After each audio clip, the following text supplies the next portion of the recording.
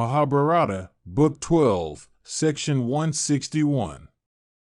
Bhishma said, "They that are possessed of knowledge say that everything has penance for its root. That foolish person who has not undergone penances does not meet with the rewards of even his own acts. The puissant Creator created all this universe with the aid of penances. After the same manner, the rishis acquired the Vedas through the power of penances. It was by the aid of penances that the grandsire created food, fruit, and roots. It is by penances that persons crowned with ascetic success behold the three worlds with rapt souls. Medicines and all antidotes to injurious substances and the diverse acts seen here produce their intended results through the aid of penance. The accomplishment of all purposes depends upon penance. Whatever things there are that are apparently unattainable are sure to be won by the aid of penance. Without doubt, the rishis obtained their sixfold divine attributes through penance. A person that drinks alcoholic stimulants, one that appropriates the possessions of others without their consent, one guilty of foeticide, one that violates one's preceptor's bed, are all cleansed by penance properly practiced. Penances are of many kinds. They exhibit themselves through various outlets.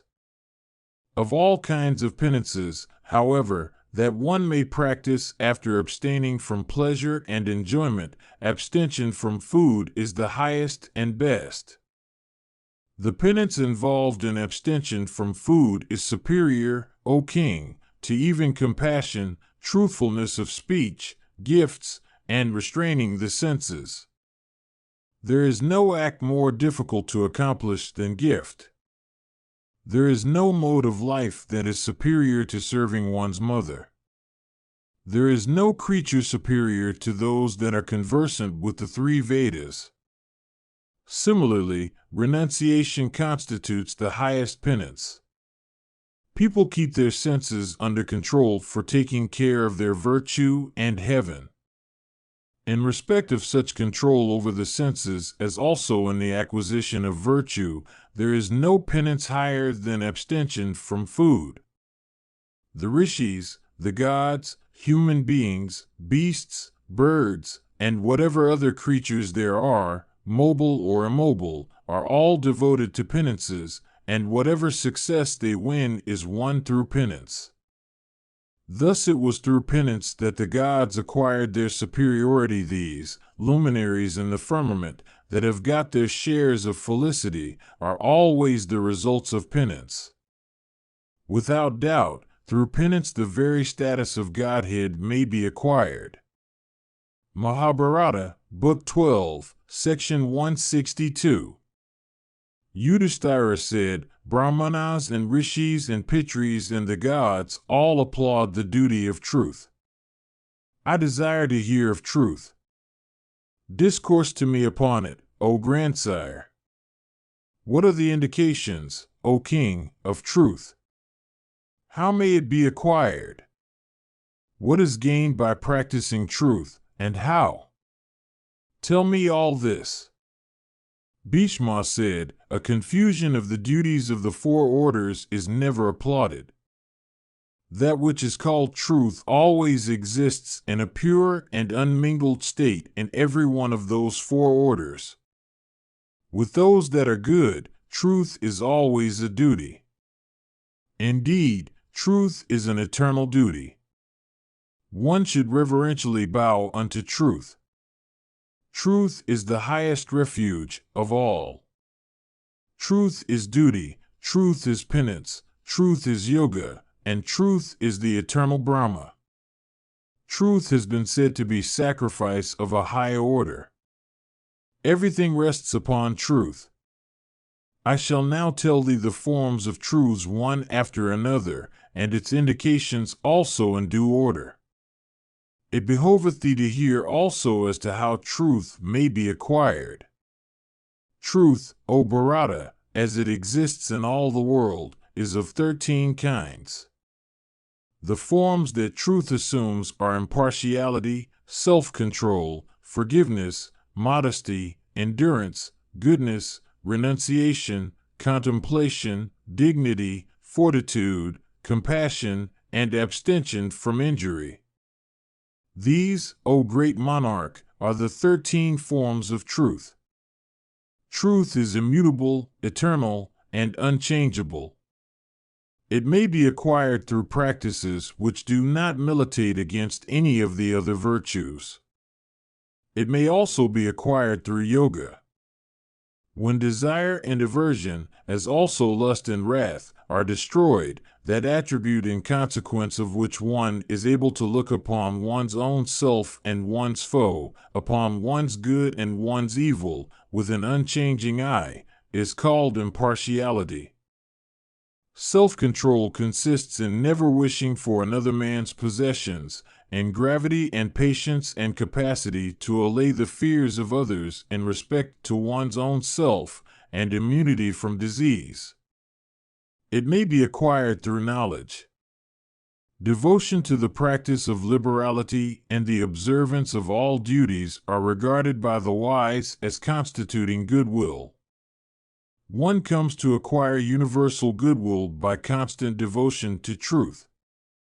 As regards non-forgiveness and forgiveness, it should be stated that the attribute through which an esteemed and good man endures both what is agreeable and disagreeable is said to be forgiveness. This virtue may well be acquired through the practice of truthfulness. That virtue in consequence of which an intelligent man, contented in mind and speech, achieves many good deeds and never incurs the censure of others, is called modesty. It is acquired through the aid of righteousness. That virtue which forgives for the sake of virtue and profit is called endurance. It is a form of forgiveness. It is acquired through patience, and its purpose is to attach people to oneself. The casting off of affection, as also of all earthly possessions, is called renunciation. Renunciation can never be acquired except by one who is divested of anger and malice. That virtue in consequence of which one does good, with watchfulness and care, to all creatures is called goodness.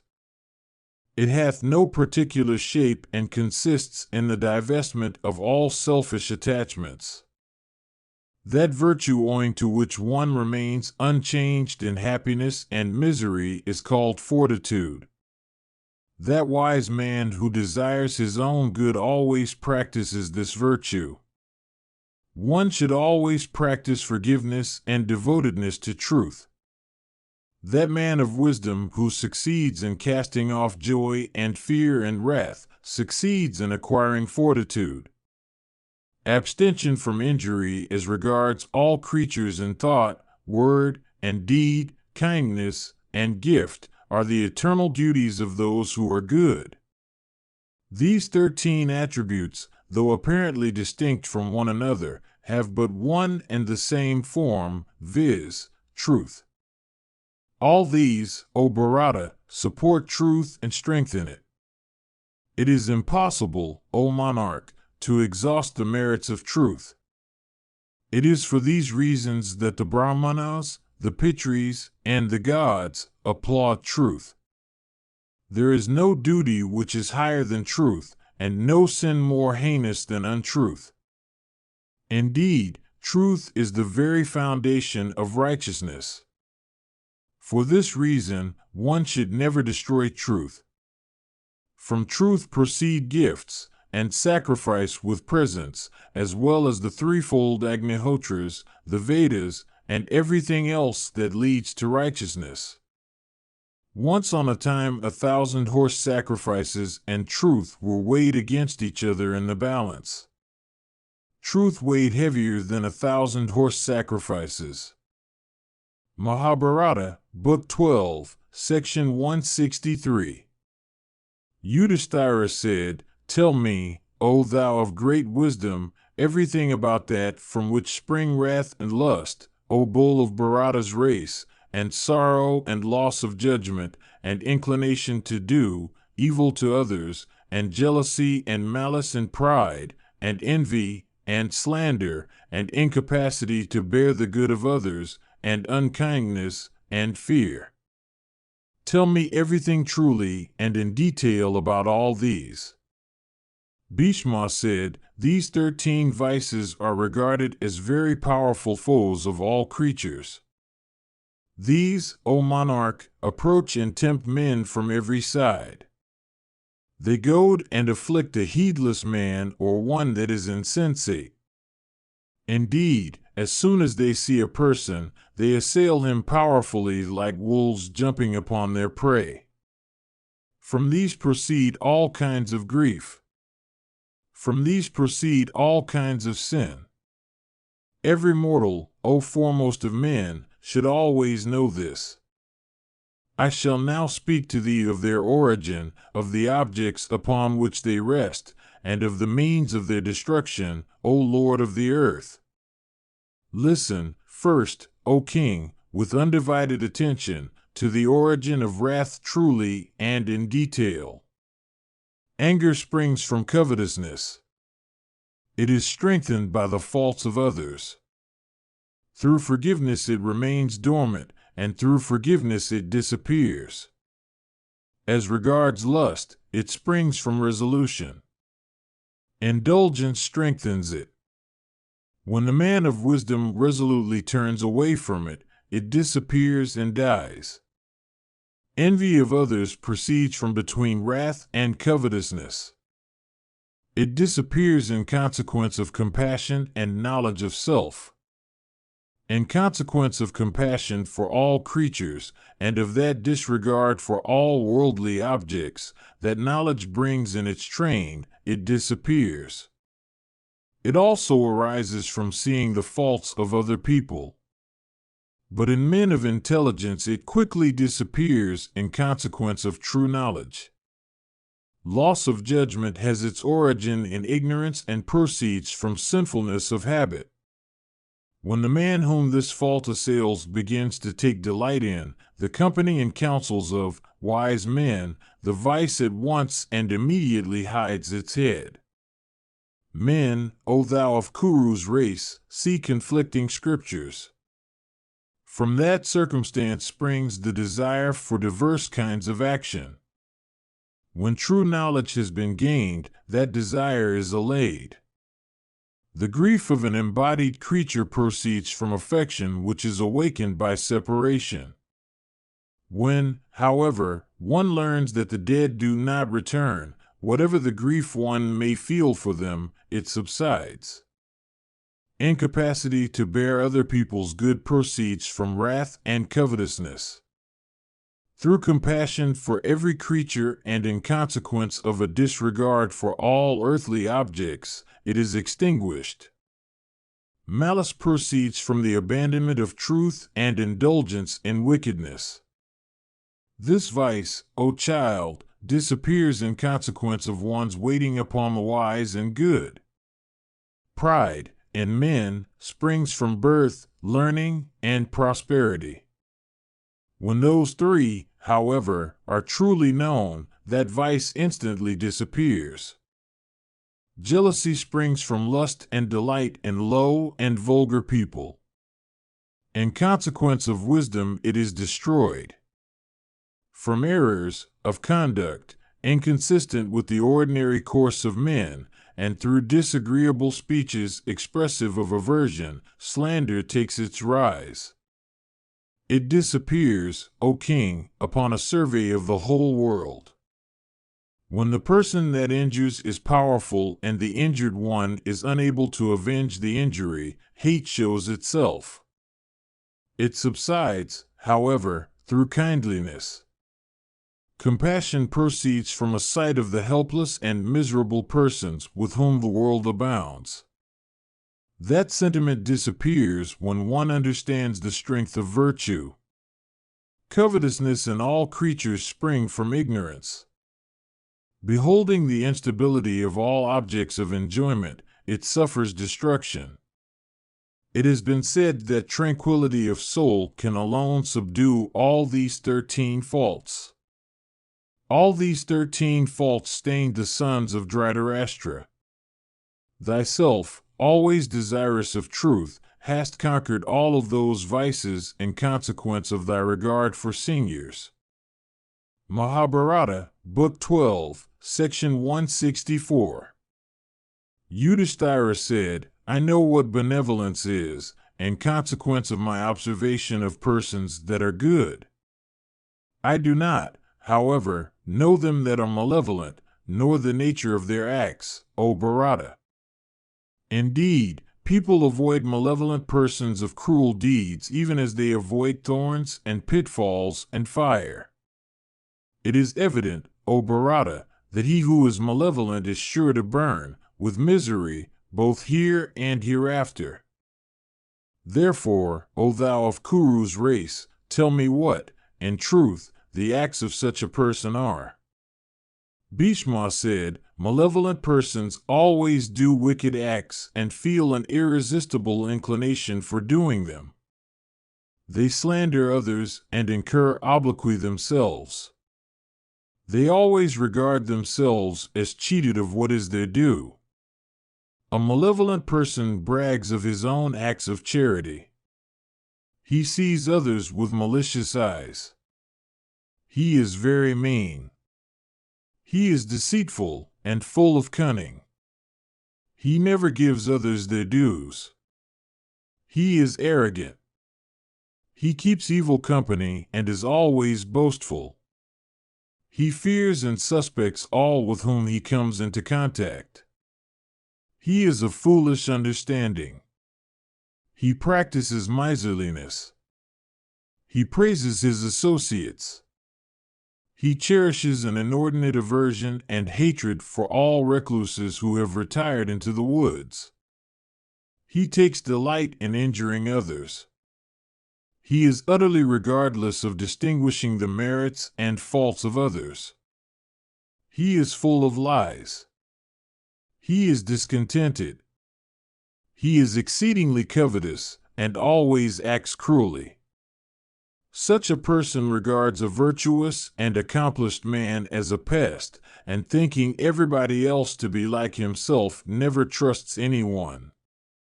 Such a person proclaims the faults of other people, however unsuspected those faults might viz. With regard to such faults, however, as similar to those that stain his own self, he does not refer to them even remotely, for the sake of the advantage he reaps from them. He regards the person that does him good as a simpleton whom he has cleverly deceived. He is filled with regret for having at any time made any gift of wealth even unto a benefactor.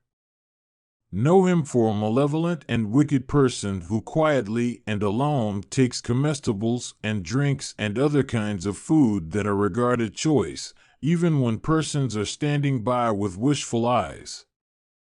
He, on the other hand, who dedicates the first portion to Brahmanas and takes what remains, dividing it with friends and kinsmen, attains to great felicity in the next world and infinite happiness here.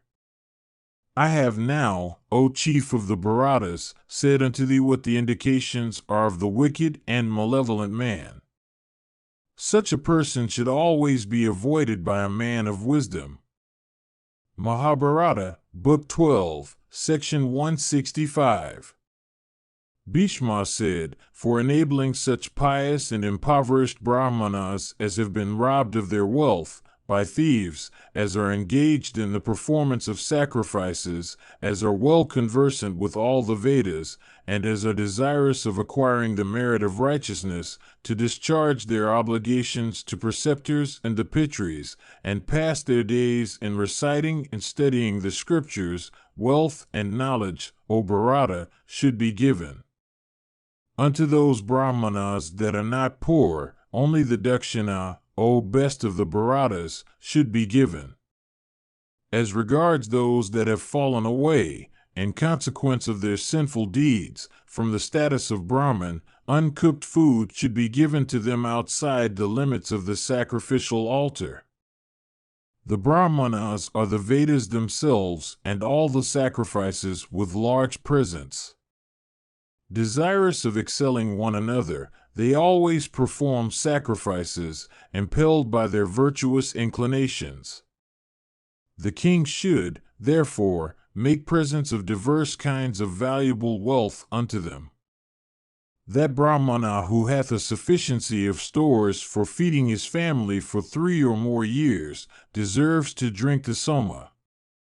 If notwithstanding the presence of a virtuous king on the throne, the sacrifice begun by anybody, especially by a Brahmana, cannot be completed for want of only a fourth part of the estimated expenses, then the king should, for the completion of that sacrifice, take away from his kinsman the wealth of a Vaishya that is possessed of a large flock of cattle, but that is averse from sacrifices and abstains from quaffing soma. The Sudra has no competence for performing a sacrifice. The king should, therefore, take away wealth for such a purpose from a Sudra house of ours. The king should also, without any scruple, take away from the kinsman the wealth of him who does not perform sacrifices though possessed of 100 kine, and also of him who abstains from sacrifices though possessed of 1,000 kine. The king should always publicly take away the wealth of such a person as does not practice charity. By acting in this way the king earns great merit. Listen again to me. That Brahmana who has been forced by want to go without 6 meals may take away without permission, according to the rule of a person that cares only for today without any thought of the morrow, only what is necessary for a single meal, from the husking tub or the field or the garden or any other place of even a man of low pursuits. He should, however, whether asked or unasked, inform the king of his act. If the king be conversant with duty, he should not inflict any punishment upon such a Brahmana. He should remember that a Brahmana becomes afflicted with hunger only through the fault of the Kshatriya.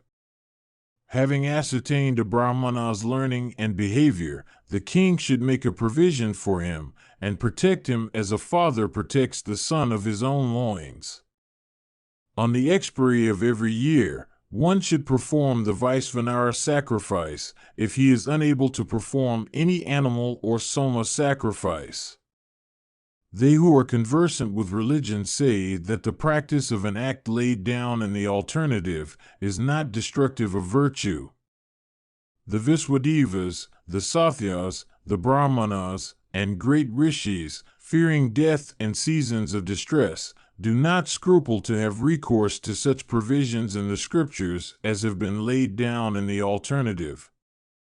That man, however, who while able to live according to the primary provision, betakes himself to the alternative, comes to be regarded as a wicked person and never succeeds in winning any felicity in heaven. A Brahmana conversant with the Vedas should never speak of his energy and knowledge to the king. It is the duty of the king to ascertain it himself.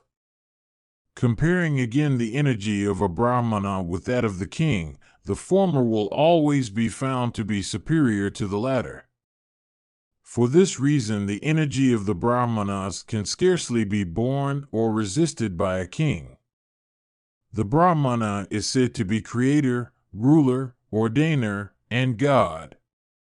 No word of abuse, no dry speeches, should be addressed to a Brahmana. The Kshatriya should cross all his difficulties by the aid of the might of his arms.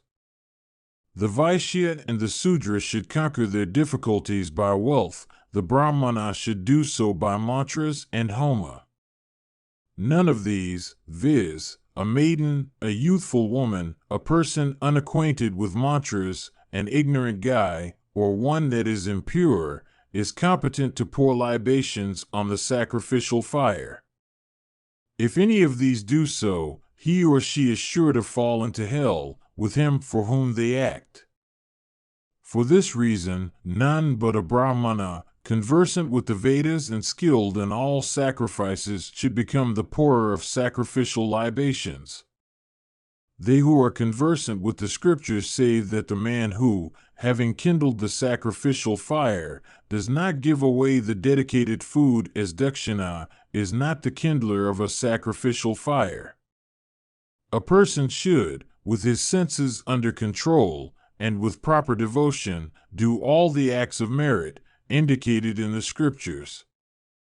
One should never worship the deities in sacrifices in which no dakshina is given.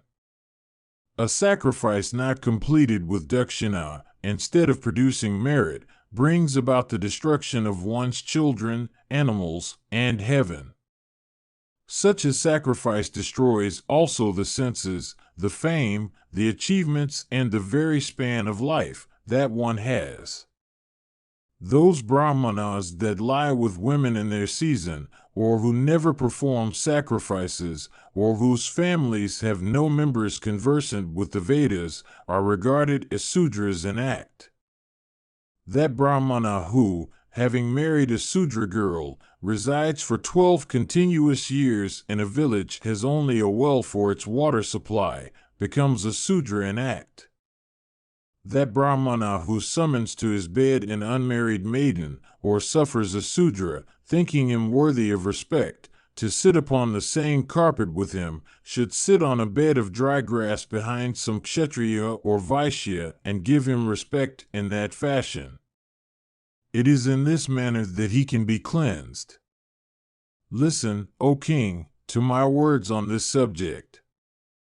The sin that a brahmana commits in a single night by respectfully serving a member of a lower order, or by sporting with him in the same spot or on the same bed, is cleansed by observing the practice of sitting behind a kshatriya or a vaishya on a bed of dry grass for 3 continuous years.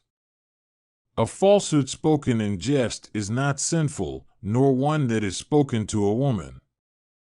O king, nor one that is spoken on an occasion of marriage, nor one spoken for benefiting one's preceptor, nor one spoken for saving one's own life. These 5 kinds of falsehood in speech, it has been said, are not sinful. One may acquire useful knowledge from even a person of low pursuits, with devotion and reverence. One may take up gold, without any scruple, from even an unclean place. A woman that is the ornament of her sex may be taken, for wife, from even a vile race.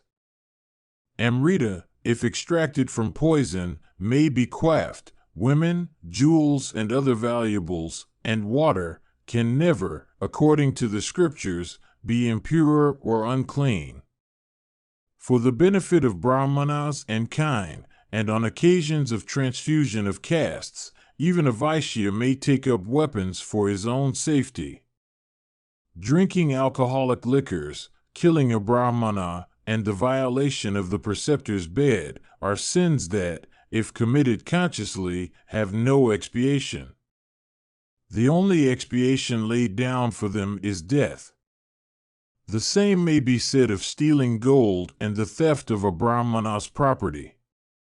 By drinking alcoholic liquors, by having congress with one with whom congress is prohibited, by mingling with a fallen person, and a person of any of the other 3 orders, by having congress with a Brahmani, one becomes inevitably fallen. By mixing with a fallen person for 1 whole year in such matters as officiation and sacrifices and teaching sexual congress, one becomes fallen.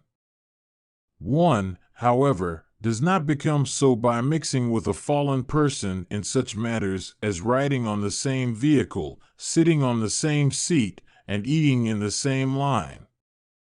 Excluding the 5 grave sins that have been mentioned above, all other sins have expiations provided for them. Expiating those sins according to the ordinances laid down for them, one should not again indulge in them. In the case of those who have been guilty of the first 3 of these 5 sins, viz., drinking alcoholic liquors, killing a brahmana, and violation of the preceptor's bed, there is no restriction for their surviving, kinsmen about taking food and wearing ornaments, even if their funeral rites remain unperformed when they die. The surviving kinsmen should make no scruple about such things on such occasions. A virtuous man should, in the observance of his duties, discard his very friends and reverend seniors. In fact, until they perform expiation, they that are virtuous should not even talk with those sinners. A man that has acted sinfully destroys his sin by acting virtuously afterwards and by penances. By calling a thief, one incurs the sin of theft. By calling a person a thief who, however, is not a thief, one incurs a sin just double the sin of theft. The maiden who suffers her virginity to be deflowered incurs 3/4 of the sin of Brahmanicide, while the man that deflowers her incurs a sin equal to a 4th part of that of Brahmanicide. By slandering Brahmanas or by striking them, one sinks in infamy for 100 years. By killing a Brahmana, one sinks into hell for 1,000 years. No one, therefore, should speak ill of a Brahmana or slay him.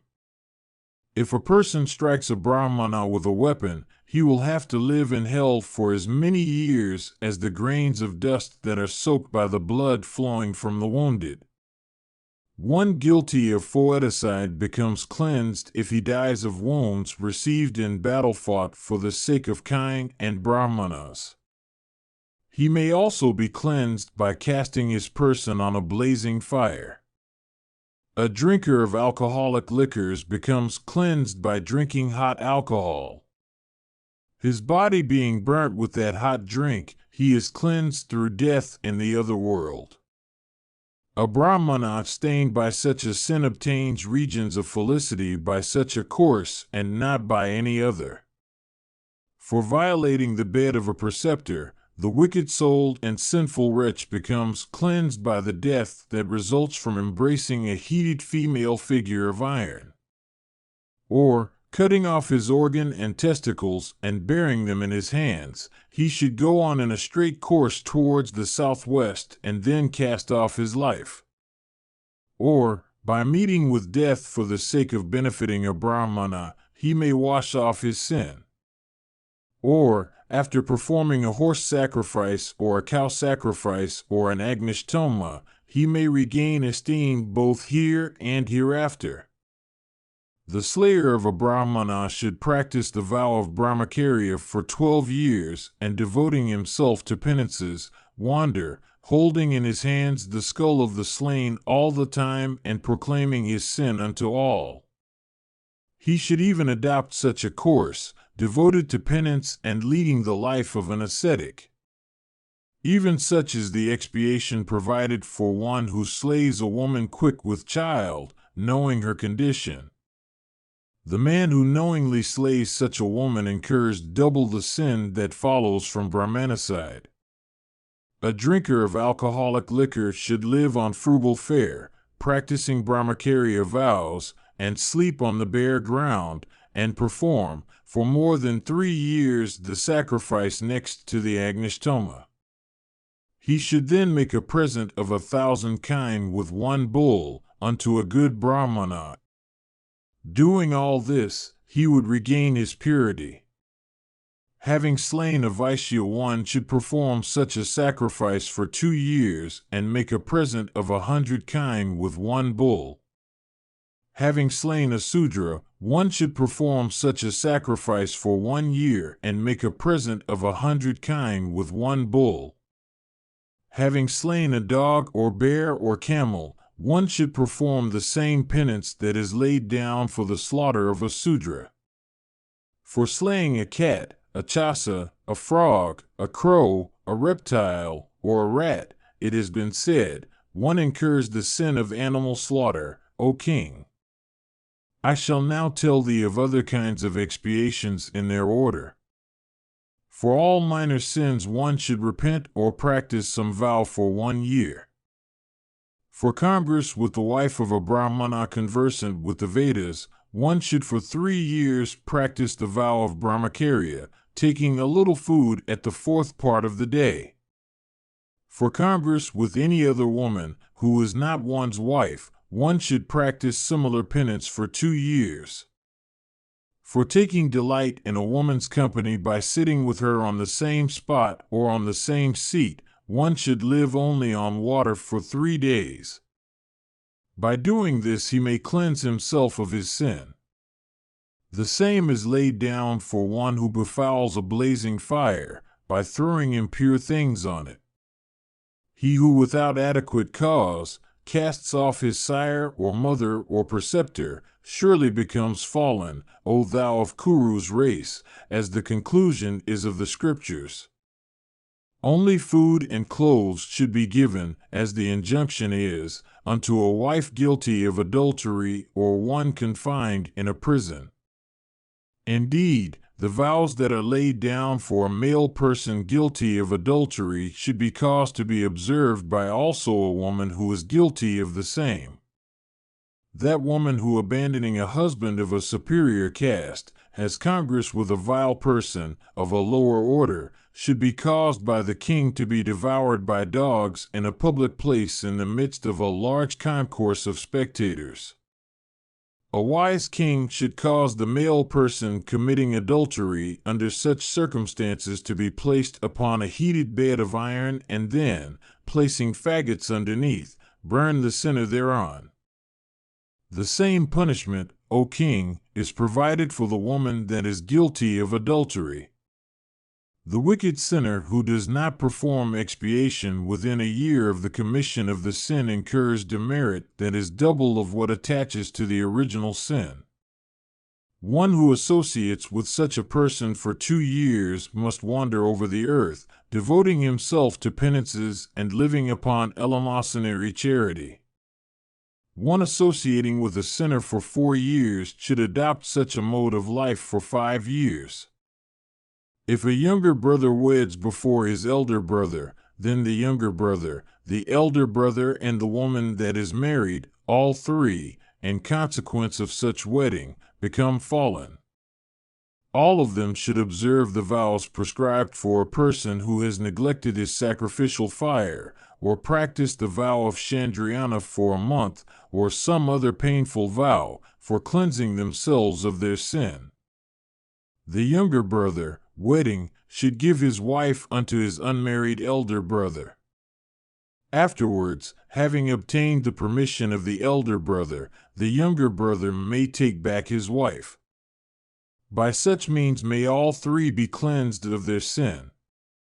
By slaying animals save a cow, the slayer is not stained. The learned know that man has dominion over all the lower animals. A sinner, holding in his hand a yak tail and an earthen pot, should go about, proclaiming his sin. He should every day beg of only 7 families, and live upon what may be thus obtained. By doing this for 12 days he may be cleansed of his sin. He who becomes unable to bear in his hand the yak tail while practicing this vow should observe the vow of mendicancy, as stated above, for 1 whole year. Amongst men such expiation is the best. For those that are able to practice charity, the practice of charity has been laid down in all such cases. Those who have faith and virtue may cleanse themselves by giving away only 1 cow. One who eats or drinks the flesh, ordure, or urine of a dog, a boar, a man, a cock, or a camel must have his investiture of the sacred thread re-performed. If a Soma-drinking Brahmana inhales the scent of alcohol from the mouth of one that has drunk it, he should drink warm water for 3 days or warm milk for the same period. Or, drinking warm water for 3 days, he should live for that period upon air alone. These are the eternal injunctions laid down for the expiation of sin, especially for a Brahmana who has committed these sins through ignorance and want of judgment. Mahabharata, Book 12, Section 166. Vyasa said, upon the completion of this discourse, Nakula, who was an accomplished swordsman, thus questioned the Kuru grandsire lying on his bed of arrows. Nakula said, "The bow, O grandsire, is regarded as the foremost of weapons in this world. My mind, however, inclines towards the sword, since when the bow, O king, is cut off or broken, when steeds are dead or weakened, a good warrior, well trained in the sword, can protect himself by means of his sword. A hero armed with the sword can, single-handed, withstand many bowmen and many antagonists armed with maces and darts. I have this doubt, and I feel curious to know the truth. Which, O king, is really the foremost of weapons in all battles? How was the sword first created, and for what purpose? Who also was the first preceptor in the weapon? Tell me all this, O grandsire."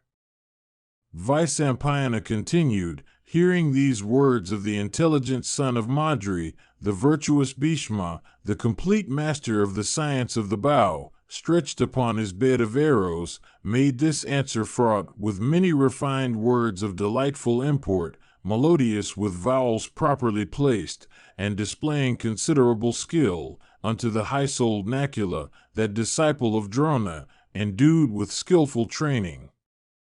Bhishma said, "Hear the truth, O son of Madri, about what thou hast asked me. I am excited by this question of thine, like a hill of red chalk. In ancient times the universe was one vast expanse of water, motionless and skyless, and without this earth occupying any space in it. Enveloped in darkness and intangible, its aspect was exceedingly awful. Utter silence reigning all over, it was immeasurable in extent. In his own proper time, the grandsire of the universe took his birth. He then created the wind and fire, and the sun also of great energy. He also created the sky, the heavens, the nether regions, earth, the directions, the firmament with the moon and the stars, the constellations, the planets, the year, the seasons, the months, the 2 fortnights, lighted and dark, and the smaller divisions of time.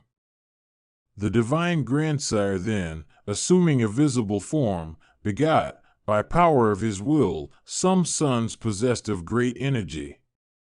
They are the sages Marichi, Atri, Pulasatya, Pulaha, Kratu, Vasishta, and Jairas, and the mighty and puissant Lord Rudra, and Prachetas.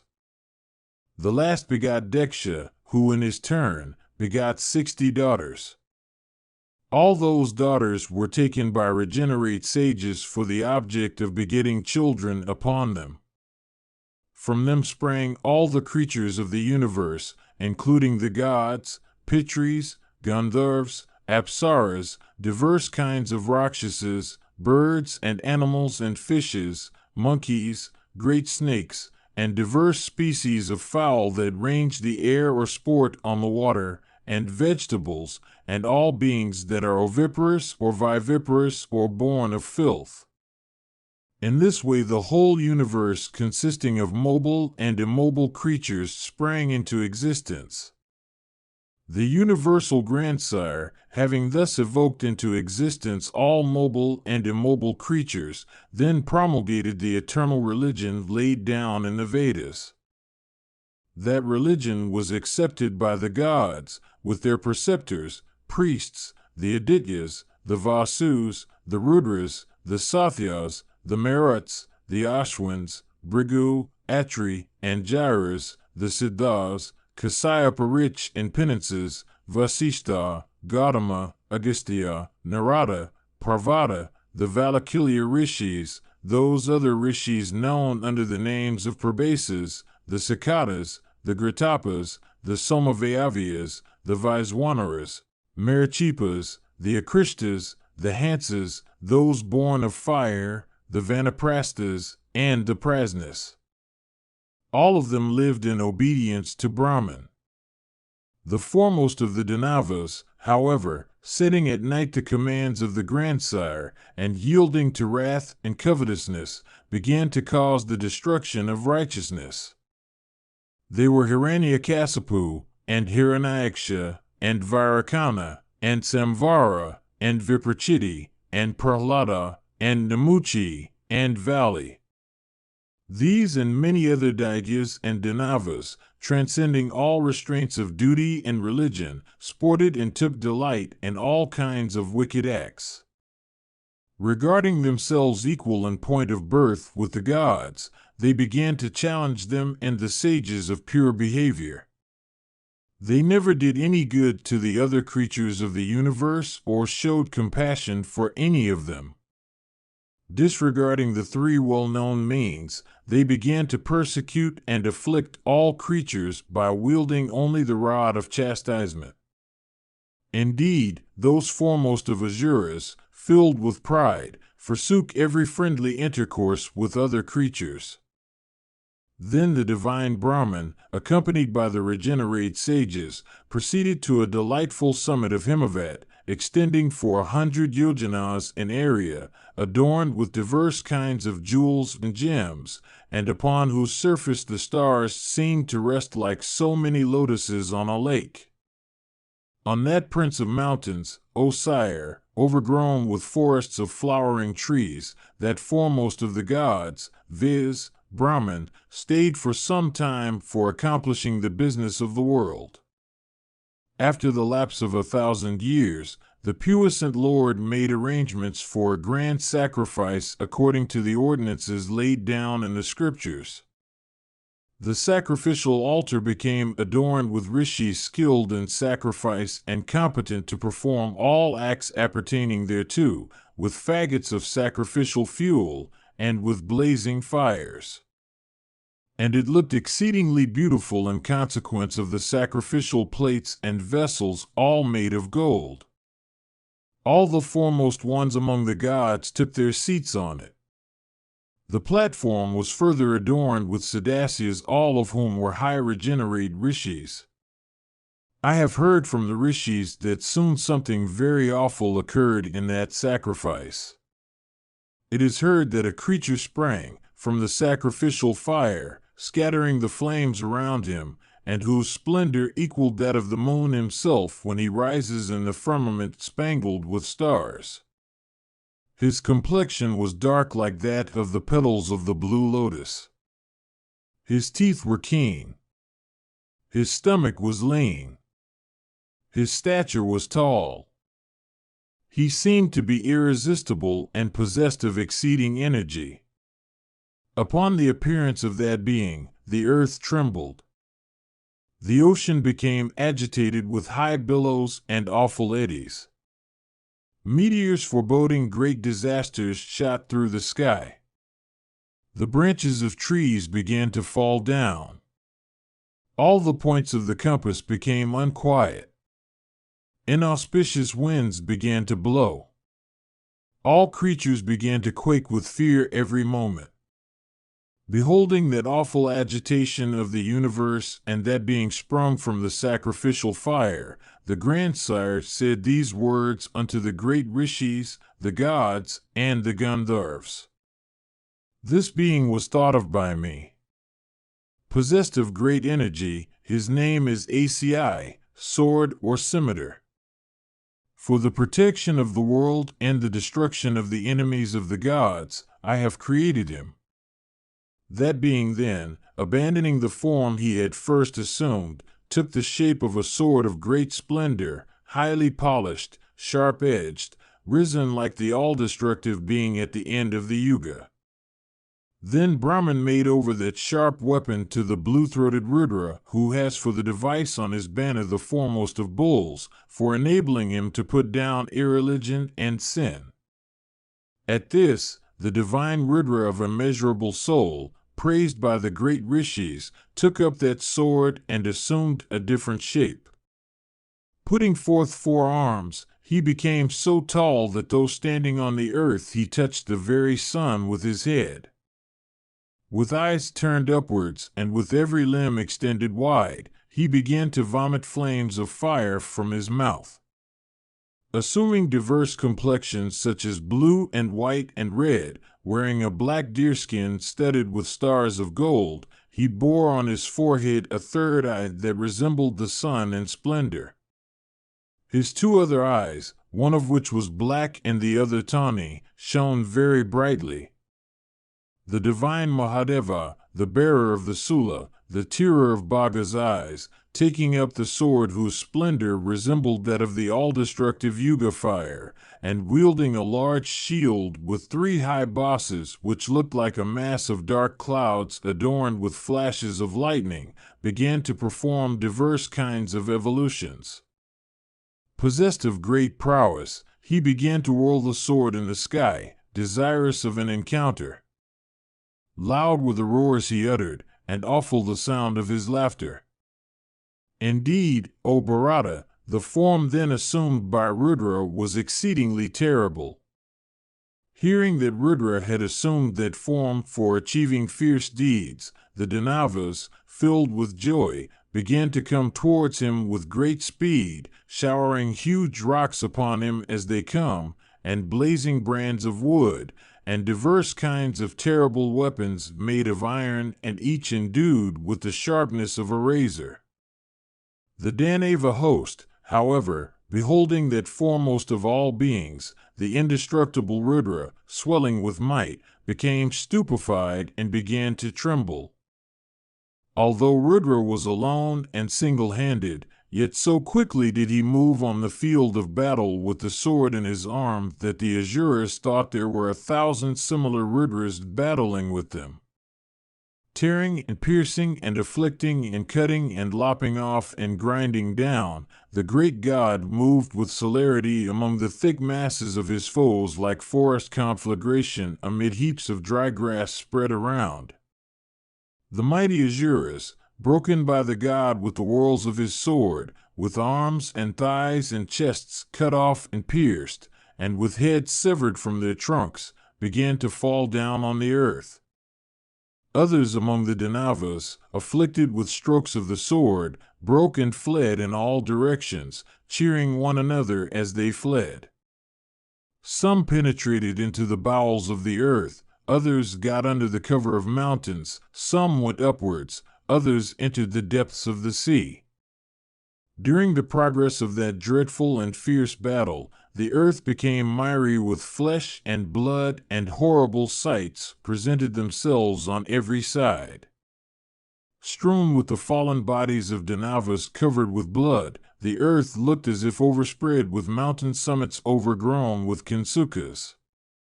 Drenched with gore, the earth looked exceedingly beautiful, like a fair-complexioned lady intoxicated with alcohol and attired in crimson robes. Having slain the Danavas and re-established righteousness on earth, the auspicious Rudra cast off his awful form and assumed his own beneficent shape. Then all the rishis and all the celestials adored the god of gods with loud acclamations, wishing him victory. The divine Rudra, after this, gave the sword, that protector of religion, dyed with the blood of Danavas, unto Vishnu with due adorations. Vishnu gave it unto Marichi. The divine Marichi gave it unto all the great rishis. The latter gave it to Vasva. Vasva gave it to the regents of the world. The regents, O son, gave that large sword to Manu the son of Surya. At the time of giving it unto Manu, they said, "Thou art the Lord of all men. Protect all creatures with this sword containing religion within its womb." Duly meting out chastisement unto those that have transgressed the barriers of virtue for the sake of the body or the mind, they should be protected conformably to the ordinances, but never according to caprice. Some should be punished with wordy rebukes, and with fines and forfeitures. Loss of limb or death should never be inflicted for slight reasons. These punishments, consisting of wordy rebukes as their first, are regarded as so many forms of the sword. These are the shapes that the sword assumes in consequence of the transgressions of persons under the protection of the king. In time, Manu installed his own son Kshupa in the sovereignty of all creatures and gave him the sword for their protection. From Kshupa it was taken by Ikshvaku, and from Ikshvaku by Kauravas. From Kauravas it was taken by Ayus, and from Ayus by Nahusha. From Nahusha it was taken by Yayati, and from Yayati by Puru. From Puru it was taken by Amartya, from Amartya it descended to the royal Bhumasaya. From Bhumasaya it was taken by Dashmanta's son Bharata. From Bharata, O monarch, it was taken by the righteous Elavila. From Elavila it was taken by King Dundumara. From Dundumara it was taken by Kambodja, and from Kambodja it was taken by Muchakunda, from Muchakunda it was taken by Maruta, and from Maruta by Revata. From Revata it was taken by Uvanaswa, and from Uvanaswa by Ragu. From Ragu it was taken by the valiant Haranaswa. From Haranaswa the sword was taken by Sunaka, and from Sunaka by the righteous-souled Usanara. From the last it was taken by the Bhojas and the Yadavas. From the Yadus it was taken by Sivi. From Sivi it descended to Pratidana. From Pratidana it was received by Ashtaka, and from Ashtaka by Prishadaswa. From Prishadaswa it was received by Bharadvaja, and from the last by Drona. After Drona it was taken by Kripa. From Kripa the best of swords has been obtained by thee with thy brothers. The constellation under which the sword was born is Kritika. Agni is its deity, and Rohini is its Gatra. Rudra is its high preceptor. The sword has 8 names which are not generally known. Listen to me as I mention them to you. If one mentions these, O son of Pandu, one may always win victory. Those names then are Aci, Vaisasana, Khadga, sharp-edged, difficult of acquisition, Surgarbha, victory, and protector of righteousness. Of all weapons, O son of Madravati, the sword is the foremost. The Puranas truly declare that it was first wielded by Mahadeva. As regards the bow, again, O chastiser of foes, it was Prithu who first created it. It was with the aid of this weapon that son of Vena, while he governed the earth virtuously for many years, milked her of crops and grain in profusion. It behoveth thee, O son of Madri, to regard what the rishis have said as conclusive proof.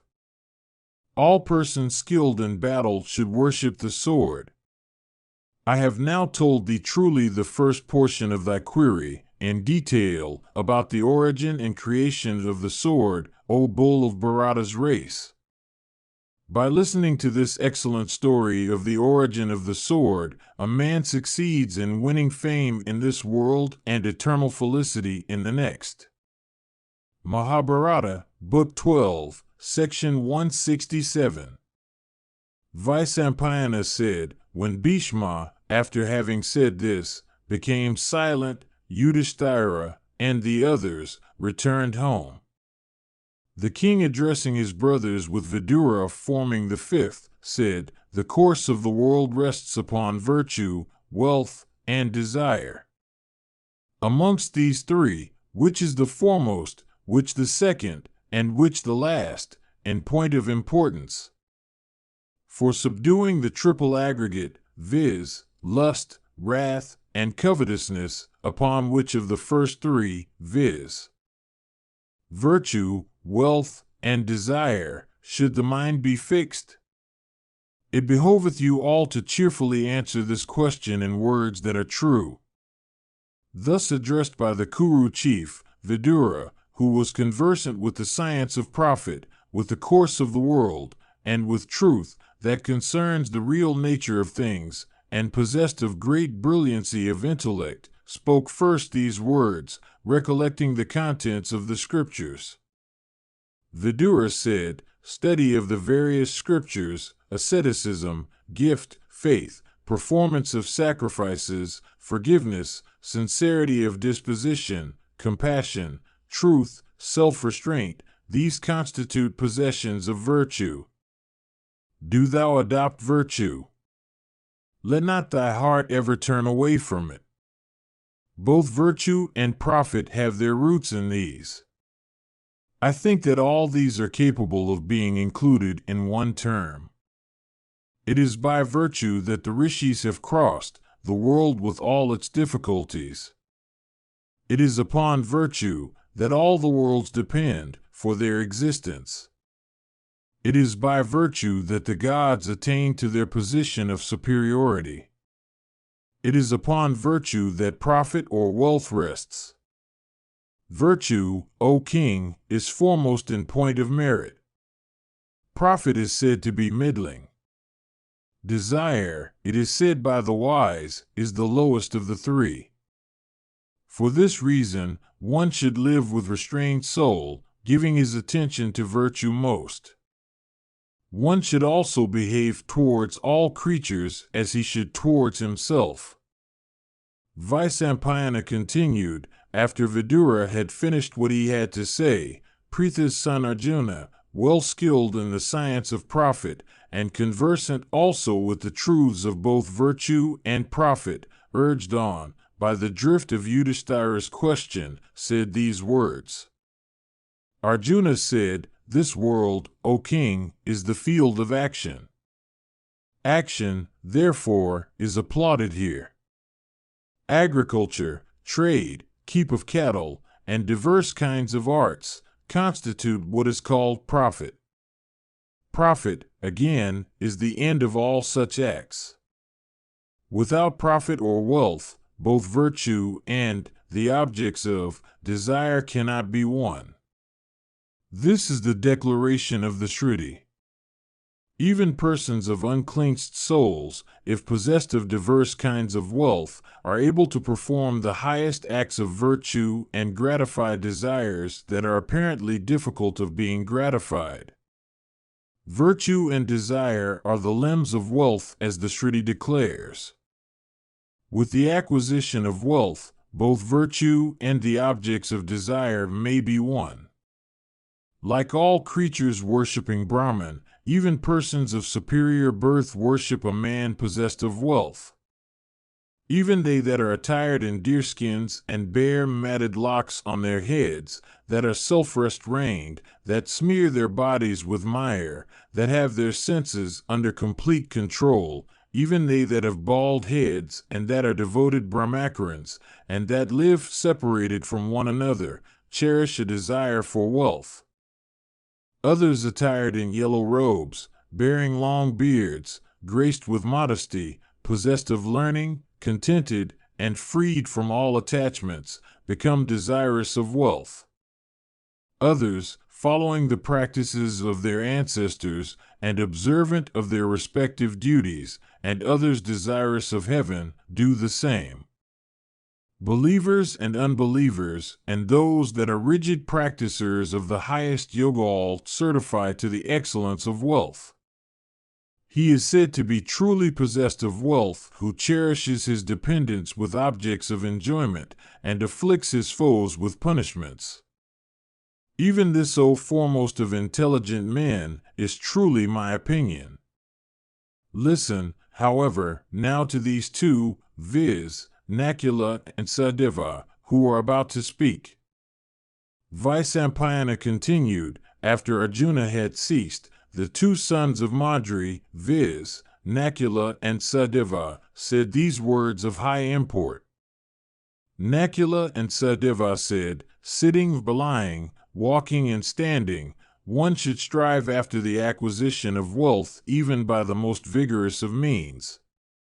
If wealth, which is difficult of acquisition and highly agreeable, be earned, the person that has earned it, without doubt, is seen to obtain all the objects of desire.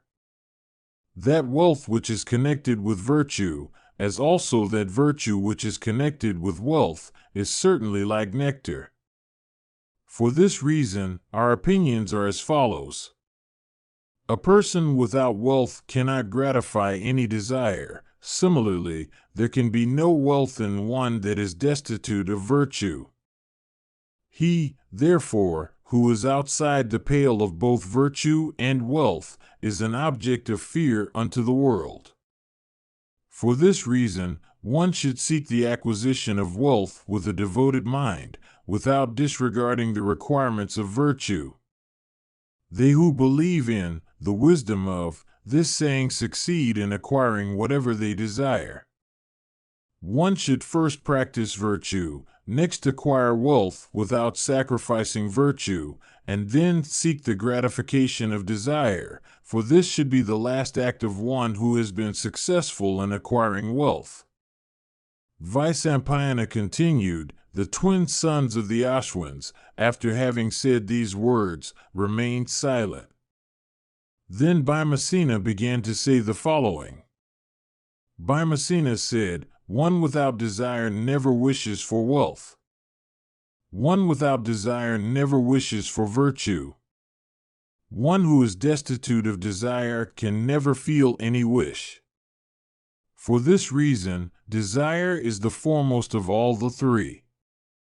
It is under the influence of desire that the very rishis devote themselves to penances subsisting upon fruits, of living upon roots or air only. Others possessed of Vedic lore are engaged upon the Vedas and their branches, or upon rites of faith and sacrificial acts, or upon making gifts or accepting them. Traders, agriculturists, keepers of cattle, artists and artisans, and those who are employed in rites of propitiation, all act from desire. Some there are that dive unto the depths of the ocean, induced by desire. Desire, indeed, takes various forms. Everything is pervaded by the principle of desire. A man outside the pale of desire never is, was, or will be seen in this world. This, O king, is the truth. Both virtue and wealth are based upon desire. As butter represents the essence of curds, even so is desire the essence of profit and virtue. Oil is better than oil seeds. Ghee is better than sour milk. Flowers and fruits are better than wood. Similarly, desire is better than virtue and profit. As honey juice is extracted from flowers, so is desire said to be extracted from these two. Desire is the parent of virtue and profit. Desire is the soul of these two. Without desire, the Brahmanas would never give either sweets or wealth unto Brahmanas. Without desire, the diverse kinds of action that are seen in the world would never have been seen. For these reasons, desire is seen to be the foremost of the triple aggregate. Approaching beautiful damsels attired in excellent robes, adorned with every ornament, and exhilarated with sweet wines, do thou sport with them. Desire, O king, should be the foremost of the three with us. Reflecting upon the question to its very roots, I have come to this conclusion. Do not hesitate to accept this conclusion, O son of Dharma. These words of mine are not of hollow import. Fraught with righteousness as they are, they will be acceptable to all good men. Virtue, profit, and desire should all be equally attended to. That man who devotes himself to only one of them is certainly not a superior person. He is said to be middling who devotes himself to only two of them. He, on the other hand, is the best of his species who attends to all the three. Having said these words in brief as also in detail, unto those heroes, Bhima possessed of wisdom, surrounded by friends, smeared with sandal paste, and adorned with excellent garlands and ornaments, remained silent. Then King Yudhishthira the just, that foremost of virtuous men, possessed of great learning, properly reflecting for a while upon the words spoken by all of them, and thinking all those speeches to be false philosophy, himself spoke as follows. Yudhishthira said, "Without doubt, all of you have settled conclusions in respect of the scriptures, and all of you are conversant with authorities. These words fraught with certainty that you have spoken have been heard by me. Listen now, with concentrated attention, to what I say unto you. He who is not employed in merit or in sin, he who does not attend to profit, or virtue, or desire, who is above all faults, who regards gold and a brickbat with equal eyes, becomes liberated from pleasure and pain and the necessity of accomplishing his purposes. All creatures are subject to birth and death. All are liable to waste and change. Awakened repeatedly by the diverse benefits and evils of life, all of them applaud emancipation. We do not know, however, what emancipation is. The self-born and divine Brahman has said that there is no emancipation for him who is bound with ties of attachment and affection. They, however, that are possessed of learning seek extinction. For this reason, one should never regard anything as either agreeable or disagreeable. This view seems to be the best. No one in this world can act as he pleases. I act precisely as I am made, by a superior power, to act. The great ordainer makes all creatures proceed as he wills. The ordainer is supreme. Know this, all of you. No one can, by his acts, obtain what is unobtainable. That which is to be, takes place. Know this. And since he who has withdrawn himself from the triple aggregate may succeed in winning emancipation, it seems, therefore, that emancipation is productive of the highest good. Vyasa continued, having listened to all these foremost words fraught with reason and acceptable to the heart, Bhima and others were filled with delight and joining their hands, bowed unto that prince of Kuru's race. Indeed, those foremost of men, O king, having heard that speech of the monarch, well adorned with sweet letters and syllables, acceptable to the heart, and divested of dissonant sounds and words, began to applaud Yudhishthira highly. The high-souled son of Dharma, in return, possessed of great energy, praised his convinced auditors, and once more the king addressed the son of the foremost of rivers, possessed of a high soul, for inquiring about duties. Mahabharata, Book 12, Section 168. Yudhishthira said, O grandsire, O thou that art possessed of great wisdom, I shall ask thee a question. It behoveth thee, O enhancer of the happiness of the Kurus, to discourse to me fully upon it. What kind of men are said to be of gentle disposition? With whom may the most delightful friendship exist? Tell us also who are able to do good in the present time and in the end. I am of opinion that neither swelling wealth, nor relatives, nor kinsmen occupy that place which well-wishing friends occupy. A friend capable of listening to beneficial counsels, and also of doing good, is exceedingly rare. It behoveth thee, O foremost of virtuous men, to discourse fully on these topics. Bhishma said, Listen to me, O Yudhishthira, as I speak to thee, in detail, of those men with whom friendships may be formed and those with whom friendships may not be formed.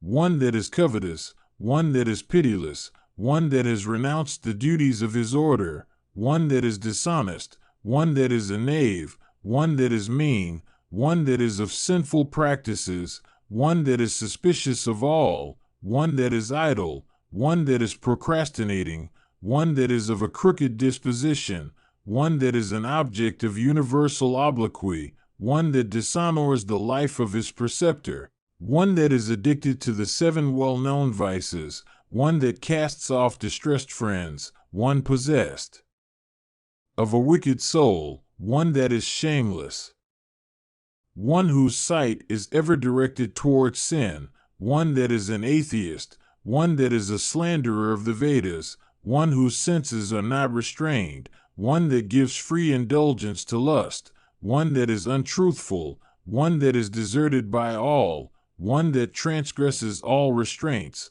one that is deceitful, one that is destitute of wisdom, one that is envious, one that is wedded to sin, one whose conduct is bad, one whose soul has not been cleansed, one that is cruel, one that is a gambler, one that always seeks to injure friends, one that covets wealth belonging to others, that wicked-souled wight who never expresses satisfaction with what another may give him according to the extent of his means, one that is never pleased with his friends, O bull among men, one that becomes angry on occasions that do not justify anger, one that is of restless mind, one that quarrels without cause, that sinful bloke who feels no scruple in deserting well-meaning friends, that wretch who is always mindful of his own interests and who, O king, quarrels with friends when those do him a very slight injury or inflict on him a wrong unconsciously,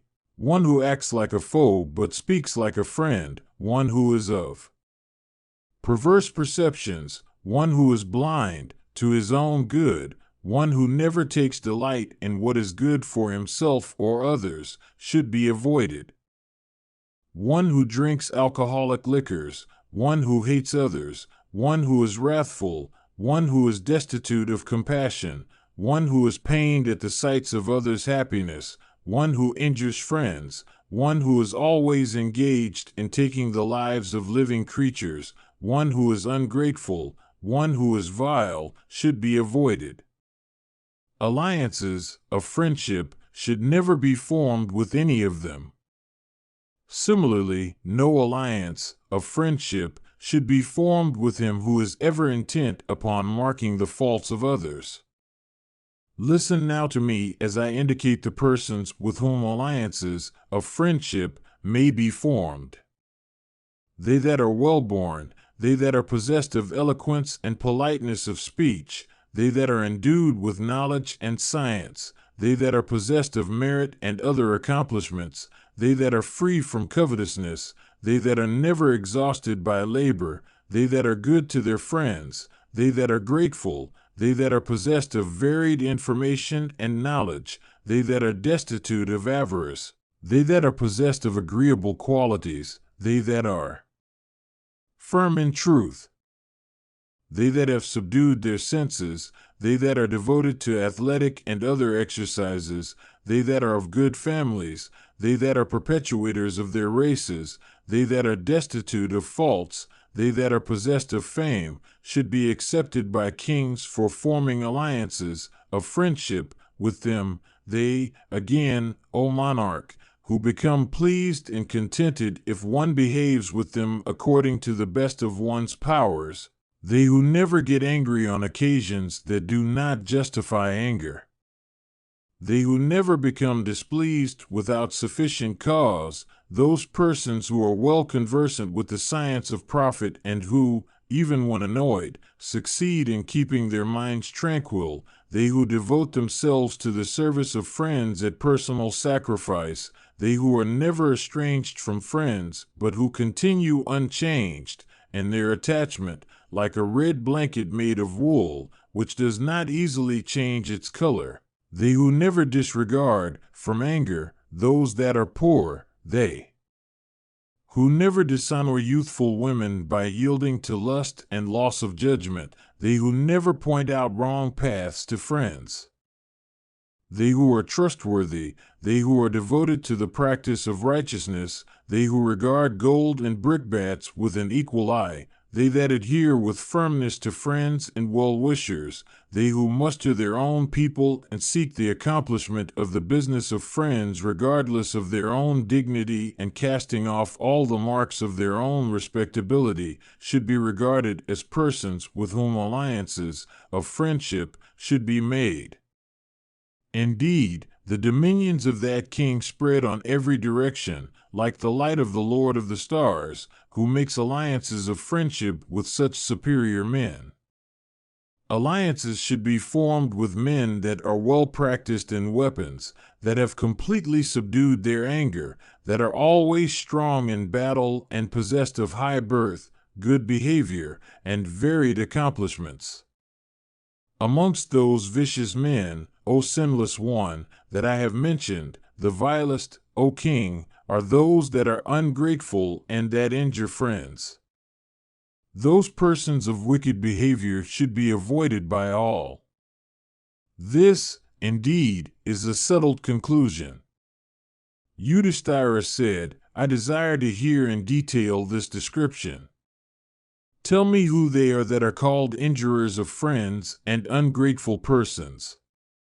Bhishma said, I shall recite to thee an old story whose incidents occurred in the country, O monarch, of the Mlekas that lies to the north. There was a certain Brahmana belonging to the middle country. He was destitute of Vedic learning. One day, beholding a prosperous village, the man entered it from desire of obtaining charity. In that village lived a robber possessed of great wealth, conversant with the distinctive features of all the orders of men, devoted to the Brahmanas, firm in truth, and always engaged in my king gifts. Repairing to the abode of that robber, the Brahmana begged for alms.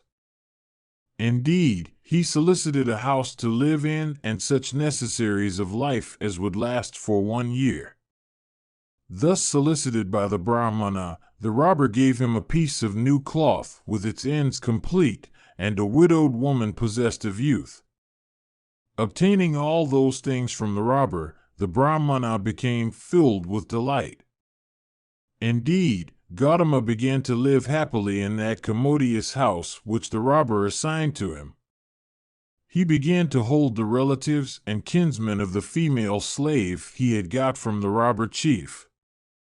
In this way he lived for many years in that prosperous village of hunters.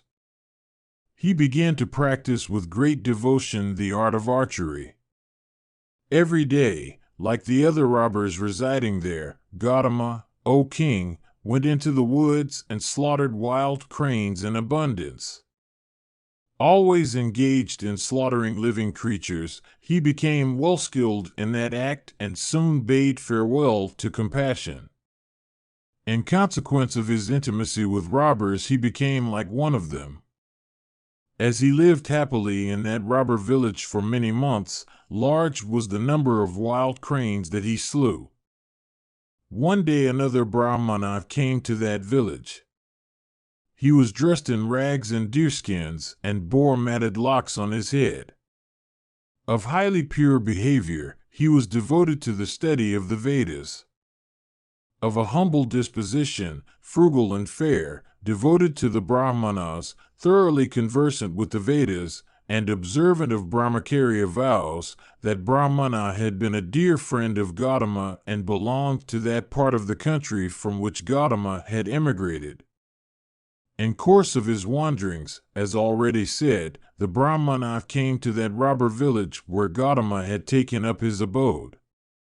He never accepted any food if given by a Sudra and, therefore, began to search for the house of a Brahmana there, for accepting the duties of hospitality.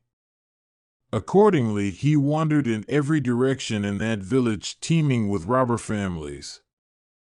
At last that foremost of Brahmanas came to the house owned by Gautama. It so happened that just at that time Gautama also, returning from the woods, was entering his abode. The two friends met. Armed with bow and sword, he bore on shoulders a load of slaughtered cranes, and his body was smeared with the blood that trickled down from the bag on his shoulders. Beholding that man, who then resembled a cannibal and who had fallen away from the pure practices of the order of his birth, entering his house, the newly arrived guest, recognizing him, O king, said these words, "What is this that thou art doing here through folly? Thou art a Brahmana, and the perpetuator of a Brahmana family.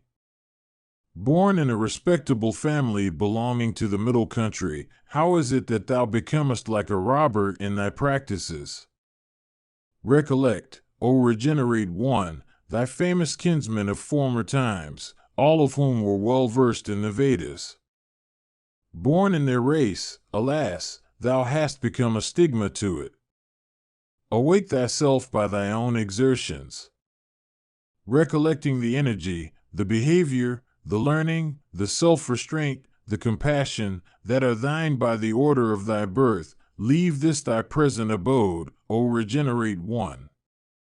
Thus addressed by that well-meaning friend of his, O king, Gautama answered him in great affliction of heart, saying, "O foremost of regenerate ones, I am poor. I am destitute also of a knowledge of the Vedas. Know, O best of Brahmanas, that I have taken up my abode here for the sake of wealth alone. At thy sight, however, I am blessed today. We shall together set out of this place tomorrow. Do thou pass the night here with me." Thus addressed, the newly arrived Brahmana, full of compassion as he was, passed the night there, refraining to touch anything. Indeed, though hungry and requested repeatedly, the guest refused to touch any food in that house. Mahabharata, Book 12, Section 169. Bhishma said, after that night had passed away and that best of Brahmanas had left the house, Gautama, issuing from his abode, began to proceed towards the sea, O Bharata. On the way he beheld some merchants that used to make voyages on the sea. With that caravan of merchants he proceeded towards the ocean. It so happened, however, O king, that that large caravan was assailed, while passing through a valley, by an infuriated elephant. Almost all the persons were killed. Somehow escaping from that great danger, the Brahmana fled towards the north for saving his life, not knowing whither he proceeded. Separated from the caravan and led far away from that spot, he began to wander alone in a forest, like Kempurusha. At last, coming upon a road that led towards the ocean, he journeyed on till he reached a delightful and heavenly forest abounding in flowering trees. It was adorned with mango trees that put forth flowers and fruits throughout the year.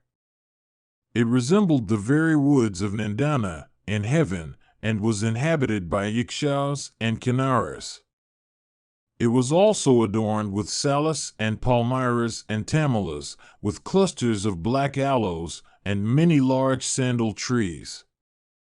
Upon the delightful tablelands that he saw there, fragrant with perfumes of diverse kinds, birds of the foremost species were always heard to pour forth their melodies. Other winged denizens of the air, called barundas, and having faces resembling those of human beings, and those called bulingas, and others belonging to mountainous regions and to the sea, warbled sweetly there. Gautama proceeded through that forest, listening, as he went, to those delightful and charming strains of nature's choristers. On his way he beheld a very delightful and level spot of land covered with golden sands and resembling heaven itself, O king, for its beauty. On that plot stood a large and beautiful banyan with a spherical top. Possessed of many branches that corresponded with the parent tree in beauty and size, that banyan looked like an umbrella set over the plain. The spot underneath that magnificent tree was drenched with water perfumed with the most fragrant sandal. Endued with great beauty and abounding in delicious flowers all around, the spot looked like the court of the grandsire himself.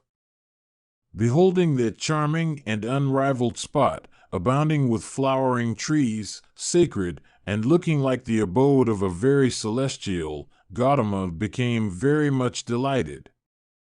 Arrived there, he sat himself down with a well-pleased heart. As he sat there, O son of Kunti, a delicious, charming, and auspicious breeze, bearing the perfume of many kinds of flowers, began to blow softly, cooling the limbs of Gautama and filling him with celestial pleasure, O monarch. Fanned by that perfumed breeze, the Brahmana became refreshed, and in consequence of the pleasure he felt, he soon fell asleep. Meanwhile the sun set behind the Asta hills. When the resplendent luminary entered his chambers in the west and the evening twilight came, a bird that was the foremost of his species returned to that spot, which was his home, from the regions of Brahman. His name was Natijanga, and he was a dear friend of the Creator. He was a prince of cranes, possessed of great wisdom, and a son of the sage Kasyapa. He was also known extensively on earth by the name of Rajadharman. Indeed, he surpassed everyone on earth in fame and wisdom. The child of a celestial maiden, possessed of great beauty and learning, he resembled a celestial in splendor. Adorned with the many ornaments that he wore and that were as brilliant as the sun himself, that child of a celestial girl seemed to blaze with beauty. Beholding that bird arrived at that spot, Gautama became filled with wonder. Exhausted with hunger and thirst, the Brahmana began to cast his eyes on the bird from desire of slaying him. Rajadharman said, "Welcome, O Brahmana. By good luck have I got thee today in my abode. The sun is set. The evening twilight is come. Having come to my abode, thou art today my dear and excellent guest. Having received my worship according to the rites laid down in the scriptures, thou mayst go whither thou wilt tomorrow morning." Mahabharata, Book 12, Section 170. Bhishma said, hearing these sweet words, Gautama became filled with wonder. Feeling at the same time a great curiosity, he eyed Rajadharman without being able to withdraw his gaze from him. Rajadharman said, "O Brahmana, I am the son of Kasyapa by one of the daughters of the sage Diksha. Possessed of great merits, thou art my guest today. Thou art welcome, O foremost of Brahmanas." Bhishma continued, having offered him hospitality according to the rites laid down in the scriptures, the crane made an excellent bed of the sala flowers that lay all around. He also offered him several large fishes caught from the deep waters of the Bhaguthi. Indeed, the son of Kasyapa offered, for the acceptance of his guest Gautama, a blazing fire and certain large fishes. After the Brahmana had eaten and became gratified, the bird possessing wealth of penances began to fan him with his wings for driving off his fatigue. Seeing his guest seated at his case, he asked him about his pedigree. The man answered, saying, "I am a Brahmana known by the name of Gautama," and then remained silent. The bird gave his guest a soft bed made of leaves and perfumed with many fragrant flowers. Gautama laid himself down on it and felt great happiness. When Gautama had laid himself down, the eloquent son of Kasyapa, who resembled Yama himself in his knowledge of duties, asked him about the cause of his arrival there. Gautama answered him, saying, "I am, O large-souled one, very poor. For earning wealth I am desirous of going to the sea." The son of Kasyapa cheerfully told him, "It behoveth thee not to feel any anxiety. Thou shalt succeed, O foremost of Brahmanas, and shalt return home with properly. The sage Vrahaspati hath spoken of 4 kinds of means for the acquisition of wealth, viz., inheritance, sudden accession due to luck or the favor of the gods, acquisition by labor, and acquisition through the aid or kindness of friends. I have become thy friend. I cherish good feelings towards thee. I shall, therefore, exert myself in such a way that thou mayst succeed in acquiring wealth. The night passed away and morning came. Seeing his guest rise cheerfully from bed, the bird addressed him, saying, Go, O amiable one, along this very route, and thou art sure to succeed. At the distance of about 3 yojanas from this place, there is a mighty king of the Rakshasas. Possessed of great strength, his name is Virupaksh, and he is a friend of mine. Go to him, O foremost of Brahmanas. That chief, induced by my request, will, without doubt, give thee as much wealth as thou desirest. Thus addressed, O king, Gautama cheerfully set out from that place, eating on the way, to his fill, fruits sweet as ambrosia. Beholding the sandal and aloe and birch trees that stood along the road, and enjoying their refreshing shade, the Brahmana proceeded quickly. He then reached the city known by the name of Mahavraja. It had large porches made of stone, and high walls of the same material. It was also surrounded on every side with a trench, and large pieces of rock and engines of many kinds were kept ready on the ramparts. He soon became known to the Rakshasa chief of great intelligence, O king, as a dear guest sent unto him by the chief's friend, the crane. The chief received Gautama very gladly. The king of the Rakshasas then, O Yudhishthira, commanded his attendants, saying, Let Gautama be soon brought hither from the gate. At the command of the king, certain persons, quick as hawks, issued from the splendid palace of their ruler, and proceeding to the gate accosted Gautama. The royal messengers, O monarch, said unto that Brahmana, Come quickly, the king desires to see thee. Thou mayst have heard of the king of the Rakshasas, Virupaksh, by name, possessed of great courage.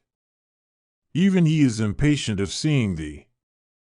Come quickly and tarry not. Thus addressed, the Brahmana, forgetting his toil and his surprise, ran with the messengers. Beholding the great affluence of the city, he became filled with wonder. Soon he entered the king's palace in the company of the messengers solicitous of obtaining a sight of the king of the Rakshasas. Mahabharata, Book 12, Section 171.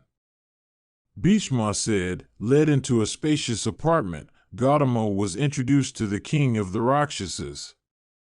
Worshipped by the latter, with the usual offerings, he took his seat on an excellent seat.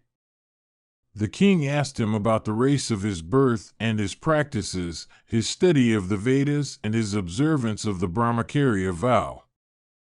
The Brahmana, however, without answering the other queries, only stated his name and race. The king, having ascertained only the name and the race of his guest, and seeing that he was destitute of Brahmanic splendor and Vedic studies, next inquired about the country of his residence. The Rakshasa said, Where is thy residence, O blessed one, and to what race does thy wife belong? Tell us truly, do not fear. Trust us without anxiety. Gautama said, I belong by birth to the middle country. I live in a village of hunters. I have married a Sudra spouse who had been a widow. All this that I tell you is the truth. Bhishma continued, the king then began to reflect as to what he should do. Indeed, the king began to think how he might succeed in acquiring merit. He said unto himself, This man is by birth a Brahmana. He is, again, a friend of the high-souled Rajadharman. He has been sent to me by that son of Kasyapa. I must do what is agreeable to my friend. He is very intimate with me. Indeed, he is my brother, and a dear relative. He is truly a friend of my heart. On this day of the month of Kartika, 1,000 Brahmanas of the foremost order are to be entertained in my house. This Gautama also shall be entertained with them, and I shall give wealth unto him too. This is a sacred day. Gautama has come hither as a guest. The wealth that is to be given away unto the Brahmanas is ready. What is there then to think of? Just about this time 1,000 Brahmanas, possessed of great learning, with persons purified by baths and adorned with sandal paste and flowers, and attired in long robes of linen, came to the palace. The Rakshasa king Virupaksha, O monarch, received the guests, as they came, duly and according to the rites laid down in the scriptures. At the command of the king, skins were spread out for them.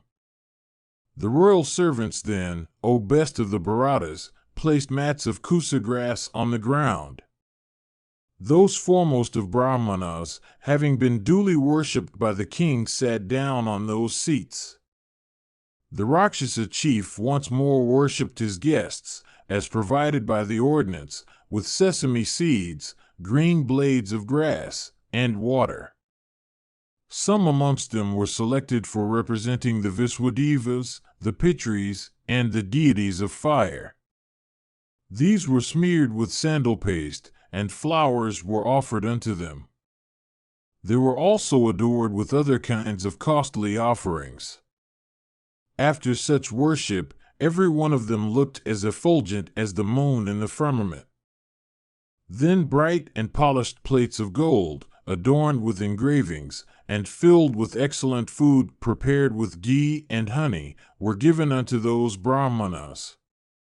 Every year, on the days of full moon, of the months of Ashada and Magha, a large number of Brahmanas used to receive from the Rakshasa chief, after proper honors, the best kinds of food that they desired.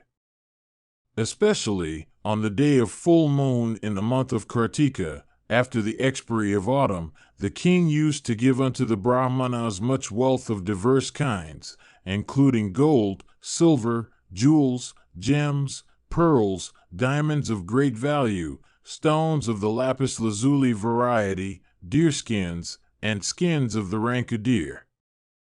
Indeed, O Bharata, throwing a heap of wealth of many kinds for giving it away as dakshina unto his regenerate guests, the mighty Virupaksha, addressing those foremost of Brahmanas, said unto them, Take from these jewels and gems as much as ye wish and can hope to bear away.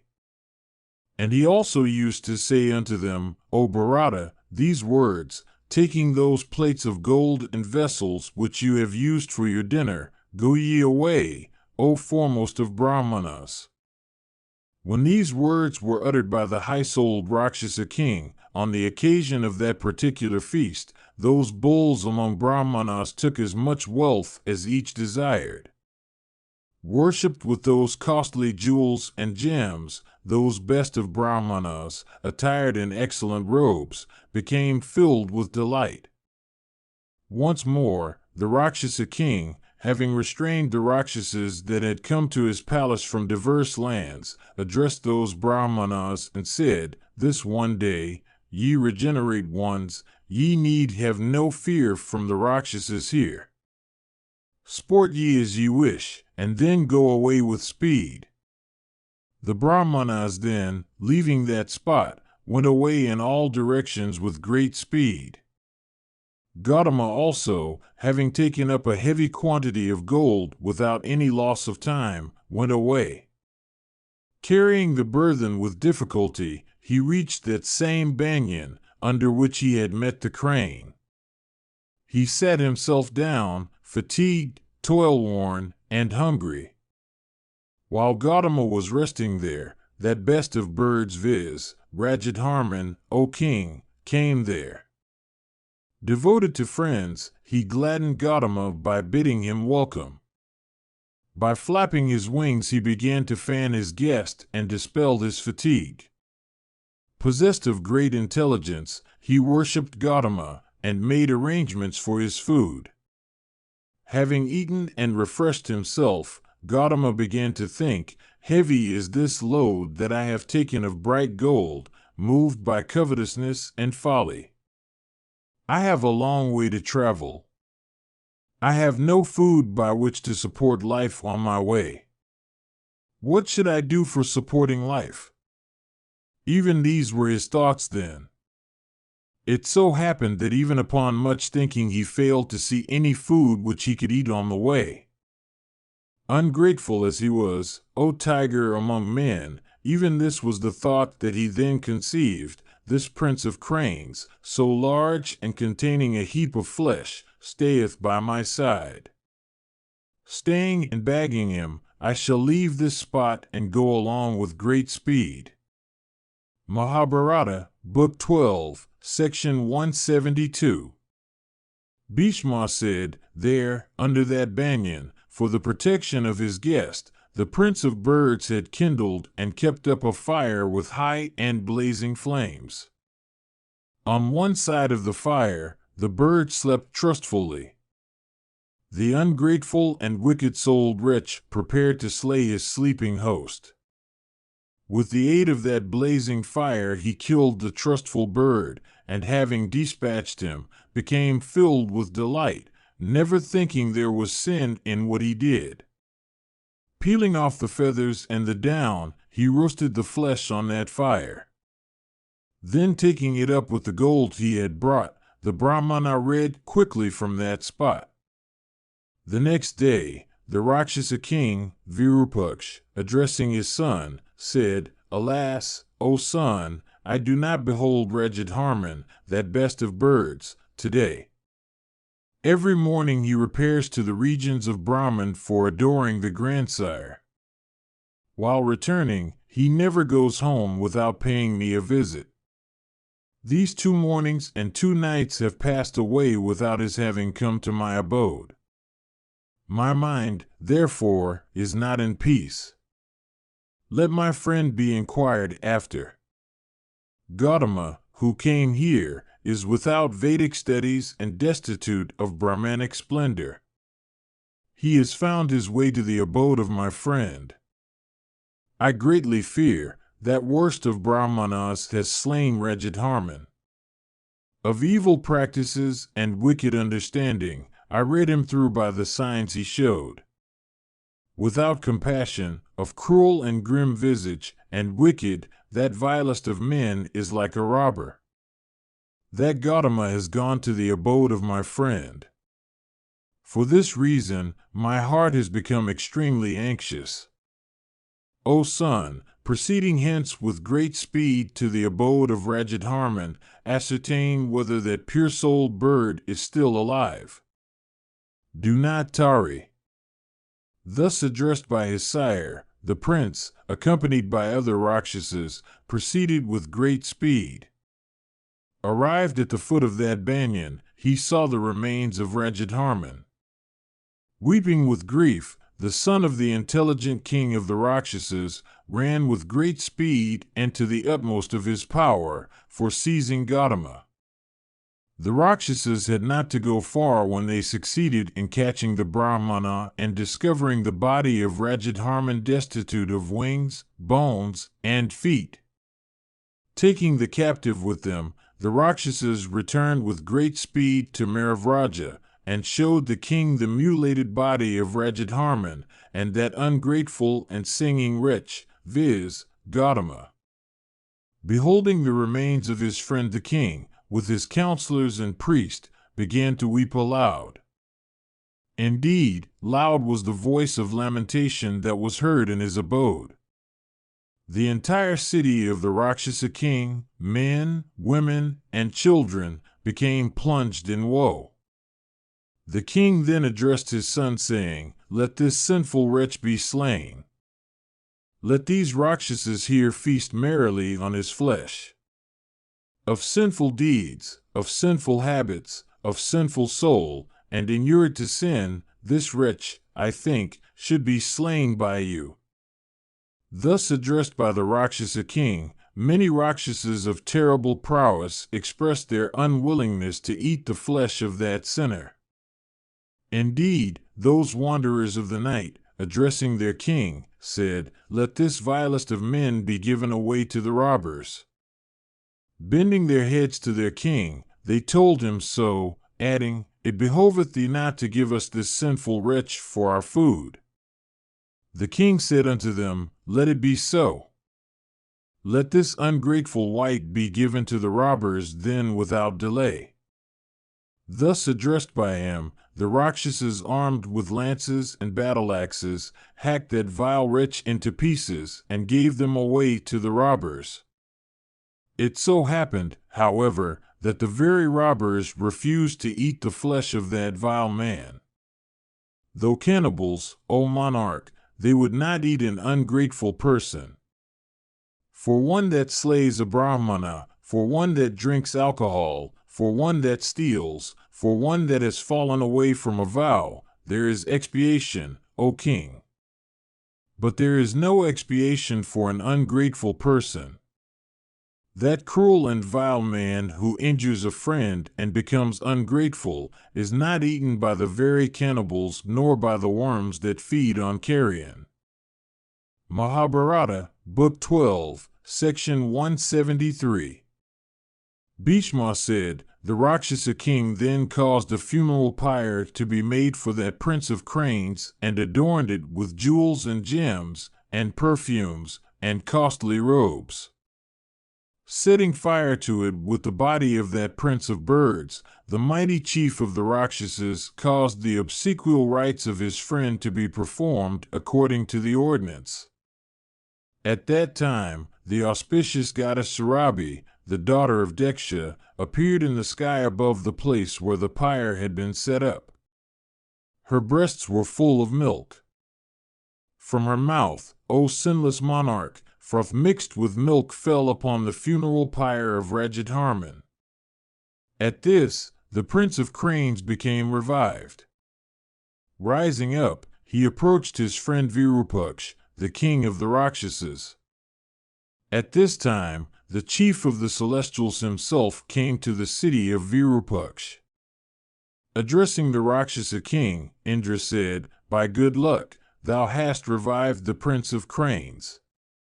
The chief of the deities further recited to Virupaksh the old story of the curse denounced by the grandsire upon that best of birds named Rajadharman. Addressing the king, he said, "Once on a time, O monarch, this prince of cranes absented himself from the region of Brahman when his presence was expected.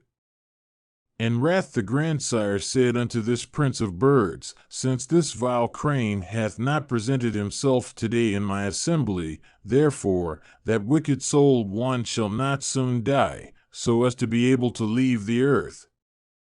In consequence of these words of the grandsire, the prince of cranes, though slain by Gautama, has come back to life, through the virtue of the nectar with which his body was drenched. After Indra had become silent, Rajadharman, having bowed unto the chief of the celestials, said, "O first of gods, if thy heart be inclined towards me for grace, then let my dear friend Gautama be restored to life." Hearing these words of his, Vasva, O foremost of men, sprinkled nectar over the Brahmana Gautama and restored him to life. The prince of cranes, approaching his friend Gautama, who still bore on his shoulders the load of gold that he had got from the king of the Rakshasas, embraced him and felt great joy. Rajadharman, that prince of cranes, dismissing Gautama of sinful deeds, together with his wealth, returned to his own abode. At the due hour he repaired, the next day, to the grandsire's region. The latter honored the high-souled bird with such attentions as are shown to a guest. Gautama also, returning to his home in the village of the hunters, begot many sinful children upon his Sudra wife. A heavy curse was denounced upon him by the gods to the effect that having begotten, within a few years, upon the body of his remarried wife many children, that ungrateful sinner should sink into a terrible hell for many years. All this, O Bharata, was recited to me formerly by Narada. Recollecting the incidents of this grave story, O bull of Bharata's race, I have recited to thee all its details duly. Whence can an ungrateful person derive fame? Where is his place? Whence can he have happiness? An ungrateful person does not deserve to be trusted. One that is ungrateful can never escape. No person should injure a friend. He that injures a friend sinks into terrible and everlasting hell. Everyone should be grateful, and everyone should seek to benefit his friends. Everything may be obtained from a friend. Honors may be obtained from friends. In consequence of friends, one may enjoy various objects of enjoyment. Through the exertions of friends, one may escape from various kinds of danger and distress. He that is wise would honor his friend with his best attentions. An ungrateful, shameless, and sinful wight should be shunned by those that are wise. One that injures his friends is a wretch of his race. Such a sinful wight is the vilest of men. I have thus told thee, O foremost of all virtuous men, what the characteristics are of that sinful wretch who is stained by ingratitude and who injures his friend. What else dost thou wish to hear? Vaisampayana continued, hearing these words spoken by the high-souled Bhishma, Yudhishthira, O Janamejaya, became highly gratified. Part 2. Mokshadharma Parva. Mahabharata, Book 12, Section 174. Yudhishthira said, Thou hast, O grandsire, discoursed upon the auspicious duties of person in distress, connected with the duties of kings. It behoveth thee now, O king, to tell me those foremost of duties which belong to those who lead the 4 modes of life. Bhishma said, Religion hath many doors. The observance of the duties prescribed by religion can never be futile. Duties have been laid down with respect to every mode of life. The fruits of those duties are invisible, being attainable in the next world. The fruits, however, of penance directed towards the soul are obtainable in this world. Whatever be the object to which one devotes oneself, that object, O Bharata, and nothing else, appears to one as the highest of acquisitions fraught with the greatest of blessings. When one reflects properly, one's heart being purified by such reflection, one comes to know that the things of this world are as valueless as straw. Without doubt, one is then freed from attachment in respect of those things. When the world, O Yudhishthira, which is full of defects, is so constituted, every man of intelligence should strive for the attainment of the emancipation of his soul. Yudhishthira said, Tell me, O grandsire, by what frame of soul should one kill one's grief when one loses one's wealth, or when one's wife, or son, or sire, dies? Bhishma said, When one's wealth is lost, or one's wife, or son, or sire is dead, one certainly says to oneself, Alas, this is a great sorrow. But then one should, by the aid of reflection, seek to kill that sorrow. In this connection is cited the old story of the speech that a regenerate friend of his, coming to Sanajit's court, made to that king. Beholding the monarch agitated with grief and burning with sorrow on account of the death of his son, the Brahmana addressed that ruler of very cheerless heart and said these words, "Why art thou stupefied? Thou art without any intelligence. Thyself an object of grief, why dost thou grieve for others? A few days hence others will grieve for thee, and in their turn they will be grieved for by others. Thyself, myself, and others who wait upon thee, O king, shall all go to that place whence all of us have come." Sanajit said, "What is that intelligence? What is that penance, O learned Brahmana? What is that concentration of mind, O thou that hast wealth of asceticism?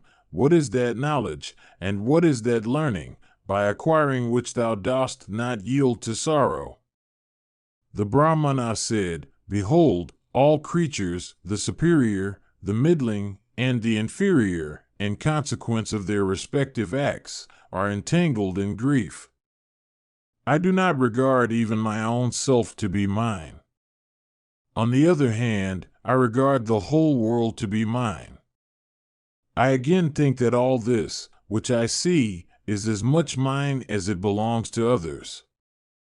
Grief cannot approach me in consequence of this thought. Having acquired such an understanding, I do not yield either to joy or to grief.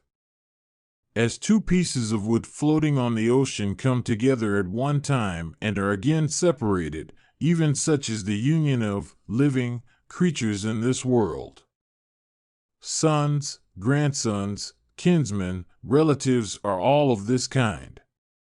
One should never feel affection for them, for separation with them is certain. Thy son came from an invisible region. He has departed and become invisible. He did not know thee. Thou didst not know him. Who art thou, and for whom dost thou grieve? Grief arises from the disease constituted by desire. Happiness again results from the disease of desire being cured. From joy also springs sorrow, and hence sorrow arises repeatedly. Sorrow comes after joy, and joy after sorrow. The joys and sorrows of human beings are revolving on a wheel. After happiness, sorrow has come to thee. Thou shalt again have happiness. No one suffers sorrow forever, and no one enjoys happiness forever. The body is the refuge of both sorrow and happiness. Whatever acts an embodied creature does with the aid of his body, the consequence thereof he has to suffer in that body. Life springs with the springing of the body into existence. The two exist together, and the two perish together. Men of uncleansed souls, wedded to worldly things by various bonds, meet with destruction like embankments of sand in water. Woes of diverse kinds, born of ignorance, act like pressers of well seeds, for assailing all creatures in consequence of their attachments. These press them like well seeds in the well-making machine represented by the round of rebirths, to which they are subject. Man, for the sake of his wife and others, commits numerous evil acts, but suffers singly diverse kinds of misery both in this and the next world. All men, attached to children and wives and kinsmen and relatives, sink in the miry sea of grief like wild elephants, when destitute of strength, sinking in a miry slough. Indeed, O Lord, upon loss of wealth or son or kinsmen or relatives, man suffers great distress, which resembles, as regards its power of burning, a forest conflagration.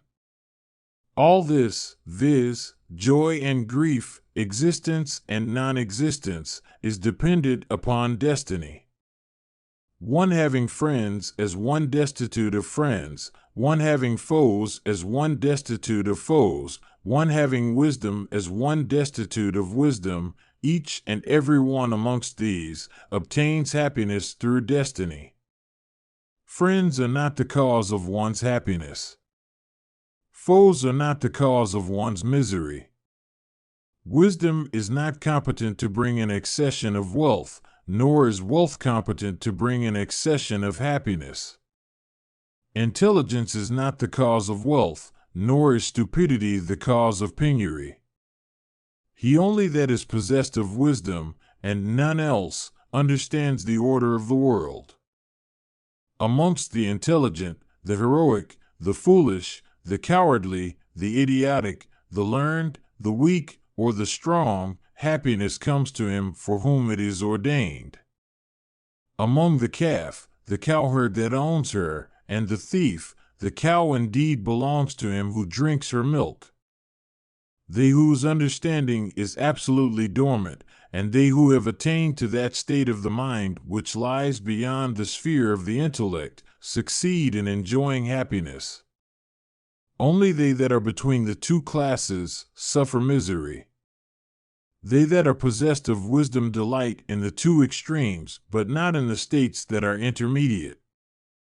The sages have said that the attainment of any of these two extremes constitutes happiness. Misery consists in the states that are intermediate between the two. They who have succeeded in attaining to real felicity, which samadhi can bring, and who have become free from the pleasures and pains of this world, and who are destitute of envy, are never agitated by either the accession of wealth or its loss. They who have not succeeded in acquiring that intelligence which leads to real felicity, but who have transcended folly and ignorance, by the help of a knowledge of the Scriptures, give way to excessive joy and excessive misery. Men destitute of all notions of right or wrong, insensate with pride and with success over others, yield to transports of delight like the gods in heaven. Happiness must end in misery. Idleness is misery, while cleverness, in action, is the cause of happiness. Affluence and prosperity dwell in one possessed of cleverness, but not in one that is idle. Be it happiness or be it misery, be it agreeable or be it disagreeable, what comes to one should be enjoyed or endured with an unconquered heart. Every day 1,000 occasions for sorrow, and 100 occasions for fear assail the man of ignorance and folly, but not the man that is possessed of wisdom. Sorrow can never touch the man that is possessed of intelligence, that has acquired wisdom, that is mindful of listening to the instructions of his betters, that is destitute of envy, and that is self-restrained. Relying upon such an understanding, and protecting his heart from the influences of desire and the passions, the man of wisdom should conduct himself here. Indeed, sorrow is unable to touch him who is conversant with that supreme self from which everything springs and unto which everything disappears. The very root of that for which grief, or heartburning, or sorrow is felt, or for which one is impelled to exertion, should, even if it be a part of one's body, be cast off. That object, whatever it may be in respect of which the idea of meum is cherished, becomes a source of grief and heart-burning. Whatever objects, amongst things that are desired, are cast off become sources of happiness. The man that pursues objects of desire meets with destruction in course of the pursuit. Neither the happiness that is derived from a gratification of the senses nor that great felicity which one may enjoy in heaven approaches to even a 16th part of the felicity which arises from the destruction of all desires. The acts of a former life, right or wrong, visit, and their consequences, the wise and the foolish, the brave and the timid.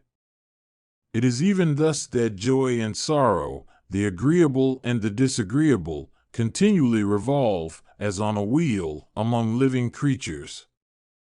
Relying upon such an understanding, the man of intelligence and wisdom lives at ease.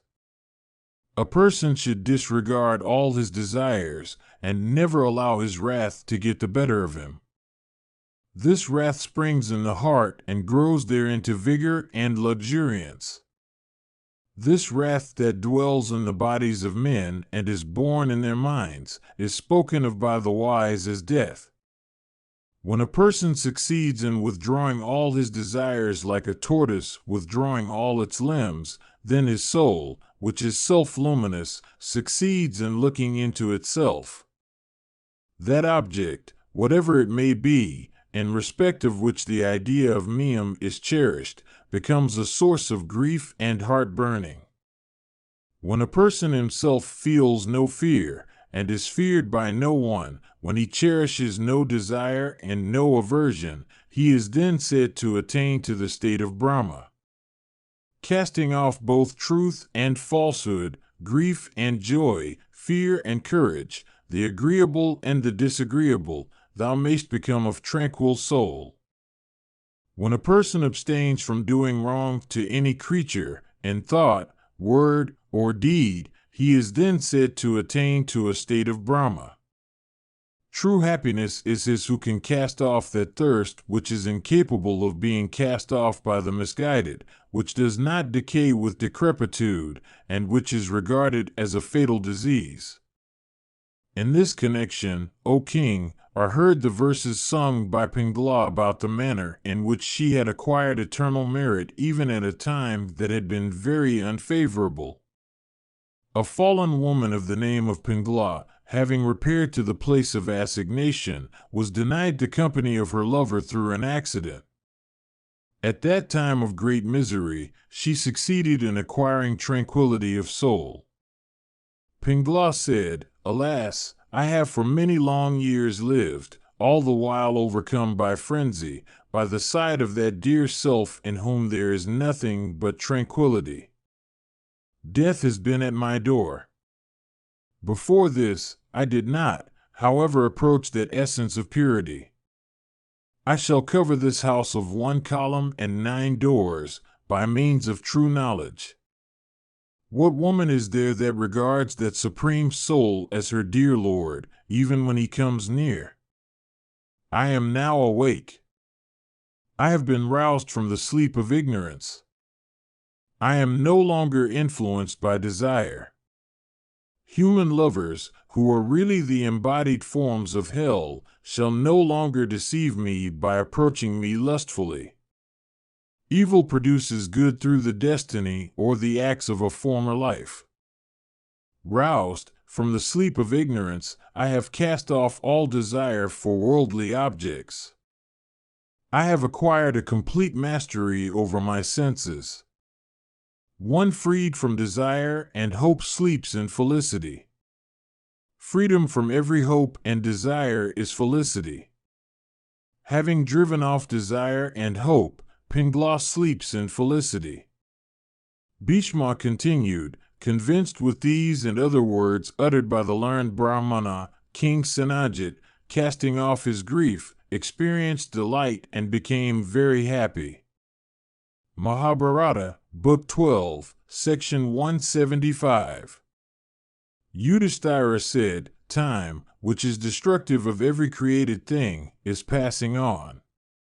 Tell me, O grandsire, what is that good thing which should be sought?" Bhishma said, "In this connection, O king, is cited the old narrative of a discourse between sire and son, O Yudhishthira. A certain Brahmana, O Partha, who was devoted to the study of the Vedas, got a very intelligent son who, for this, was called Medhavan.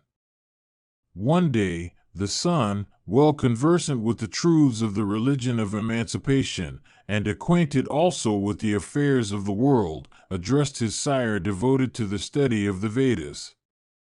The son said, "What should a wise man do, O father, seeing that the period of human life is passing away so very quickly? O father, tell me the course of duties that one should perform, without omitting to mention the fruits. Having listened to thee, I desire to observe those duties." The sire said, "O son, observing the Brahmacharya mode of life, one should first study the Vedas. He should then wish for children for rescuing his ancestors.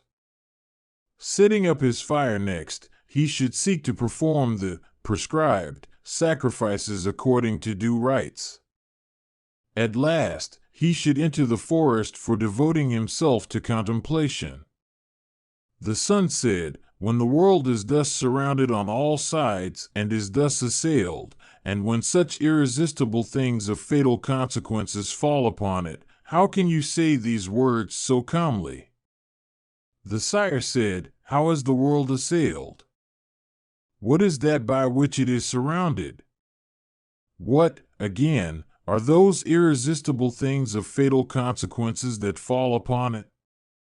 Why dost thou frighten me thus?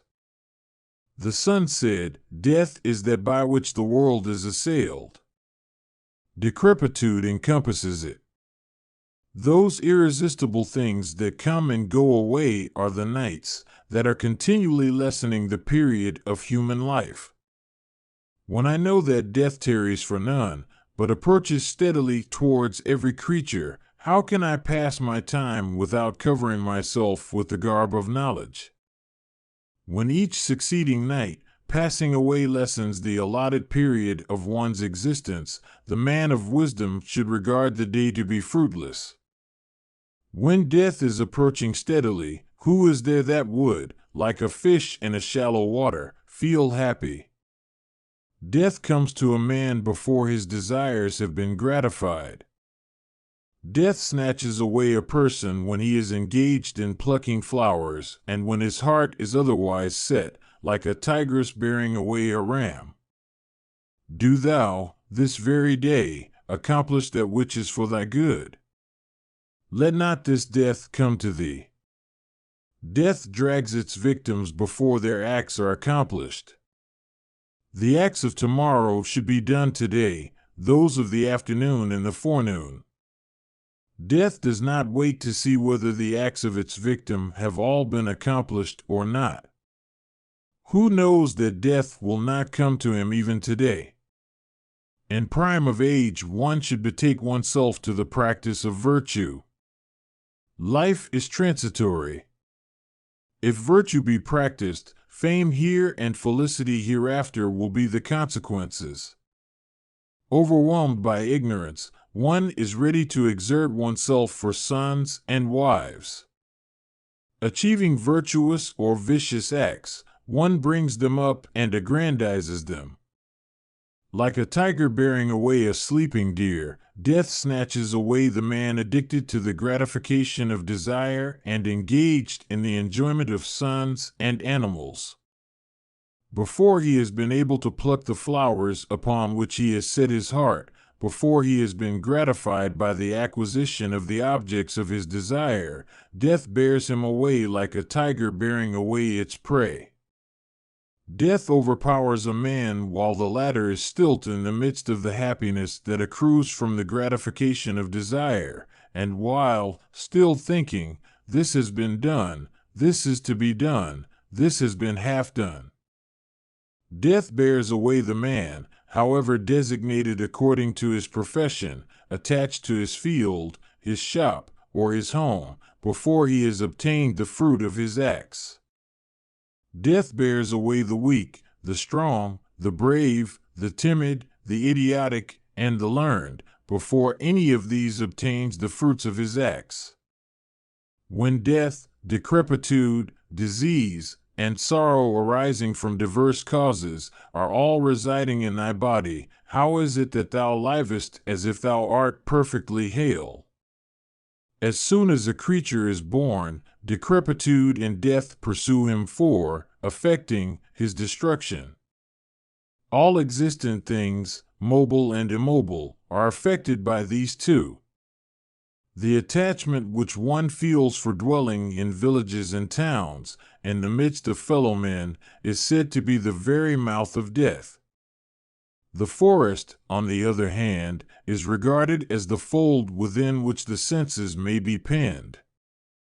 This is declared by the Shrutis. The attachment a person feels for dwelling in a village or town, in the midst of men, is like a cord that binds him effectually. They that are good break that cord and attain to emancipation, while they that are wicked do not succeed in breaking them. He who never injures living creatures by thought, word, or deed is never injured by such agencies as are destructive of life and property. Nothing can resist the messengers, disease, and decrepitude of death when they advance except truth, which devours untruth. And truth is immortality. For these reasons one should practice the vow of truth, one should devote oneself to a union with truth, one should accept truth for one's Veda, and restraining one's senses, one should vanquish the destroyer by truth. Both immortality and death are planted in the body. One comes to death through ignorance and loss of judgment, while immortality is achieved through truth. I shall, therefore, abstain from injury and seek to achieve truth, and transgressing the sway of desire and wrath, regard pleasure and pain with an equal eye, and attaining tranquility, avoid death like an immortal. Upon the advent of that season when the sun will progress towards the north, I shall, restraining my senses, set to the performance of the Santi sacrifice, the Brahma sacrifice, the mind sacrifice, and the work sacrifice. How can one like me worship his maker in animal sacrifices involving cruelty, or sacrifices of the body, such as Pisaches only can perform and such as produce fruits that are transitory?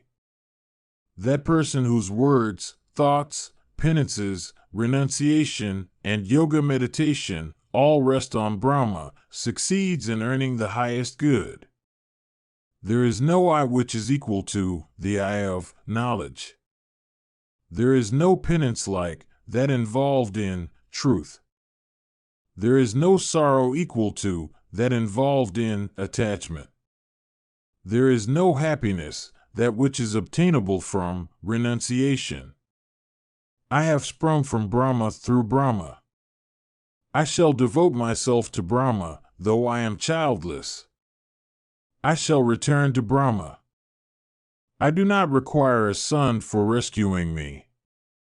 A Brahmana can have no wealth like to the state of being alone, the state in consequence of which he is capable of regarding everything with an equal eye, the practice of truthfulness, good behavior, patience, abstention from injury, simplicity, and avoidance of all rites and visible sacrifices.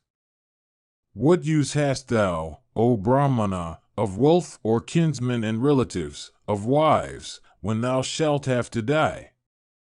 Seek thyself which is concealed in a cave. Where are thy grandsires and where thy sire? Bhishma continued, Do thou also, O monarch, conduct thyself in that way in which the sire, in this story, conducts himself, devoted to the religion of truth, after having listened to the speech of his son. Mahabharata, Book 12, Section 176.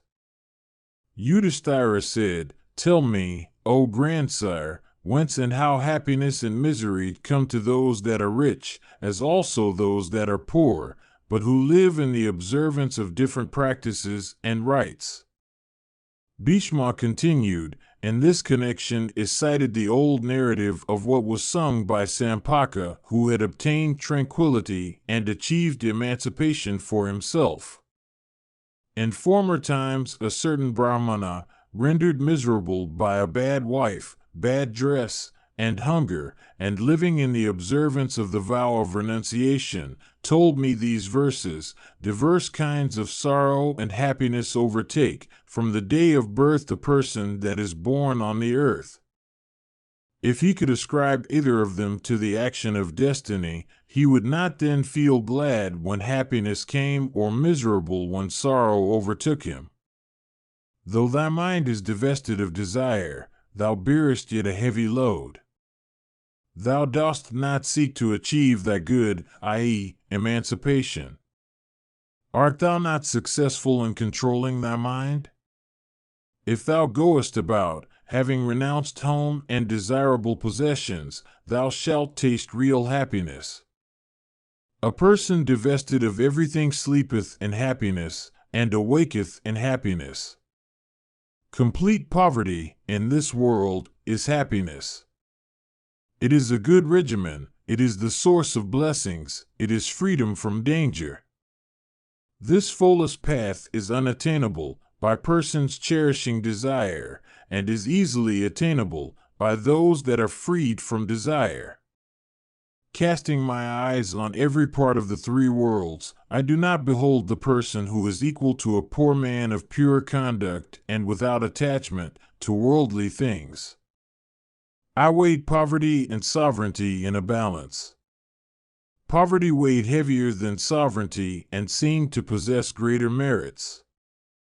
Between poverty and sovereignty there is this great distinction, viz., that the sovereign, possessed of affluence, is always agitated by anxiety and seems to be within the very jaws of death.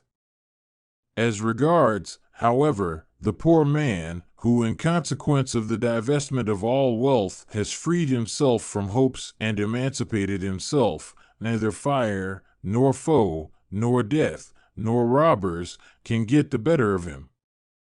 The very gods applaud such a man who wanders about according to his sweet will, who lies down on the bare ground with his arm for a pillow, and who is possessed of tranquility. Affected by wrath and cupidity, the man of affluence is stained by a wicked heart. He casts oblique glances and makes dry speeches, he becomes sinful, and his face is always darkened with frowns. Biting his lips, and excited with wrath, he utters harsh and cruel words. If such a man desires to even make a gift of the whole world, who is there that would like even to look at him? Constant companionship with prosperity stupefies a person of weak judgment. It drives off his judgment like the wind driving off the autumnal clouds. Companionship with prosperity induces him to think, I am possessed of beauty. I am possessed of wealth. I am highborn. I meet with success in whatever I undertake. I am not an ordinary human being. His heart becomes intoxicated in consequence of these three reasons. With heart deeply attached to worldly possessions, he wastes the wealth hoarded by his sires. Reduced to want, he then regards the appropriation of other people's wealth as blameless. At this stage, when he transgresses all barriers and beings to appropriate the possessions of others from every side, the rulers of men obstruct and afflict him like sportsmen afflicting with keen shafts a deer that is espied in the woods. Such a man is then overwhelmed with many other afflictions of a similar kind that originate in fire and weapons. Therefore, disregarding all worldly propensities, such as desire for children and wives, together with all fleeting unrealities, such as the body, etc., one should, aided by one's intelligence, apply proper medicine for the cure of those painful afflictions. Without renunciation one can never attain to happiness. Without renunciation one can never obtain what is for one's highest good. Without renunciation one can never sleep at case. Therefore, renouncing everything, make happiness thy own. All this was said to me in past times at Hastinapur by a Brahmana about what Sampaka had sung. For this reason, I regard renunciation to be the foremost of things. Mahabharata, Book 12, Section 177. Yudhishthira said, if any person, desiring to accomplish acts of charity and sacrifices, fails to find the necessary wealth, and thirst of wealth overwhelms him, what is that which he must do for obtaining happiness? Bhishma said, he that regards everything, viz., joy and sorrow, honor and insult, etc., with an equal eye, that never exerts himself, for gratifying his desire for earthly possessions, that practices truthfulness of speech, that is freed from all kinds of attachment, and that has no desire for action, is, O Bharata, a happy man. These 5, the ancients say, are the means for the acquisition of perfect tranquility or emancipation. These are called heaven. These are religion. These constitute the highest happiness. In this connection is cited the old narrative of what Menki had sung, when freed from attachments. Listen to it, O Yudhishthira. Desirous of wealth, Menki found that he was repeatedly doomed to disappointments. At last, with a little remnant of his property, he purchased a couple of young bulls with a yoke for training them to agricultural labor. One day the 2 bulls, properly tied to the yoke, were taken out for training in the fields. Shying at the sight of a camel that was lying down on the road, the animals suddenly ran towards the camel and fell upon its neck. Enraged at finding the bulls fall upon its neck, the camel, endued with great speed, rose up and ran at a quick pace, bearing away the 2 helpless creatures dangling on either side of its neck. Beholding his 2 bulls thus borne away by that strong camel, and seeing that they were at the point of death, Menki began to say, "If wealth be not ordained by destiny, it can never be acquired by even a clever man exerting himself with attention and confidence and accomplishing with skill all that is necessary towards that end. I had, before this, endeavored by diverse means and devotion to earn wealth. Behold this misfortune brought about by destiny to the property I had. My bulls are borne away, rising and falling, as the camel is running in an uneven course. This occurrence seems to be an accident. Alas, those dear bulls of mine are dangling on the camel's neck like a couple of gems. This is only the result of destiny. Exertion is futile in what is due to chance. Or, if the existence of anything like exertion, as an agent in the production of results, be admitted, a deeper search would discover destiny to be at the bottom. Hence, the person that desires happiness should renounce all attachment. The man without attachments, no longer cherishing any desire for earning wealth, can sleep happily. Ho! It was well said by Sukha while going to the great forest from his father's abode, renouncing everything. Amongst these 2, viz., one who obtains the fruition of all his wishes, and one who casts off every wish, the latter, who renounces all, is superior to the former who obtains the fruition of all. No one could ever attain to the end of desire. Only he that is destitute of knowledge and judgments feels an avidity for protecting his body and life, forbear from every desire for action. O my soul that art possessed by cupidity, adopt tranquility by freeing thyself from all attachments. Repeatedly hast thou been deceived by desire and hope. How is it that thou dost not still free thyself from attachments? If I am not one that deserves destruction at thy hands, if I am one with whom thou shouldst sport and delight, then, O my wealth-coveting soul, do not induce me towards cupidity. Thou hast repeatedly lost thy hoarded wealth. O my wealth-coveting and foolish soul, when wilt thou succeed in emancipating thyself from the desire of wealth? Shame on my foolishness! I have become a toy of thine. It is thus that one becomes a slave of others. No one born on earth did ever attain to the end of desire, and to one that will take birth will succeed in attaining to it. Casting off all acts, I have at last been roused from sleep. I am now awake. Without doubt, O desire, Thy heart is as hard as adamant, since though affected by 100 distresses, thou dost not break into 100 pieces. I know thee, O desire, and all those things that are dear to thee. Seeking what is dear to thee, I shall feel happiness in my own self.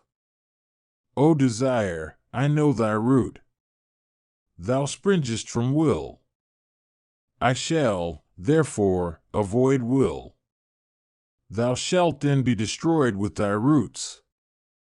The desire for wealth can never be fraught with happiness. If acquired, great is the anxiety that the acquirer feels. If lost after acquisition, that is felt as death.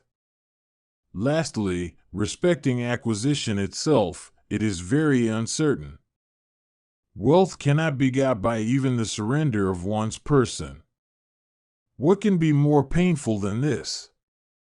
When acquired, one is never gratified with its measure, but one continues to seek it. Like the sweet water of the Ganges, wealth only increases one's hankering. It is my destruction. I am now awakened. Do thou, O desire, leave me. Let that desire which has taken refuge in this my body, this compound of 5 elements, go whithersoever it chooses and live happily whithersoever it likes. Ye all that are not of the soul, I have no joy in you, for ye follow the lead of mire and cupidity. Abandoning all of you, I shall take refuge in the quality of goodness. Beholding all creatures in my own body and my own mind, and devoting my reason to yoga, my life to the instructions of the wise, and soul to Brahma, I shall happily rove through the world, without attachment and without calamities of any kinds, so that thou mayst not be able to plunge me again into such sorrows. If I continue to be agitated by thee, O desire, I shall necessarily be without a path by which to effect my deliverance. Thou, O desire, art always the progenitor of thirst, of grief, and of fatigue and toil. I think the grief that one feels at the loss of wealth is very keen and far greater than what one feels under any other circumstances. Kinsmen and friends disregard him that has lost his wealth. With various kinds of humiliation that number by thousands, there are many faults in property that are more painful still. On the other hand, the very small happiness that resides in wealth is mingled with pain and sorrow. Robbers slay, in the sight of all, the person that is possessed of wealth, or afflict him with various kinds of severity, or always fill him with fear. At last, after a long time, I have understood that the desire for wealth is fraught with sorrow. Whatever the object, O desire, upon which thou settest thy heart, thou forcest me to pursue it. Thou art without judgment. Thou art a fool. Thou art difficult of being contented. Thou canst not be gratified. Thou burnest like fire. Thou dost not inquire, in pursuing an object, whether it is easy or difficult of attainment. Thou canst not be filled to the brim, like the nether region. Thou wishest to plunge me into sorrow. From this day, O desire, I am incapable of living with thee. I who had felt despair, at first, at the loss of my property, have now attained to the high state of perfect freedom from attachments. At this moment I no longer think of thee and thy train. I had, before this, felt great misery on thy account.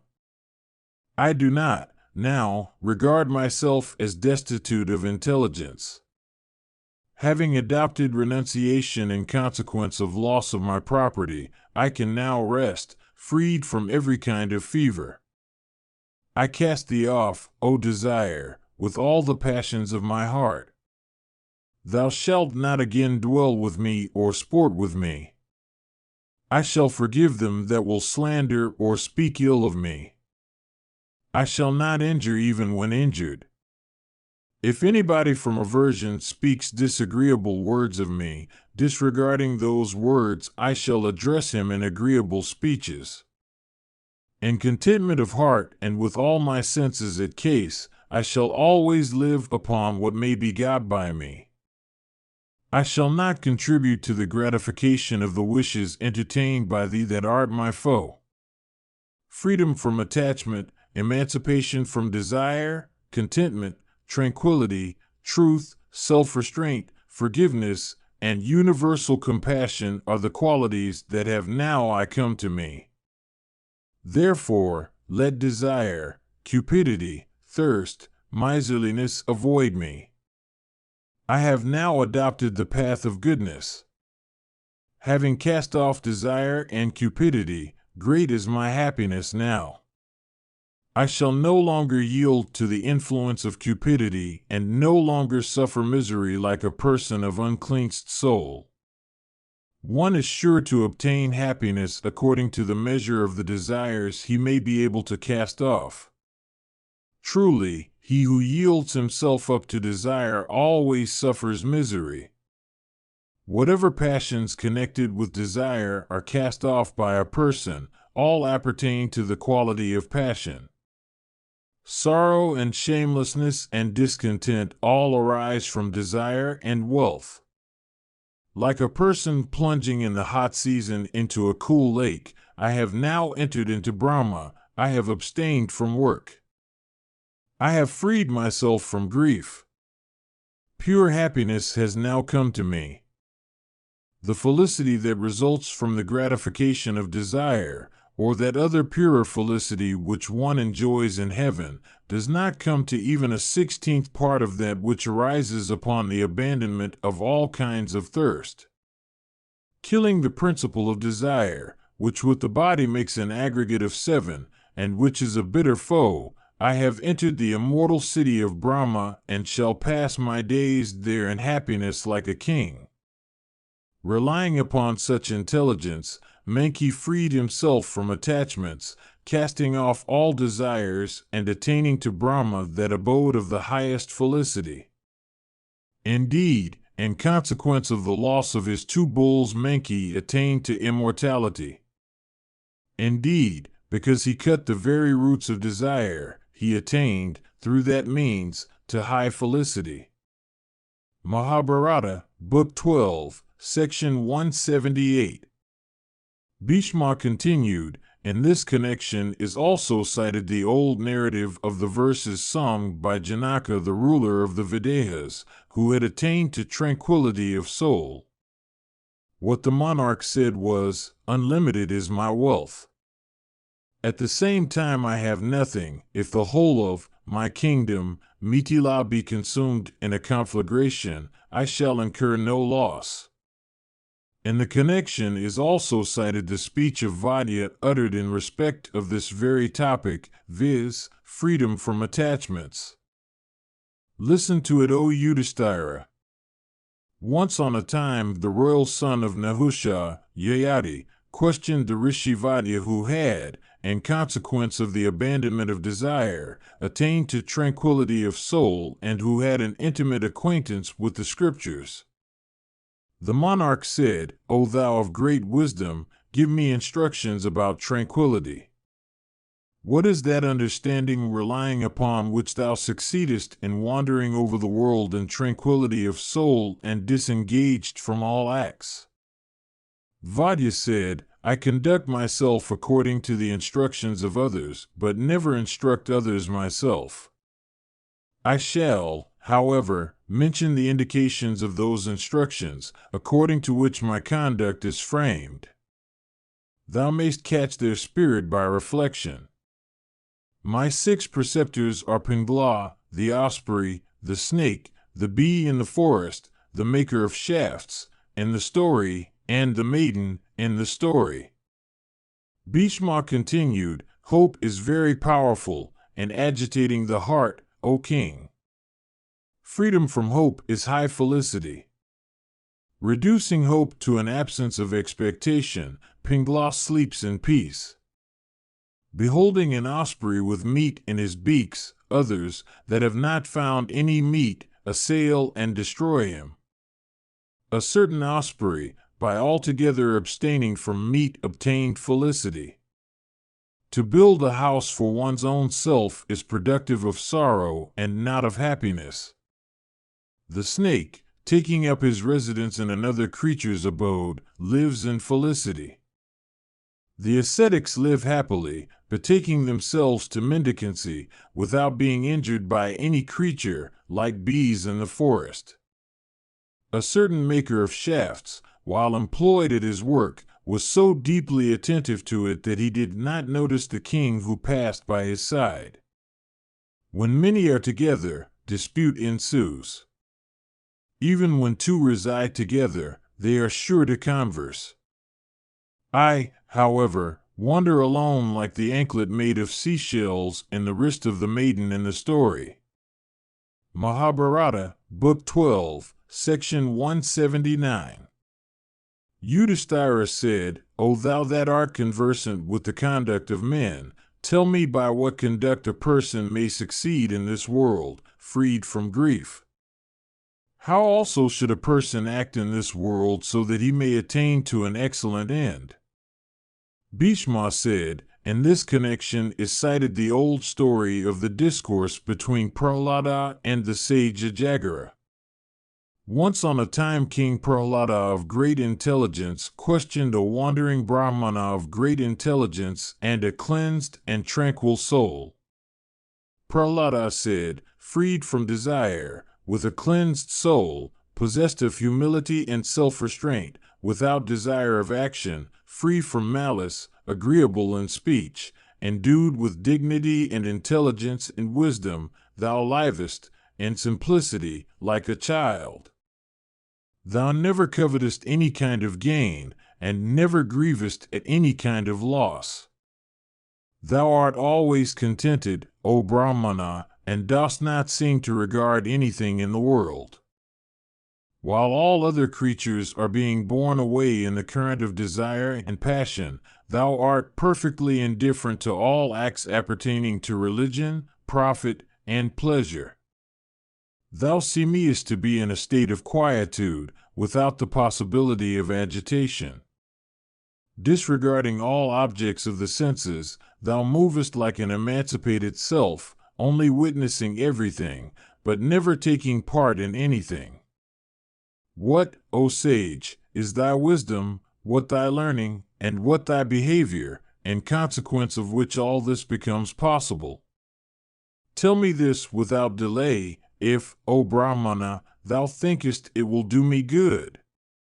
Bhishma continued, that intelligent Brahmana who was well conversant with the duties of the world, thus questioned by Prahlada, answered him in sweet words of grave import. Behold, O Prahlada, the origin of creatures, their growth, decay, and death are traceable to no intelligible cause. It is for this that I do not indulge in either joy or sorrow. All the propensities for action that exist in the universe may be seen to flow from the very natures of the creatures to which they adhere. All things in the universe are dependent on their respective natures. Hence, I am not delighted with anything. Behold, O Prahlada, all kinds of union have an aptitude for disunion. All acquisitions are certain to end in destruction.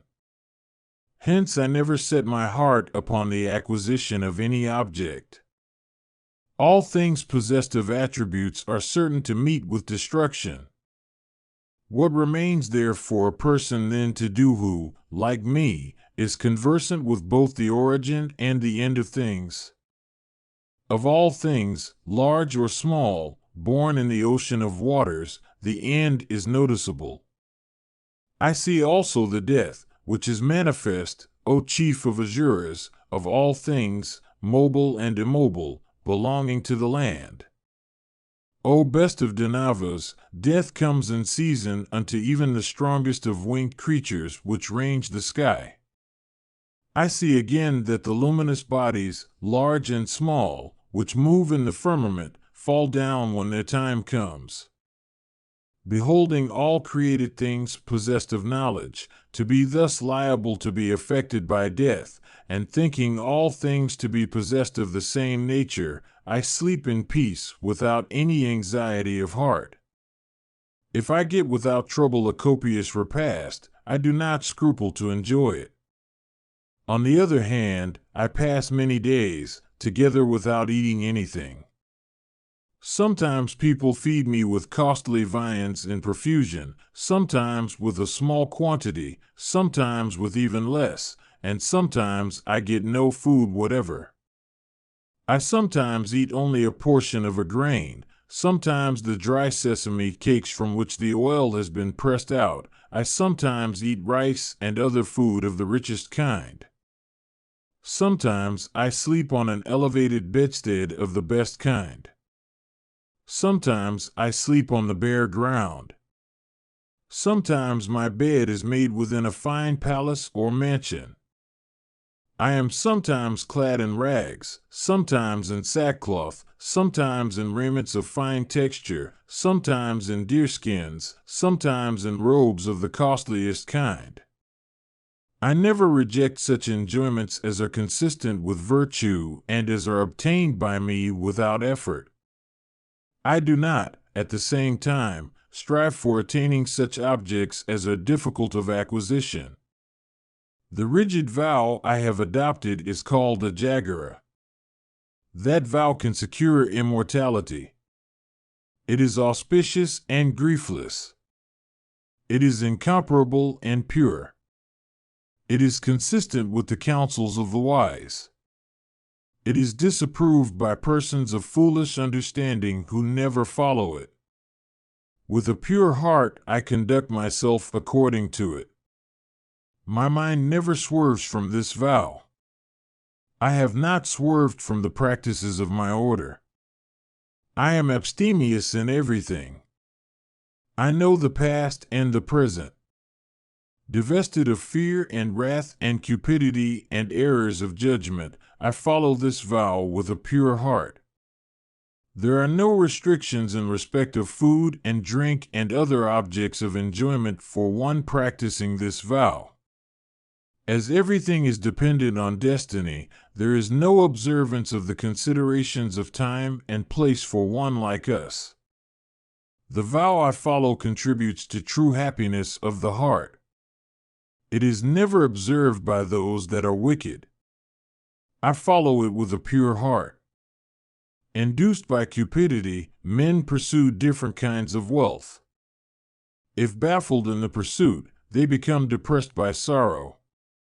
Reflecting properly upon all this by the aid of my intelligence which has penetrated the truths of things, I follow this vow with a pure heart. I have seen persons in distress seeking, for the acquisition of wealth, the shelter of men, good and bad. Devoted to tranquility, and with my passions under control, I follow this vow with a pure heart.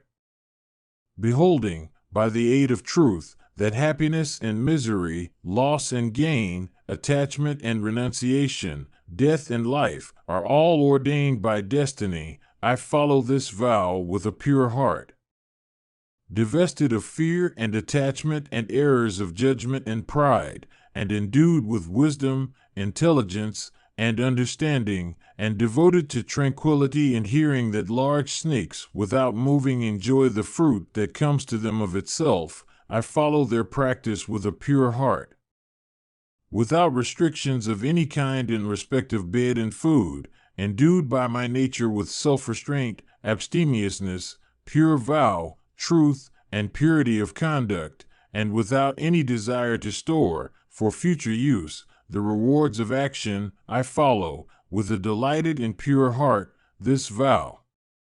All causes of sorrow have fled from me in consequence of my having driven off the object of desire. Having received an accession of light, I follow this vow with a pure heart, for controlling my soul which is thirsty and unrestrained, but which is capable, under proper culture, of depending upon itself, without the necessity of external objects to keep it engaged. Without paying any heed to the concerns towards which my heart, mind, words would like to lead me, and marking that the happiness which is connected with these is both difficult of acquisition and fleeting in respect of duration, I follow this vow with a pure heart. Learned men possessed of great intelligence, desirous of proclaiming their own feats, have, while establishing their own theories and censuring those of others, said this and that on this topic which is incapable of being settled by disputation. Foolish men fail to understand this vow in a proper light. I, however, see it to be destructive of ignorance. Regarding it also as fraught with immortality and as a remedy against diverse kinds of evil, I wander among men, having subdued all faults and having freed myself from thirst after worldly goods. Bhishma continued, that high-souled person who, having freed himself from attachments and divested himself of fear, cupidity, foolishness, and wrath, follows this Ajagara vow, or indulges in this sport, as it may be called, certainly succeeds in passing his days in great delight. Mahabharata, Book 12, Section 180. Yudhishthira said, which of these, O grandsire, viz., kinsmen, or acts, or wealth, or wisdom should be the refuge of a person? Questioned by me, answer me this. Bhishma said, wisdom is the refuge of creatures. Wisdom is regarded as the highest of acquisitions. Wisdom is the highest felicity in the world. Wisdom is heaven in the estimation of the good and virtuous. It was through wisdom that Vali, Prahlada, Namuchi, and Manki, when they lost their earthly prosperity, succeeded in acquiring felicity. What is there that is superior to wisdom? In this connection is cited the old story of the discourse between Indra and Kasyapa. Listen to it, O Yudhishthira. Once on a time a prosperous Vaishya, in the enjoyment of prosperity, and proud of his affluence, threw down, by negligently driving his car, a rishi's son of rigid vows named Kasyapa, devoted to penances. Prostrated on the ground, the young man, in exceeding pain, gave way to his wrath, and under the influence of despair resolved, saying, I shall cast off my life. A poor man has no need of life in this world. While the Brahmana was lying in that state, silent and agitated, deprived of energy and at the point of death, Indra appeared on the scene in the form of a jackal and addressing him, said, all inferior creatures covet birth in the human race. Among men again, the status of a Brahmana is much desired. Thou, O Kasyapa, art a human being. Amongst human beings, thou art again a Brahmana. Among Brahmanas, thou art again one that is conversant with the Vedas. Having obtained that which is attainable with very great difficulty, it behoveth thee not to give up life from folly. All kinds of worldly acquisitions are fraught with pride. The declaration of the Shrutis in that respect is perfectly true. Thou lookest the picture of contentment. In forming such a resolve, which is so derogatory of thy own self, about casting off thy life, thou actest from cupidity. Oh, they are crowned with success that have hands. I eagerly wish for the status of those creatures that have hands. We covet hands as eagerly as you covet riches. There is no acquisition that is more valuable than the acquisition of hands. Behold, O Brahmana, I cannot extract this thorn that has entered my body, or crush these insects and worms that are biting and afflicting me greatly. They that have bestowed upon them 2 hands with 10 fingers succeed in throwing away or crushing the worms, by scratching, that bite their limbs. They succeed in constructing shelters for themselves from rain, cold, and heat. They succeed also in enjoying excellent clothes for themselves, good food, comfortable beds, and excellent habitations. Lying on this earth, they that have hands enjoy kine and other animals, and cause them to carry burthens or drag their vehicles, and by the aid of diverse means bring those animals under sway, for their own purposes. Those living creatures that are without tongues, that are helpless, of little strength, and destitute of hands, bear all the several kinds of misery indicated above. By good luck, O ascetic, thou art not like them. By good luck, thou art not a jackal, nor a worm, nor a mouse, nor a frog, nor an animal of any other miserable order. With this measure of gain that thou hast won, thou shouldst, O Kasyapa, be contented. How happy, again, shouldst thou feel at the thought that amongst living creatures thou art a superior Brahmana. These worms are biting me. For want of hands, I am unable to drive them off. Behold this my miserable plight. I do not cast off life because to do so is a very sinful act, and lest, indeed, I fall into a more miserable order of existence. This order of existence, viz., that of a jackal, to which I now belong, is rather tolerable. Miserable as it is, there are many orders of existence below it that are more miserable still. By birth, certain classes of creatures become happier than others who become subject to great woe. But I never see that there is any order of being which can be said to be in the possession of perfect happiness. Human beings, obtaining affluence, next wish for sovereignty. Having achieved sovereignty, their next wish is for the status of gods. Having won that status, they then wish for the chiefdom of the celestials.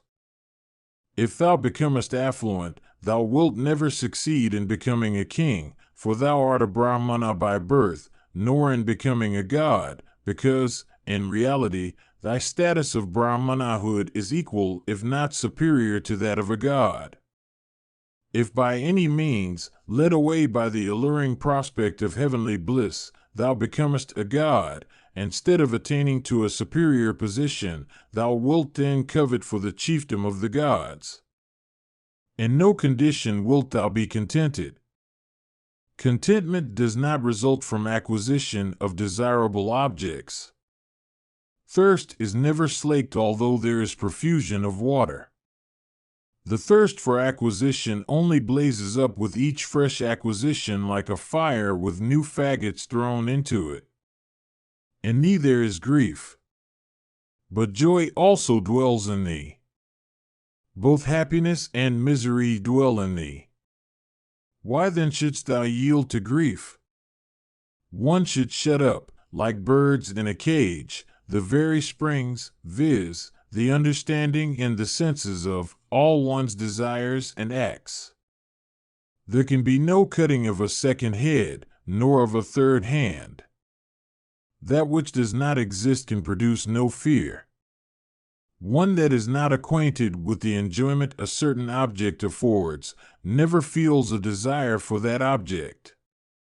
Desires arise from the actual experience of the pleasures that touch or sight or hearing gives. Thou hast no idea of the taste of the wine called Varani, or of the meat of the birds called Ladwaka. There is no drink and no food more delicious than these. Thou hast no idea also, O Kasyapa, of every other superior kind of drink and food that exists among men, for thou hast never tasted it. Without doubt, therefore, not to taste, not to see, should be the vow of a man if he is to win happiness. Creatures that have hands, without doubt, become strong and earn wealth.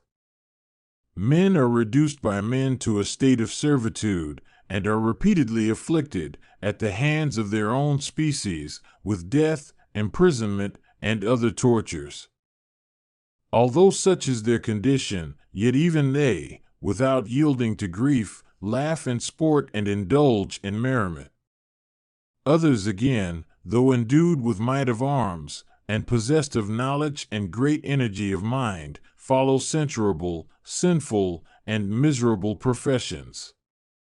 They seek to change such professions for other pursuits that are more dignified, but then they are bound by their own acts of a previous life and by the force of destiny. The vilest man of the Prakasa or the Chandala, they, on the other hand, that are born orders, never wishes to cast off his life. He is quite contented with the order of his birth.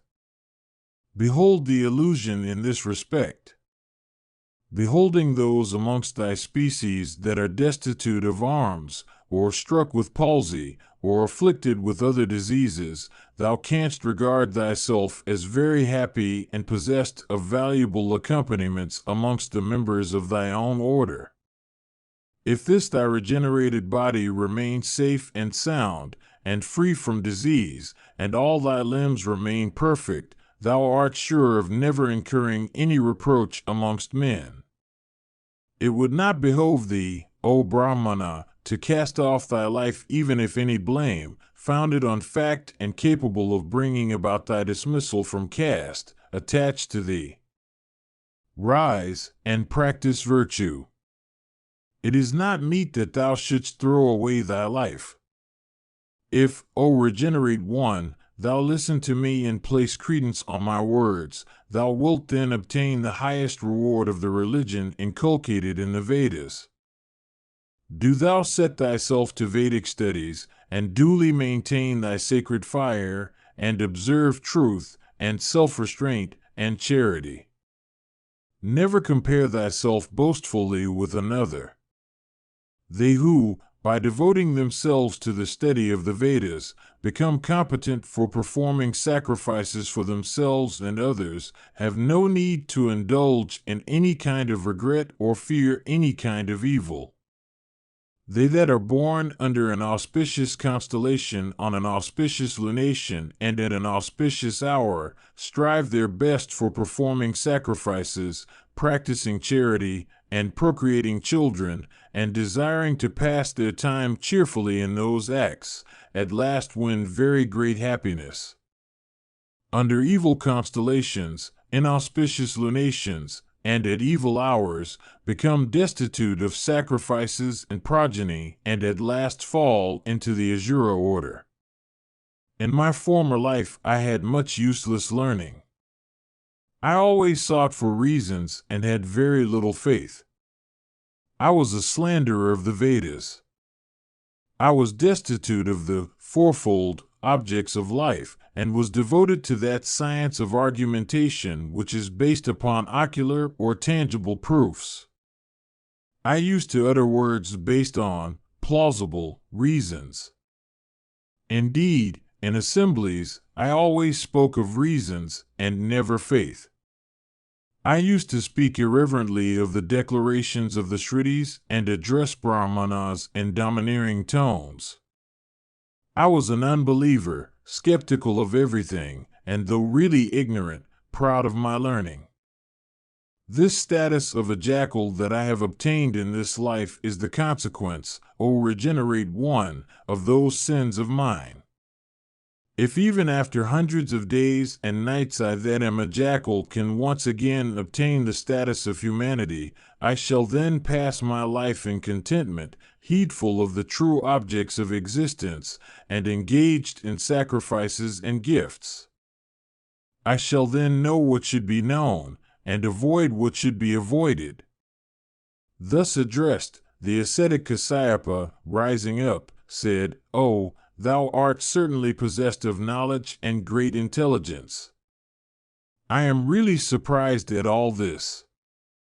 With eyes whose vision was extended by knowledge, the Brahmana then beheld the being who had addressed him to be Indra, chief of the gods and the lord of Sachi. Kasyapa then worshipped the god having the best of steeds for the animal that bore him. Receiving afterwards the god's permission, the Brahmana returned to his abode. Mahabharata, Book 12, Section 181. Yudhishthira said, "Tell me, O grandsire, if gifts, sacrifices, penances, and dutiful services returned to preceptors are productive of wisdom and high felicity." Bhishma said, "If the mind becomes affected by desire, wrath, and other evil passions, it then runs towards sin. If one's acts are stained by sin, one is obliged to dwell in painful regions. Sinful men take birth in indigent circumstances and repeatedly suffer the pangs of famine, woe, fear, and death. Those that are virtuous in their acts, and possessed of faith, and that have their senses under control, become born as affluent men and repeatedly sport in festivities and heaven and happiness. Unbelievers, with their arms manacled, are sent to regions rendered inaccessible by carnivorous beasts and elephants and full of terrors in consequence of snakes and robbers. What more need be said of them? They, on the other hand, who have reverence for gods and guests, who are liberal, who are fond of good and honest men, go, in consequence of their acts of charity, along that happy way which belongs to persons of cleansed souls. They that have no reverence for virtue are as vile among men as seedless grains among corn or the gnat among birds. That which is ordained in consequence of the acts of a past life pursues the actor even if the latter strives his best for leaving it behind. It sleeps when he sleeps and does whatever else he does. Like his shadow, it rests when he rests, proceeds when he proceeds, and acts when he acts. Whatever acts a man does, he has certainly to obtain the fruits thereof. Death is dragging all creatures who are surely destined to fall into orders of existence they deserve, and who are surely liable to enjoy or suffer that which has been ordained as the consequence of their acts. The acts of a past life develop their consequences in their own proper time, even as flowers and fruits, without extraneous efforts of any kind, never fail to appear when their proper time comes. After the consequences, as ordained, of the acts of a past life have been exhausted by enjoyment or sufferings, honor and disgrace, gain and loss, decay and growth, no longer flow or appear in respect of any one. This happens repeatedly. A creature while still in the mother's womb enjoys or suffers the happiness or the misery that has been ordained for him in consequence of his own acts. In childhood or youth or old age, at whatever period of life one does an act good or bad, the consequences thereof are sure to visit him in his next life at precisely the same period. As a calf recognizes and approaches its parent in the midst of even 1,000 kine, even so the acts of a past life recognize and visit the doer in his new life. Washed in water, a dirty piece of cloth becomes clean. Similarly, men burning in repentance obtain endless happiness by proper penances. Those that can take up their residence in the woods, and by performing austerities for a long period can wash themselves of their sins, succeed in obtaining the objects on which they set their hearts. As no one can mark the track of birds in the sky or of fishes in the water, similarly, the track of persons whose souls have been cleansed by knowledge cannot be marked by any. There is no need of any more eloquence or any more reference to sinful acts. Suffice it to say that one should, with proper judgment and as befits one best, do what is for one's good. This is the means by which wisdom and high felicity may be achieved. Mahabharata, Book 12, Section 182. Yudhishthira said, "Whence has this universe consisting of mobile and immobile creatures been created? Whom does it go to when destruction sets in? Tell me this, O grandsire." Indeed, by whom has this universe with its oceans, its firmament, its mountains, its clouds, its lands, its fire, and its wind been created? How were all objects created? Whence this division into separate orders of existence? Whence are their purity and impurity, and the ordinances about virtue and vice? Of what kind is the life of living creatures? Where also do they go who die? Tell us everything about this and the other world. Bhishma said, in this connection is cited the old narrative of the sacred words that Bhrigu said in reply to the questions of Bharadvaja. Beholding the great Rishi Bhrigu blazing with energy and splendor, seated on the Kailasa summit, Bharadvaja addressed him in the following words. Bharadvaja said, by whom was this world with its ocean, its firmament, its mountains, its clouds, its lands, its fire, and its wind created? How were all creatures first created? Whence this distinction of castes? Whence the purity and the impurity of behavior, and whence the ordinances about virtue and vice for living creatures? Of what kind is the life of living creatures? Where do they go who die? It behoveth thee to tell me everything about this and the other world.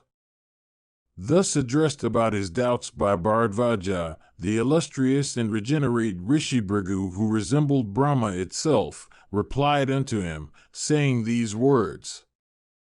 Bhrigu said, there is a primeval being, known to the great rishis, of the name of Manasa. He is without beginning and without end. That divine being is incapable of being penetrated by weapons. He is without decay and is immortal. He is said to be unmanifest. He is eternal, undecaying, and unchangeable. Through him are creatures born, and through him they die. He first created a divine being known by the name of Mahat. Mahat created consciousness. That divine being created space. That puissant being is the holder of all created objects. From space was born water, and from water were born fire and wind. Through the union of fire and wind was born the earth. Self-born Manasa then created a divine lotus pregnant with energy. From that lotus sprang Brahman, that ocean of Veda. The Shrutis say that as soon as born, that divine being uttered the words, I am he. For this he came to be called by the name of consciousness. He has all created things for his body, and he is their creator. These 5 elements that we see are that Brahman of great energy. The mountains are his bones. The earth is his fat and flesh. The oceans are his blood. Space is his stomach. The wind is his breath. Fire is his energy. The rivers are his arteries and veins. Agni and Soma, otherwise called the sun and the moon, are called his eyes. The firmament above is his head. The earth is his 2 feet. The cardinal and subsidiary points of the horizon are his arms. Without doubt, he is incapable of being known, and his soul is inconceivable by even persons crowned with ascetic success. The divine being, who pervades the whole universe, is also known by the name of Ananta, infinite. He lives in consciousness, and is incapable of being known by persons of uncleansed souls. Asked by thee, I have now told thee of him who created consciousness for evoking into existence all created objects, and from whom this universe has sprung. Bharadvaja said, what is the extent of the firmament, of the points of the horizon, of the surface of this earth, and of the wind? By telling me the truth, solve my doubts. Bhrigu said, the sky thou sayest above is infinite. It is the abode of persons crowned with ascetic success and of divine beings. It is delightful and consists of various regions. Its limits cannot be ascertained. The sun and the moon cannot see, above or below, beyond the range of their own rays. There where the rays of the sun and the moon cannot reach are luminaries which are self-effulgent and which possess splendor like that of the sun or the fire. Know this, O giver of honors, that possessed of far-famed splendor, even these last do not behold the limits of the firmament in consequence of the inaccessibility and infinity of those limits. This space which the very gods cannot measure is full of many blazing and self-luminous worlds, each above the other. Beyond the limits of land are oceans of water. Beyond water is darkness. Beyond darkness is water again, and beyond the last is fire. Downwards, beyond the nether regions, is water. Beyond water is the region belonging to the great snakes. Beyond that is sky once more, and beyond the sky is water again. Even thus there is water and sky alternately without end. Even such are the limits of the divinity represented by water. The very gods are unable to ascertain limits of fire and wind and water. The nature of fire, wind, water, and land is like that of space. They are distinguished through want of true knowledge. Sages read in diverse scriptures the limits that have been declared of the three worlds and the ocean. Who is there, however, that would set limits to what cannot be grasped by vision and what is inaccessible in all its parts? If even it becomes possible to ascertain the limits of the firmament, which is the track of the gods and beings crowned with ascetic success, it can never be possible to set limits to that which is limitless and known by the name of the infinite, to that which correspond with the name by which it is known, viz., what has been called the high-souled Manasa. When again his form is sometimes contracted and sometimes expanded, how can anyone else except one that is equal to him be able to comprehend his limits? From the lotus, of which I have already spoken, was first created the omniscient Lord, Brahman, endued with form, of essence comprised of righteousness, and the creator of all mobile and immobile things. Bharadvaja said, if Brahman sprang from the lotus, then it is the lotus that should be regarded as the firstborn and not Brahman. Why, however, is Brahma said to be the first? Do thou remove that doubt of mine? Bhrigu said, the earth it is that is called the lotus. It was created for giving a seat unto that form of Manasa which became Brahman. Reaching up to heaven itself, the Sumeru became the pericarp of the lotus. Remaining within it, the puissant Lord of the universe created all the worlds. Mahabharata, Book 12, Section 183. Bharadvaja said, tell me, O best of Brahmanas, how the puissant Brahman residing within Meru created these diverse kinds of objects. Bhrigu said, the great Manasa, in his form of Brahman, created the diverse kinds of objects by fiat of will. For the protection then of all creatures, he first created water. Water is the life of all creatures, and it is water which aids their growth. If there be no water, all creatures would perish. The whole universe is pervaded by water. Earth, mountains, clouds, and all things which have form should all be known as transformations of water. They have all been produced by the solidification of that element. Bharadvaja said, how did water spring? How fire and wind? How also was the earth created? I have great doubts on these points. Bhrigu said, O regenerate one, in very ancient times called the Brahmakulpa, the high-souled rishis of the regenerate order, when they assembled together, felt this very doubt about the creation of the universe. Restraining speech, they remained immovable, engaged in ascetic contemplation. Having given up all food, they subsisted upon air alone, and remained thus for 1,000 celestial years.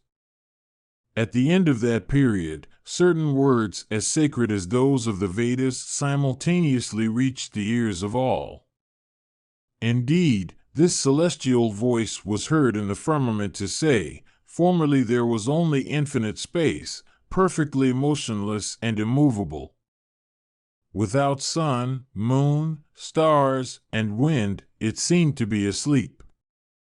Then water sprang into existence like something darker within darkness. Then from the pressure of water arose wind.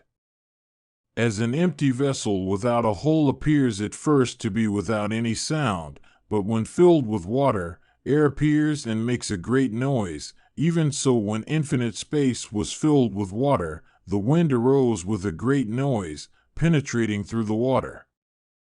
That wind, thus generated by the pressure of the ocean of water, still moveth. Coming into unobstructed space, its motion is never stopped. Then, in consequence of the friction of wind and water, fire possessed of great might and blazing energy sprang into existence, with flames directed upwards. That fire dispelled the darkness that had covered space.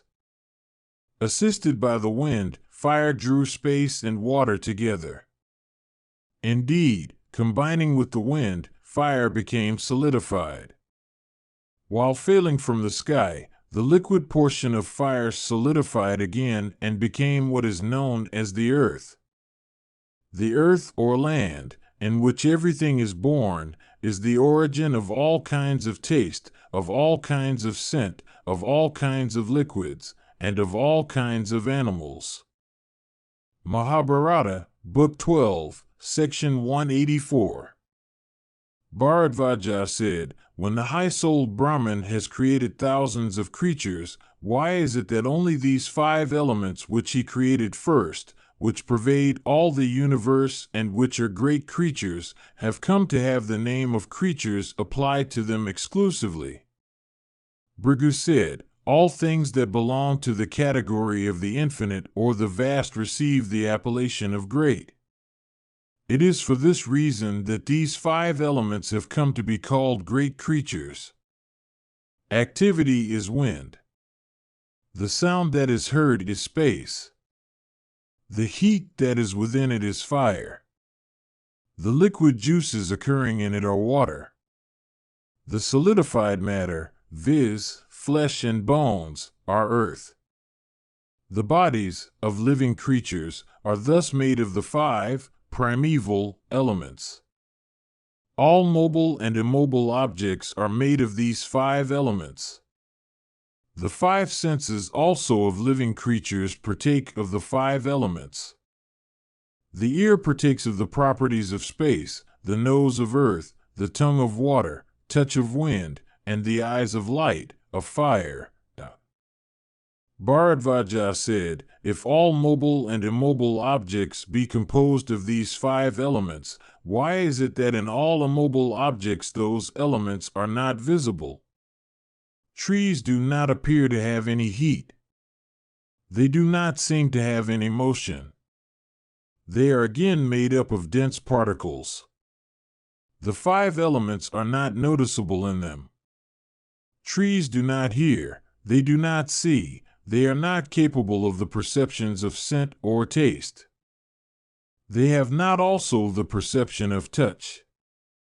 How then can they be regarded as composed of the 5 primeval elements? It seems to me that in consequence of the absence of any liquid material in them, of any heat, of any earth, of any wind, and of any empty space, trees cannot be regarded as compounds of the 5 primeval elements." Bhrigu said, "Without doubt, though possessed of density, trees have space within them.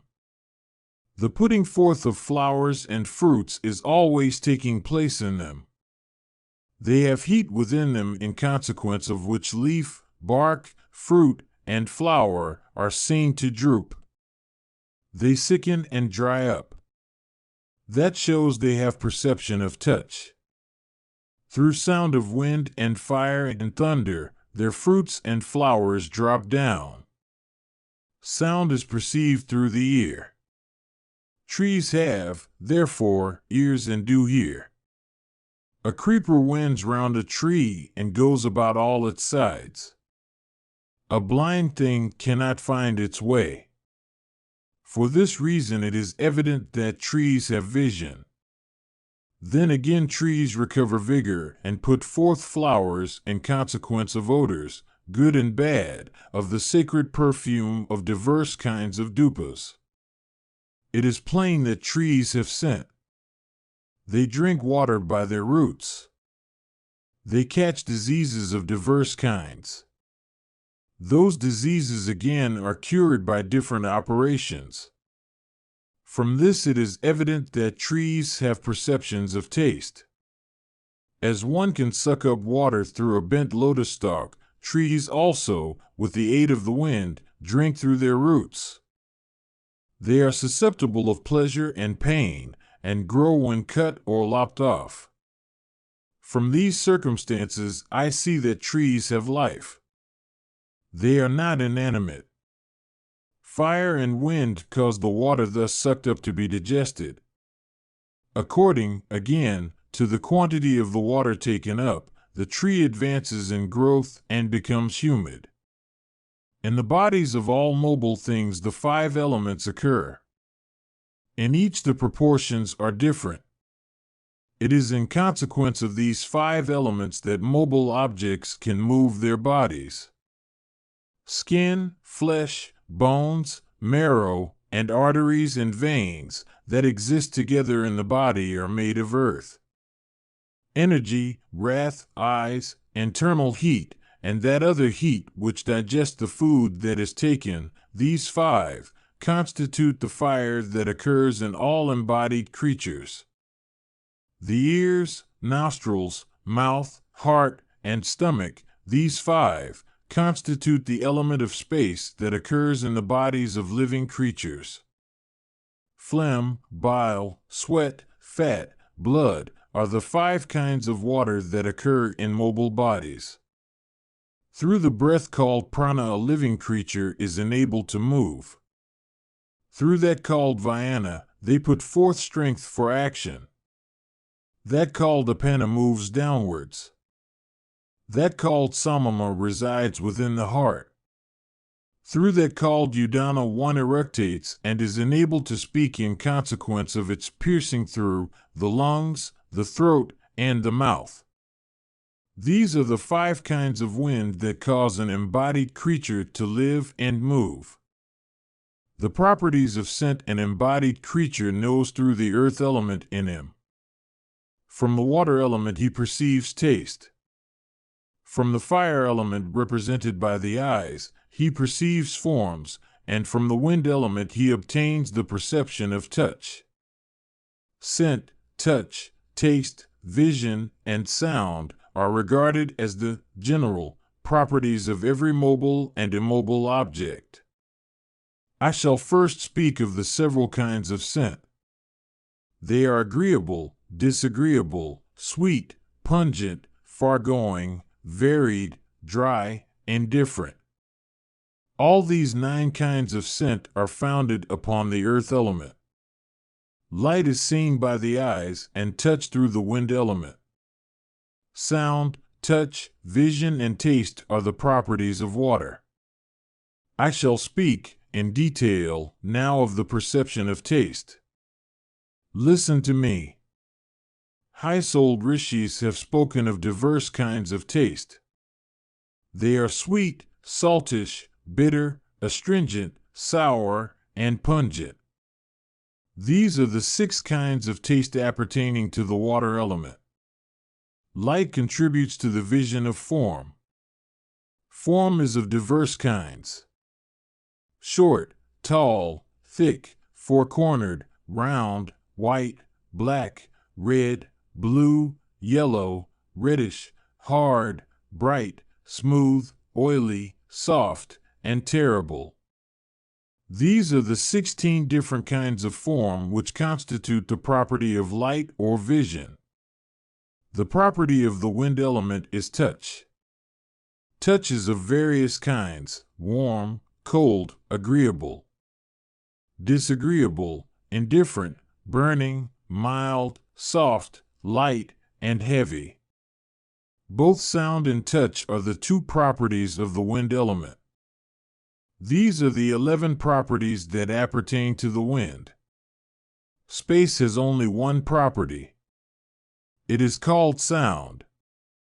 I shall now tell thee the different kinds of sound. They are the 7 original notes called Shaja, Rishabha, Gandhara, Madhyama, Panchama, Daivata, and Nishada. These are the 7 kinds of the property that appertains to space. Sound inheres like the Supreme Being in all space, though attached especially to drums and other instruments. Whatever sound is heard from drums small and large, and conchs, and clouds, and cars, and animate and inanimate creatures, are all included in these 7 kinds of sound already enumerated. Thus sound, which is the property of space, is of various kinds. The learned have said sound to be born of space. When raised by the different kinds of touch, which is the property of the wind, it may be heard.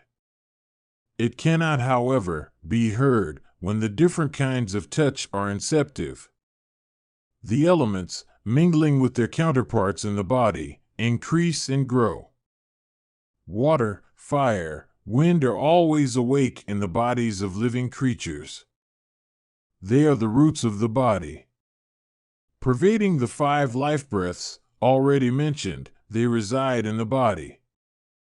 Mahabharata, Book 12, Section 185. Bharadvaja said, "How does bodily fire or heat, entering the body, reside there? How also does the wind, obtaining space for itself, cause the body to move and exert itself?"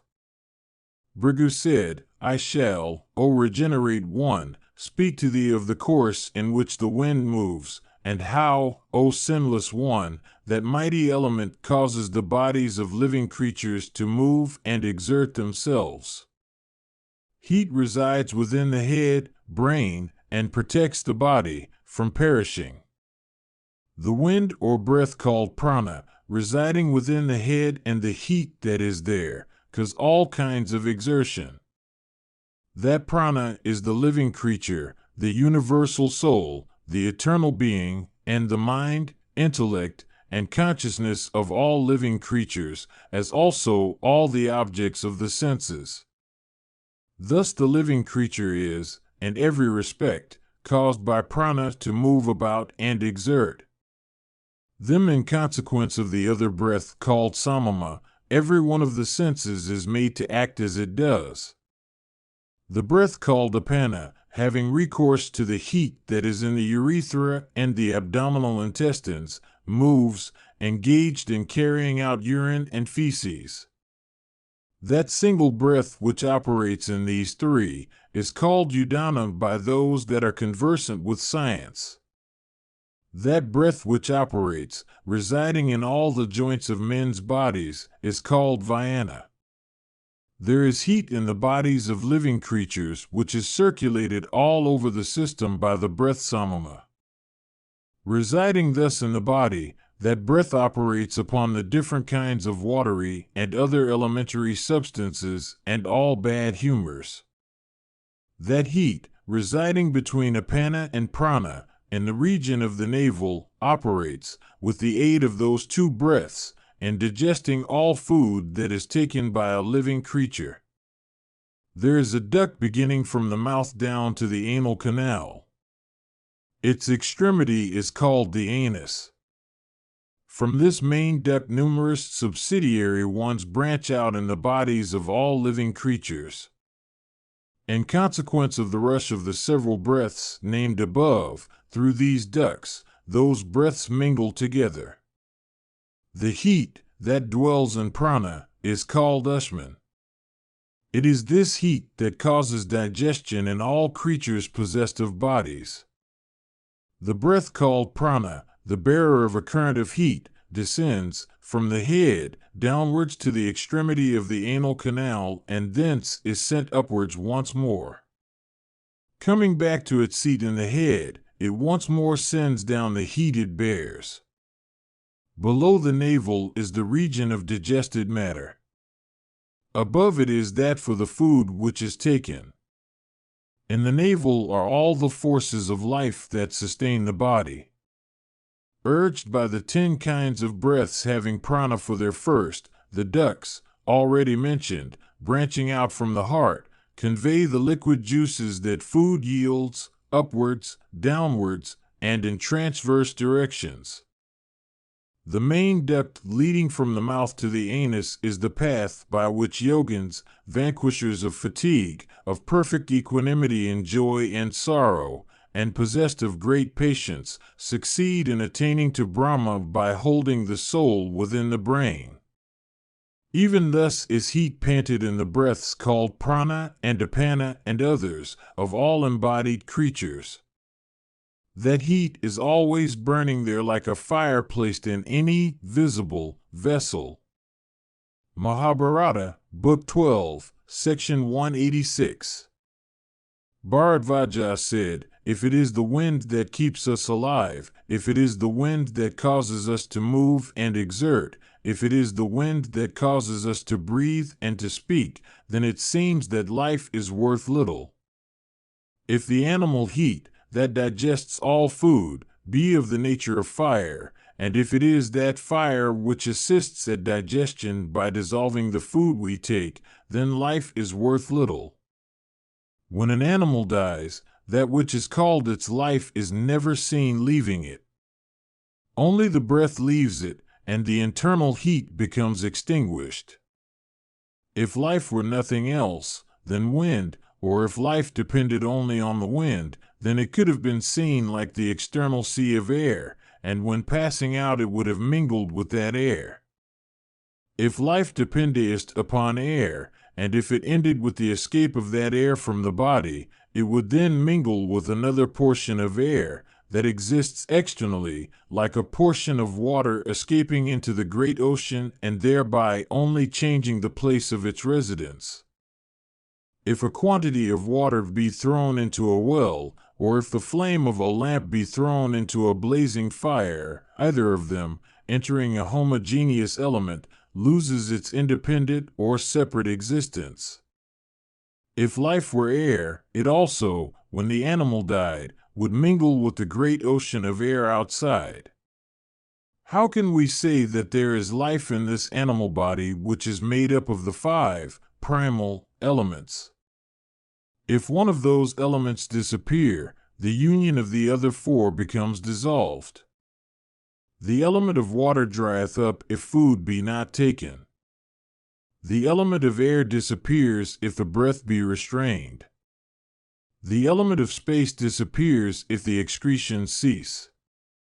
So also the element of fire becomes extinguished if food does not go in. The element of earth breaks in pieces in consequence of diseases, wounds, and other sufferings. If only one of the 5 becomes afflicted, the union, being dissolved, the 5 go away into 5 different directions. When the body, which is a union of the elements, becomes separated into 5 ingredients, whither doth life go? What doth it then know? What doth it then hear? What doth it then say? This cow, that is given away to a holy Brahmana, it is said, will rescue me in the other world. The animal, however, that is given away, itself dies. Whom then will this cow rescue? The taker of the cow, and gift, and the giver are both equal, in being both subject to death. Both of them meet with extinction in this world.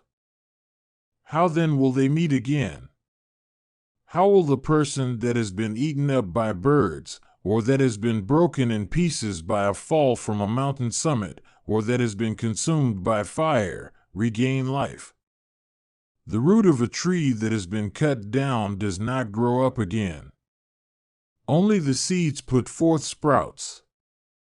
Where is the person who, having died, comes back to some sort of new existence? Only seeds were originally created. All this universe is the result of seeds in succession. They that die, die to perish. Seeds result from seeds. Mahabharata, Book 12, Section 187. Bhrigu said, "There is no destruction of the living creature, or of what is given, or of our other acts. The creature that dies only goes into another form. The body alone dissolves away. The living creature, though depending upon the body, does not meet with destruction when the body is destroyed. It is not seen after the destruction of the physical frame, just as fire is not seen after the consumption of the fuel with which it was ignited." Bharadvaja said, "If there is no destruction of the living creature like that of fire, I submit, fire itself is not seen after consumption of the fuel that ignited it. When the supply of fuel is stopped, the fire becomes extinguished and, as far as I know, becomes annihilated. That should surely be regarded to have met with destruction which has no longer any action, which furnishes no proof of its existence, and which no longer occupies any space." Bhrigu said, "It is true that upon the consumption of fuel fire is no longer seen. It mingles with space because there is no longer any visible object in which to inhere, and hence it becomes incapable of perception by us. Similarly, upon leaving the body, the creature lives in space, and cannot be seen in consequence of its extreme subtlety, as is doubtless the case with fire. It is fire or heat that sustains the breaths called prana and the others. Know that heat, thus existing, is called life or the living agent. That heat which is the sustainer of the breaths becomes extinguished in consequence of the suppression of breath. Upon that heat in the physical frame being extinguished, the frame itself loses animation. Falling down, it is transformed into earth, for that is its ultimate destination. The breath that is in all mobile and immobile objects mingles with space, and the heat that is in them follows that breath. These three, viz., space, air, and tire, mingle together. The other two, viz., water and earth, exist together in the form of earth. There is wind where space is, and there is fire where wind is. They are formless, it should be known, and become endued with form only in respect of embodied creatures." Bharadvaja said, "If in the physical frames of all living creatures there are heat, wind, earth, space, and water, what, then, are the indications of living agent? Tell me these, O sinless one. I desire to know the nature of the life that is in the bodies of living beings, bodies made up of the 5 primal elements, engaged in the 5 acts, endued with the 5 senses, and possessed of animation. Upon the dissolution of the body, which is a union of flesh and blood, and a mass of fat, sinews, and bones, that which is the living agent cannot be seen. If this body, composed of the 5 elements, be destitute of what is called life, who or what then is that which feels misery upon the appearance of either bodily or mental pain? The living agent hears what is said, with the aid of the ears. It, however, happens again, O great Rishi, that the same agent hears not when the mind is otherwise engaged. It seems, therefore, that which is called the living agent serves no purpose. The whole scene that the living agent sees with eyes acting in concert with the mind, the eye beholds not, even when lying before it, if the mind be otherwise engaged. Then again, when it is under the influence of sleep, that agent neither sees nor smells, nor hears, nor speaks, nor experiences the perceptions of touch and taste. Who or what then is that which feels joy, becomes angry, gives way to sorrow, and experiences tribulation? What is that which wishes, thinks, feels aversion, and utters words? Brigu said, the mind also is made of the 5 elements in common with the body. For this reason it is of no consequence with respect to the acts mentioned by thee. Only the one internal soul sustaineth the body. It is he that perceives smell, taste, sound, touch, and form, and other properties that exist in external nature. That soul, pervading all the limbs, is the witness of the acts of the mind endued with 5 attributes and residing within the body composed of the 5 elements. It is he who feels pleasure and pain, and when separated from him the body no longer experiences them. When there is no longer any perception of form or of touch, when there is no heat in the fire that resides within the body, indeed, when that animal heat becomes extinguished, the body, in consequence of its abandonment by the soul, meets with destruction. The whole universe is composed of water. Water is the form of all embodied creatures. And that water is the soul which is displayed in the mind. That soul is the creator Brahman who exists in all things. When the soul becomes endued with vulgar attributes, it comes to be called kshatrajna. When freed from those attributes, it comes to be called Paramatman or Supreme Soul. Know that soul. He is inspired with universal benevolence. He resides in the body like a drop of water in a lotus. Know well that which is called kshatrajna and which has universal benevolence. Darkness, passion, and goodness are the attributes of the living agent. The learned say that the soul has consciousness and exists with the attributes of life. The soul exerts and causes everything to exert. Persons that have a knowledge of the soul say that the soul is different from life. It is the Supreme Soul that has created the 7 worlds and sets them a-going. There is no destruction of the living agent when the dissolution of the body takes place. Men destitute of intelligence say that it dies. That is certainly untrue. All that the living agent does is to go from one unto another body. That which is called death is only the dissolution of the body. It is thus that the soul, wrapped in diverse forms, migrates from form to form, unseen and unnoticed by others. Persons possessed of true knowledge behold the soul by their keen and subtle intelligence. The man of wisdom, living on frugal fare, and with heart cleansed of all sins, devoting himself to yoga meditation, succeeds every night, before sleep and after sleep, and beholding his soul by the aid of his soul. In consequence of a contented heart, and by abandoning all acts good and bad, one can obtain infinite happiness by depending upon one's own soul. The king, of fiery effulgence, residing within the mind is called the living agent. It is from that Lord of everything that this creation has sprung. Even this is the conclusion to be arrived at in the inquiry into the origin of creatures and the soul. Mahabharata, Book 12, Section 188. Brigu said, Brahman first created a few Brahmanas who came to be called Prajapatis, lords of creation. Possessed of splendor equal to that of the fire or the sun, they were created out of the energy of that firstborn being. The puissant Lord then created truth, duty, penance, the eternal Vedas, all kinds of pious acts, and purity for enabling creatures to attain to heaven by practicing them.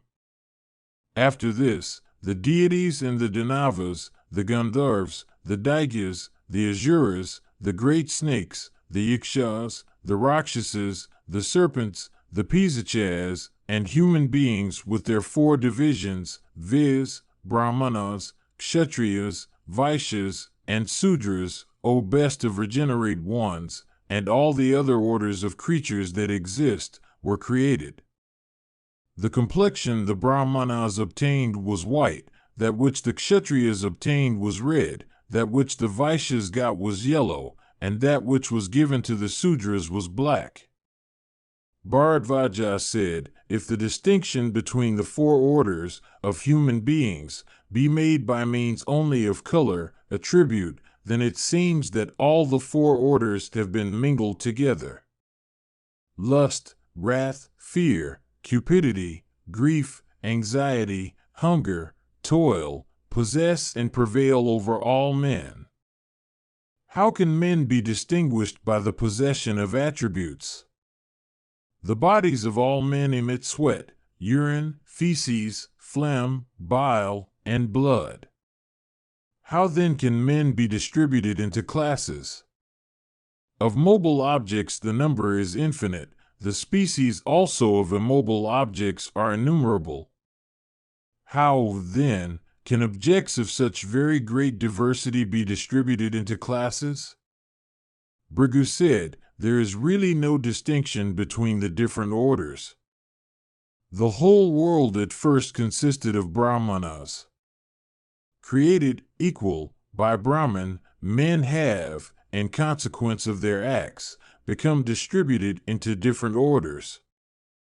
They that became fond of indulging in desire and enjoying pleasures, possessed of the attributes of severity and wrath, endued with courage, and unmindful of the duties of piety and worship, these Brahmanas possessing the attribute of passion, became Kshatriyas. Those Brahmanas again who, without attending to the duties laid down for them, became possessed of both the attributes of goodness and passion, and took to the professions of cattle rearing and agriculture, became Vaishyas. Those Brahmanas again that became fond of untruth and injuring other creatures, possessed of cupidity, engaged in all kinds of acts for a living, and fallen away from purity of behavior, and thus wedded to the attribute of darkness, became Sudras. Separated by these occupations, Brahmanas, falling away from their own order, became members of the other three orders. All the four orders, therefore, have always the right to the performance of all pious duties and of sacrifices. Even thus were the four orders at first created equal by Brahman, who ordained for all of them the observances disclosed in the words of Brahma in the Vedas. Through cupidity alone, many fell away and became possessed by ignorance. The Brahmanas are always devoted to the scriptures on Brahma, and mindful of vows and restraints, are capable of grasping the conception of Brahma. Their penances, therefore, never go for nothing. They amongst them are not Brahmanas that are incapable of understanding that every created thing is Supreme Brahma. These, falling away, became members of diverse, inferior orders. Losing the light of knowledge, and betaking themselves to an unrestrained course of conduct, they take birth as Pisachas and Rakshasas and Pretas, and as individuals of diverse Mleka species. The great rishis who at the beginning sprang into life, through Brahman's will, subsequently created, by means of their penances, men devoted to the duties ordained for them and attached to the rites laid down in the eternal Vedas. That other creation, however, which is eternal and undecaying, which is based upon Brahma and has sprung from the primeval God, and which has its refuge upon yoga, is a mental one. Mahabharata, Book 12, Section 189. Bharadvaja said, "By what acts does one become a Brahmana? By what, a Kshatriya? O best of regenerate ones, by what acts again does one become a Vaishya or a Sudra? Tell me this, O foremost of speakers." Bhrigu said, "That person is called a Brahmana who has been sanctified by such rites as those called jata and others, who is pure in behavior, who is engaged in studying the Vedas, who is devoted to the 6 well-known acts of ablutions every morning and evening, silent recitation of mantras, pouring libations on the sacrificial fire, worshipping the deities, doing the duties of hospitality to guests, and offering food to the Viswadevas, who is properly observant of all pious acts, who never takes food without having offered it duly to gods and guests, who is filled with reverence for his preceptor, and who is always devoted to vows and truth. He is called a Brahmana in whom are truth, gifts, abstention from injury to others, compassion, shame, benevolence, and penance. He who is engaged in the profession of battle, who studies the Vedas, who makes gifts to Brahmanas and takes wealth from those he protects, is called a Kshatriya. He who earns fame from keep of cattle, who is employed in agriculture and the means of acquiring wealth, who is pure in behavior and attends to the study of the Vedas, is called a Vaishya. He who takes pleasure in eating every kind of food, who is engaged in doing every kind of work, who is impure in behavior, who does not study the Vedas, and whose conduct is unclean, is said to be a Sudra. If these characteristics be observable in a Sudra, and if they be not found in a Brahmana, then such a Sudra is no Sudra, and such a Brahmana is no Brahmana. By every means should cupidity and wrath be restrained. This is also self-restraint, are the highest results of knowledge. Those 2 passions, viz., cupidity and wrath, should, with one's whole heart, be resisted. They make their appearance for destroying one's highest good. One should always protect one's prosperity from one's wrath, one's penances from pride, one's knowledge from honor and disgrace, and one's soul from error. That intelligent person, O regenerate one, who does all acts without desire of fruit, whose whole wealth exists for charity, and who performs the daily homa, is a real renouncer. One should conduct oneself as a friend to all creatures, abstaining from all acts of injury. Rejecting the acceptance of all gifts, one should, by the aid of one's own intelligence, be a complete master of one's passions. One should live in one's soul where there can be no grief. One would then have no fear here and attain to a fearless region hereafter. One should live always devoted to penances, and with all passions completely restrained, observing the vow of taciturnity, and with soul concentrated on itself, desirous of conquering the unconquered senses, and unattached in the midst of attachments. All things that can be perceived by the senses are called manifest. All, however, that is unmanifest, that is beyond the ken of the senses, that can be ascertained only by the subtle senses, should be sought to be known. If there be no faith, one will never succeed in attaining to that subtle sense. Therefore, one should hold oneself in faith. The mind should be united with prana, and prana should then be held within Brahma. By dissociating oneself from all attachments, one may obtain absorption into Brahma. There is no need of attending to any other thing. A Brahmana can easily attain to Brahma by the path of renunciation. The indications of a Brahmana are purity, good behavior, and compassion unto all creatures. Mahabharata, Book 12, Section 190. Bhrigu said, "Truth is Brahma, truth is penance, it is truth that creates all creatures. It is by truth that the whole universe is upheld, and it is with the aid of truth that one goes to heaven. Untruth is only another form of darkness. It is darkness that leads downwards. Those who are afflicted by darkness and covered by it fail to behold the lighted regions of heaven. It has been said that heaven is light and that hell is darkness. The creatures that dwell in the universe may obtain both heaven and hell. In this world also, truth and untruth lead to opposite courses of conduct and opposite indications, such as righteousness and unrighteousness, light and darkness, pleasure and pain.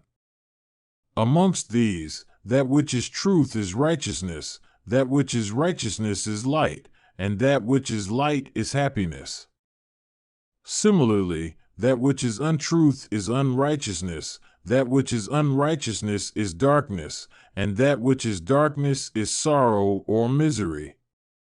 In this respect it is said that they that are possessed of wisdom, beholding that the world of lyre is overwhelmed with sorrow, both bodily and mental, and with happiness that is sure to end in misery, never suffer themselves to be stupefied. He that is wise will strive to rescue himself from sorrow. The happiness of living creatures is unstable both here and hereafter.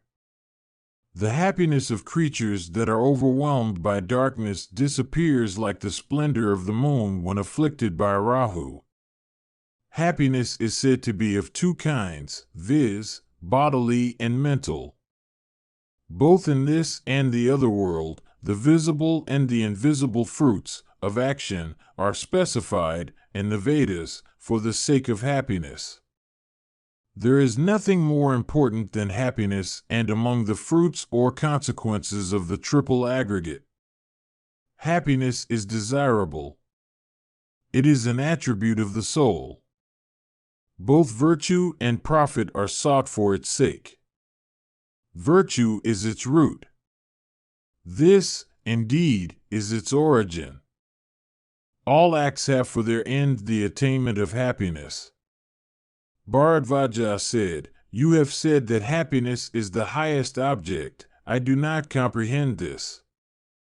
This attribute of the soul that, you say, is so desirable is not sought by the rishis who are regarded to be engaged in something promising a higher reward.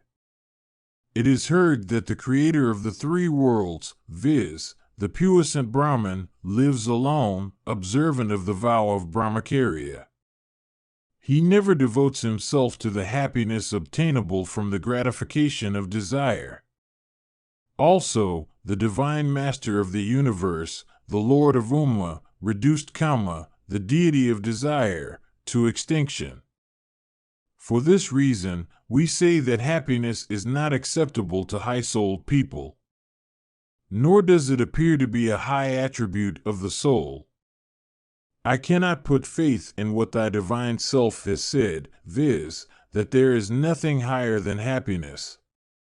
That there are two kinds of consequences in respect of our acts, viz., the springing of happiness from good acts and of sorrow from sinful acts, is only a saying that is current in the world."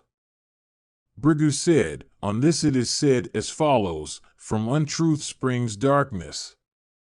They that are overwhelmed by darkness pursue only unrighteousness and not righteousness, being overmastered by wrath, covetousness, malice, falsehood, and similar evils. They never obtain happiness either here or hereafter. On the other hand, they are afflicted by various kinds of disease and pain and trouble.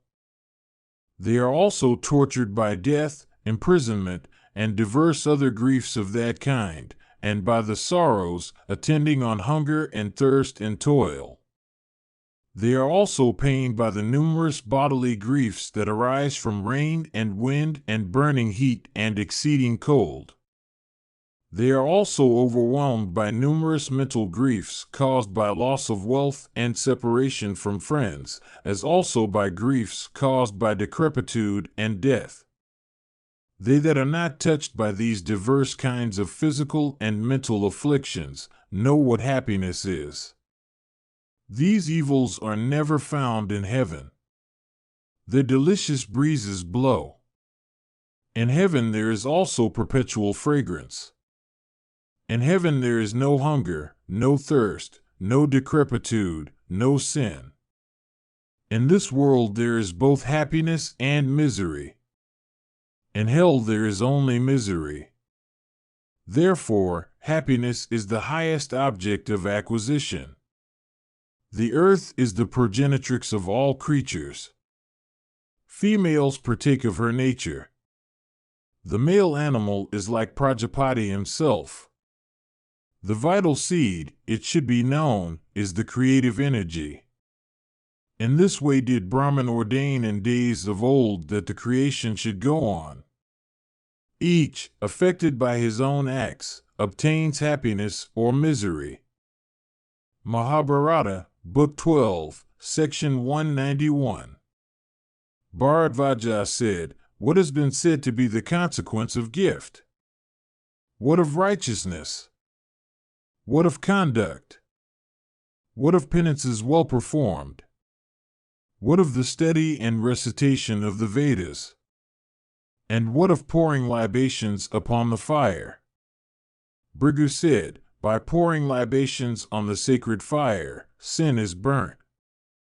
By study of the Vedas one obtains blessed tranquility. By gift, one obtains pleasure and articles of enjoyment. By penances, one acquires blessed heaven." Gift is said to be of two kinds, gifts for the other world, and those for this. Whatever is given to the good attends the giver in the other world. Whatever is given to those that are not good produces consequences enjoyable here. The consequences of gifts are commensurate with the gifts themselves. Bharadvaja said, "What course of duties should be performed by whom? What also are the characteristics of duty? How many kinds of duty are there? It behoveth thee to tell me these." Bhrigu said, "Those wise men who are engaged in practicing the duties laid down for them succeed in obtaining heaven as their reward. By doing otherwise, people become guilty of folly." Bharadvaja said, "It behoveth thee to tell me about the four modes of life that were formerly laid down by Brahman, and the practices ordained for each of them." Bhrigu said, "In days of yore, the divine Brahman, for benefiting the world, and for the protection of righteousness, indicated four modes of life. Amongst them, residence in the abode of the preceptor is mentioned as the first, in order of time. He who is in this mode of life should have his soul cleansed by purity of conduct, by Vedic rites, and by restraints and vows and humility. He should worship the morning and evening twilights, the sun, his own sacred fire, and the deities. He should cast off procrastination and idleness. He should cleanse his soul by saluting his preceptor, by studying the Vedas, and by listening to his preceptor's instructions. He should perform his ablutions thrice, viz., in the morning, noon, and evening. He should lead a life of celibacy, attend to his sacred fire, dutifully serve his preceptor, daily go out on a round of mendicancy for supporting himself, and give ungrudgingly unto his preceptor the whole of what is obtained in alms. Willingly accomplishing everything that the commands of his preceptor may indicate, he should be ready to receive such Vedic instruction as his preceptor may give him as a favor."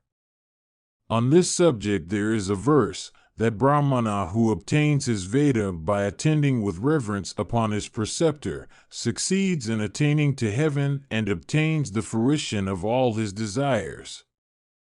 The domestic mode of life is called the second, in point of time. We shall explain to you all the pious acts and indications of that mode. Those who, having completed their residence in the preceptor's abode, return home, who are of pious conduct, who desire the fruits of a virtuous course of behavior with spouses in their company, have this mode of life ordained for them. In it virtue, wealth, and pleasure may all be obtained. It is, thus, suited to the cultivation of the triple aggregate. Acquiring wealth by irreproachable acts, or with wealth of high efficacy which is obtained from recitation of the Vedas, or living upon such means as are utilized by the regenerate rishis, or with the produce of mountains and mines, or with the wealth represented by the offerings made in sacrifices and on the termination of vows and other observances, and those made unto deities, the householder should lead this mode of life. That mode of life is regarded as the root of all the others.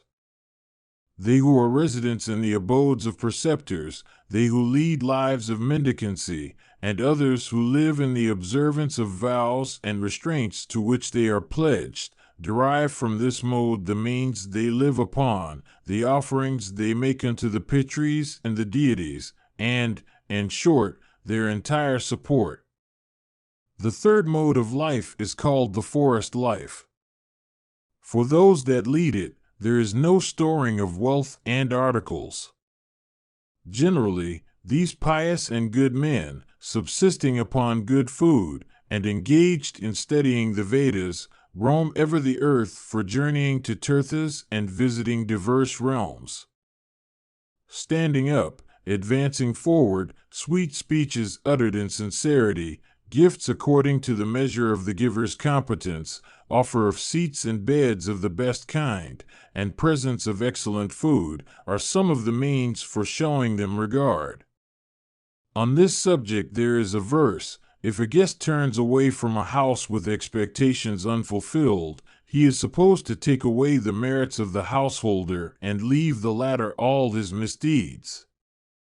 Then again, in the domestic mode of life, the deities are gratified by sacrifices and other religious rites, the pitris by the performance of obsequial rites, the rishis by cultivation of Vedic knowledge, by listening to the instructions of preceptors, and by committing to memory the scriptures, and lastly the Creator by begetting children.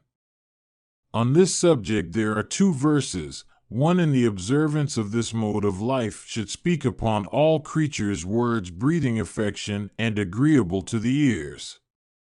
To give pain, to inflict mortifications, and harsh words are all censurable. Insult, arrogance, and deceit also should be avoided.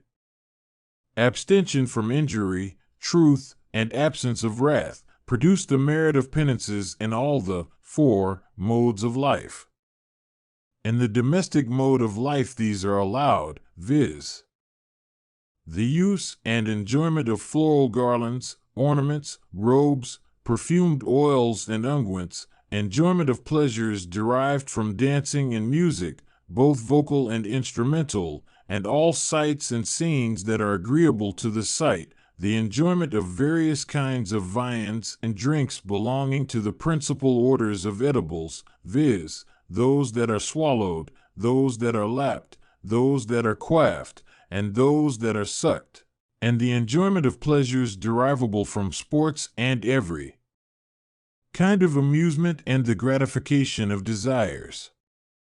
That man who in the observance of this mode of life seeks the acquisition of the triple aggregate, viz., religion, wealth, and pleasure, with that of the great end of the three attributes of goodness and passion and darkness, enjoys great happiness here and at last attains to the end that is reserved for persons that are virtuous and good. Even that householder who observes the duties of his mode of life by following the practice of picking up fallen grains of corn from the cracks of fields, and who abandons sensual pleasure and attachment to action, does not find it difficult to obtain heaven. Mahabharata, Book 12, Section 192. Brigu said, forest recluses seeking the acquisition of virtue go to sacred waters and rivers and springs, and undergo penances in lone and secluded woods abounding with deer and buffaloes and boars and tigers and wild elephants.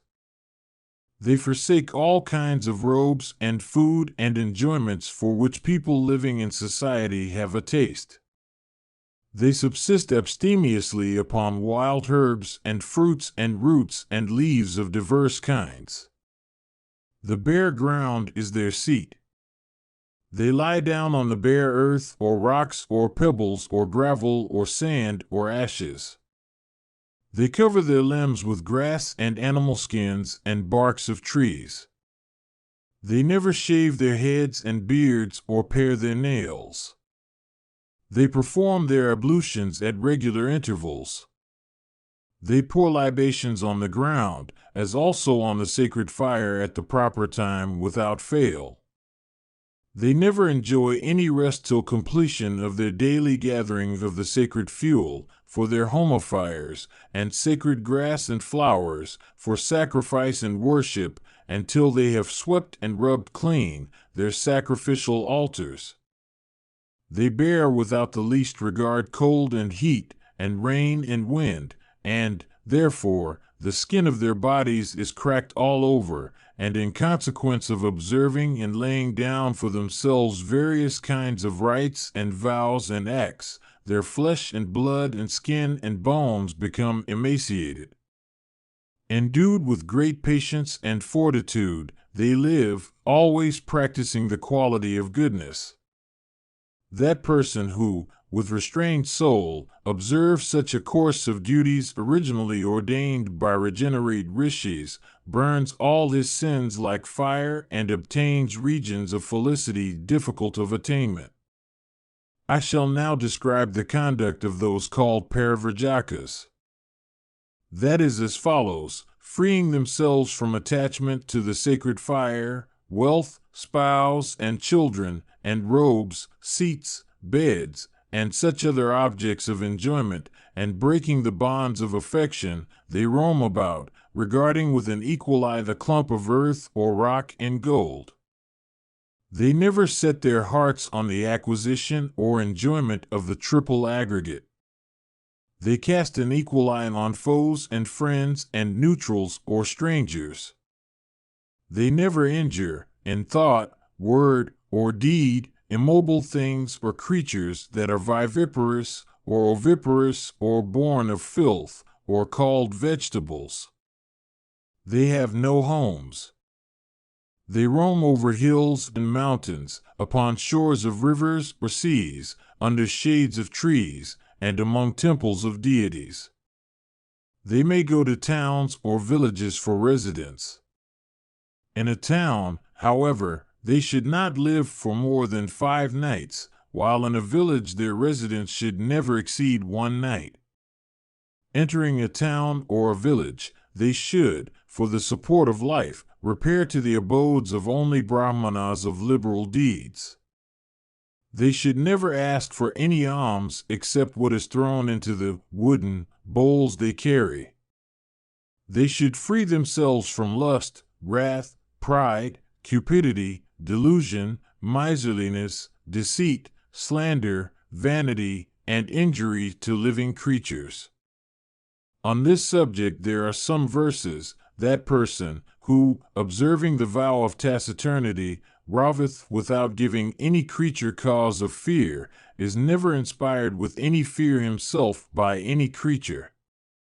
That learned person who performs the Agnihotra, not by kindling of external fire, but with the aid of the fire that is his own body, indeed, who poureth libations into his own mouth and upon the fire that exists in his own body, succeeds in attaining to numerous regions of felicity in consequence of that fire being fed with such libations obtained by a life of eleemosynation. That person of regenerate birth who observes in the aforesaid way this mode of life having emancipation for its end, with a pure heart and with an understanding freed from resolution, attains to Brahma after the manner of a tranquil ray of light that is not fed by any blazing fuel. Bharadvaja said, "Beyond this region that we inhabit, there is a region that we have heard of but never seen. I desire to know all about it. It behoveth thee to describe it to me." Bhrigu said, "Towards the north, on the other side of Himavat, which is sacred and possessed of every merit, there is a region that is sacred, blessed, and highly desirable. That is called the other world. The men that inhabit that region are righteous in act, pious, of pure hearts, freed from cupidity and errors of judgment, and not subject to afflictions of any kind. That region is, indeed, equal to heaven, possessed as it is of such excellent attributes. Death comes there at the proper season. Diseases never touch the inhabitants. Nobody cherishes any desire for the wives of other people. Every one is devoted to his own wife. These people do not afflict or kill one another, or covet one another's things. There no sin occurs, no doubt arises. There the fruits of all religious acts are visible. There some enjoy seats and drinks and viands of the best kind, and live within palaces and mansions. There some, adorned with ornaments of gold, surround themselves with every article of enjoyment. There are, again, some that eat very abstemiously, for only keeping body and soul together. There some, with great toil, seek to hold the life breaths. Here, in this region that is inhabited by us, some men are devoted to righteousness and some to deceit. Some are happy and some miserable, some are poor and some rich. Here toil, and fear and delusion, and painful hunger make their appearance. Here cupidity for wealth is also seen, a passion that stupefies even those that are learned amongst men. Here diverse opinions prevail, broached by those that do deeds which are righteous or sinful. That man possessed of wisdom who knows all those opinions which may be divided into two kinds is never stained by sin. Deceit with fraud, theft, slander, malice, oppression, injury, treachery, and untruth, and vices that detract from the merit of his penances who practices them. He, on the other hand, possessed of learning, who avoids them, finds the merit of his penances increased. Here there is much reflection about acts that are righteous and those that are unrighteous. This region that we inhabit is the field of action. Having done good and evil here, one obtains good for his good acts and evil for acts that are evil. Here the very Creator in days of yore, and all the gods with the rishis, having performed proper penances, become cleansed and attain to Brahma. The northern portion of the earth is highly auspicious and sacred. Those belonging to this region that we inhabit, that are doers of righteous deeds or that show regard for yoga, become born in that region. Others, that are of a different disposition, take their births in the intermediate species. Some again, when their allotted periods run out, become lost on earth. Employed in feeding upon one another and stained by cupidity and delusion, these may return to this very region without being able to go, after death, to that northern region. Those men of wisdom who with vows and observant of Brahmacharya listen with veneration to the instructions of preceptors succeed in knowing the ends reserved for all classes of men. I have now told thee in brief the course of duties ordained by Brahman. He, indeed, is said to be possessed of intelligence who knows what is righteousness and what its reverse in this world. Bhishma continued, "Thus, O king, did Bhrigu speak unto Bharadvaja of great energy. Of soul highly virtuous, the latter became filled with wonder and worshipped the great sage with veneration. Thus, O monarch, the origin of the universe has been narrated to thee in detail. What, O thou of great wisdom, dost thou wish to hear after this? Mahabharata, Book 12, Section 193. Yudhishthira said, I think, O grandsire, that thou art acquainted with everything, O thou that art conversant with duties. I desire to hear thee discourse to me, O sinless one, of the ordinances about conduct. Bhishma said, They that are of bad conduct, of bad acts, of wicked understanding, and excessive rashness, are called evil or wicked men. They, however, that are called good are distinguished by purity of conduct and practices. They are good men who never answer calls of nature on the high roads, and cow pens, or in fields overgrown with paddy. Having finished the necessary acts, one should perform his ablutions in river water and gratify the deities with oblations of water. This is said to be the duty of all men. Surya should be always worshipped. One should not sleep after sunrise. Morning and evening the prayers, ordained in the scriptures, should be said, sitting with face turned towards the east and towards the west respectively. Washing the 5 limbs, one should eat silently with face turned towards the east. One should never disparage the food which one is to eat. One should eat food that is good to the taste. After eating, one should wash one's hands and rise. One should never go to sleep at night with wet feet. The celestial Rishi Narada said that these are indications of good conduct. One should every day circumambulate a sacred spot, a bull, a sacred image, a cow pen, a place where 4 roads meet, a pious brahmana, and sacred tree. One should not make distinctions between one's guests and attendants and kinsmen in matters of food. Equality, in this respect, with servants is applauded. Eating twice a day, in the morning and evening, is an ordinance of the gods. It is not laid down that one should eat once more at any intermediate period. He who eats according to this rule acquires the merit of a fast.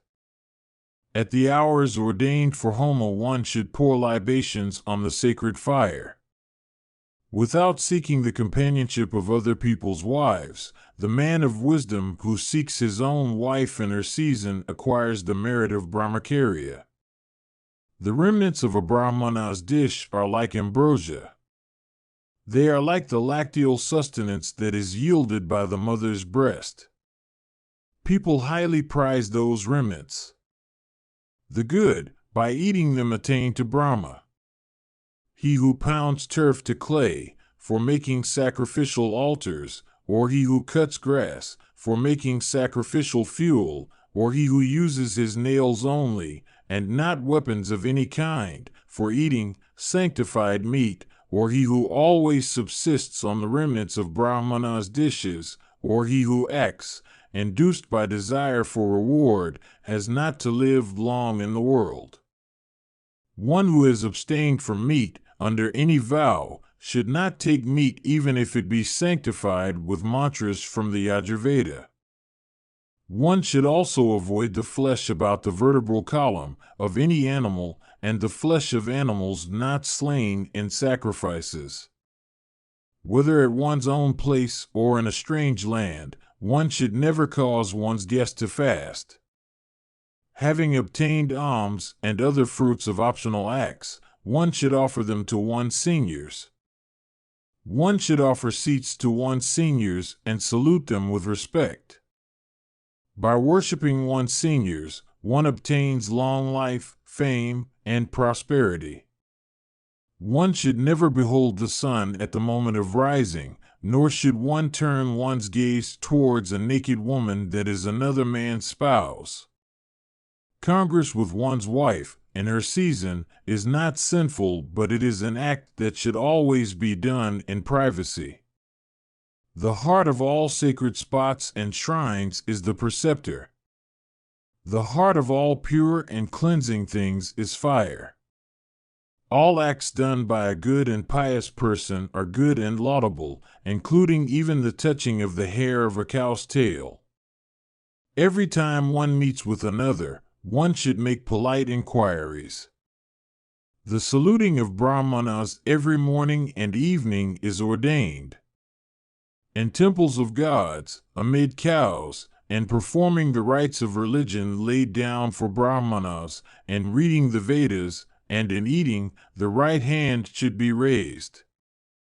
The worship of brahmanas, morning and evening, according to due rites, produces great merit.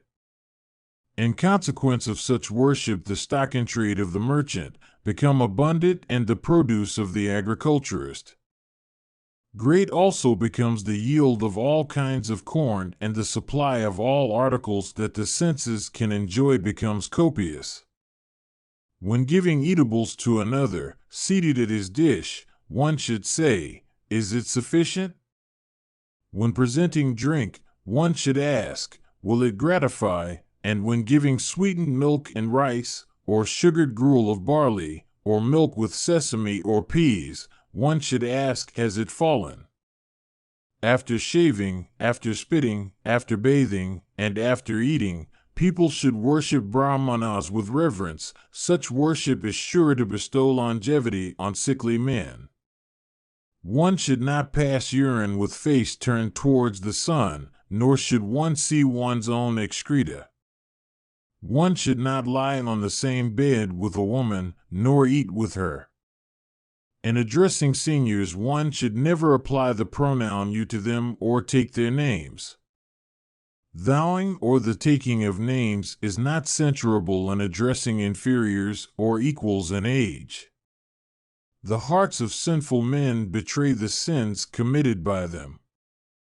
Those sinful men that conceal their conscious sins from good men meet with destruction. Only ignorant fools seek to conceal the sins which they commit consciously. It is true that human beings do not see those sins, but the gods see them.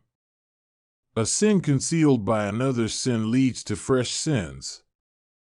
An act of merit, again, if concealed by an act of merit, increases the merit.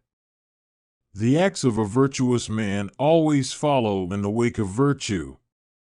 A man destitute of understanding never thinks of the sins committed by him. Those sins, however, overtake the doer that has fallen away from the scriptures. As Rahu comes to Chandra at his proper time, those sinful acts come to the foolish man. The objects that are stored with expectation are scarcely enjoyed. Such storing is never applauded by the wise, for death waits for no one, but snatches his prey whether the latter be ready or unready. The wise have said that the righteousness of all creatures is an attribute of the mind. For this reason, one should, in one's mind, do good to all. One should practice virtue singly. In the practice of virtue, one has no need for the help of others. If one obtains only the ordinances of the scriptures, what can an associate do? Righteousness is the origin of mankind. Righteousness is the ambrosia of the gods. After death, men enjoy, through righteousness, eternal happiness. Mahabharata, Book 12, Section 194. Yudhishthira said, "Tell me, O grandsire, what end of what nature is that which is called by the name of Adhyatma, and which is laid down for every person? O thou that art acquainted with Brahma, whence has this universe consisting of mobile and immobile things been created? When universal destruction sets in, to whom does it go? It behoveth thee to discourse to me upon this topic." Bhishma said this, Adhyatma, O son of Pritha, that thou askest me about, I will presently discourse upon. It is highly agreeable and productive of great felicity. Great teachers have, before this, shown the truths about creation and the destruction of the universe. Knowing those truths, a person may obtain, even in this world, great satisfaction and felicity. Such knowledge may lead also to the acquisition of great fruits, and it is highly beneficial to all creatures. Earth, air, space, water, and light, numbered as the fifth, are regarded as great creatures. These constitute both the origin and the destruction of all created objects. Unto him from whom these great primal elements take their origin, they return repeatedly, severing themselves from all creatures, into whose compositions they enter, even like the waves of the ocean, subsiding into that from which they seem to take their rise. As the tortoise stretches its limbs and withdraws them again, even so the Supreme Soul creates all objects and again withdraws into himself. The Creator places the five primal elements in all created objects in different proportions. The living creature, however, does not see it through ignorance. Sound, the organs of hearing, and all holes, these three, spring from space as their progenitor.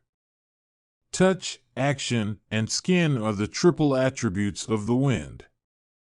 Form, eye, and digestion are the triple attributes of fire or energy. Taste, all liquid secretions, and the tongue represent the three attributes of water.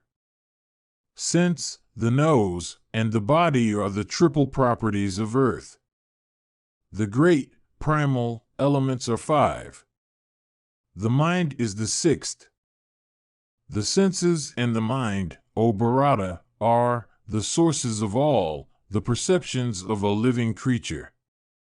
The seventh is called the understanding, and the eighth is the soul. The senses are for perceiving. The mind, unable to deal with those perceptions, produces uncertainty. The understanding reduces all perceptions to certainty. The soul exists as a witness, without acting. All that is above the 2 feet, all that is behind, and all that is above, are seen by the soul. Know that the soul pervades the entire being without any space being left unoccupied. All men should know the senses, the mind, and the understanding fully. The 3 states or qualities called darkness, passion, and goodness exist, dependent on the senses, the mind, and the understanding. Man, by apprehending with the aid of his intelligence the manner in which creatures come and leave the world, is sure to gradually attain to steadfast tranquility.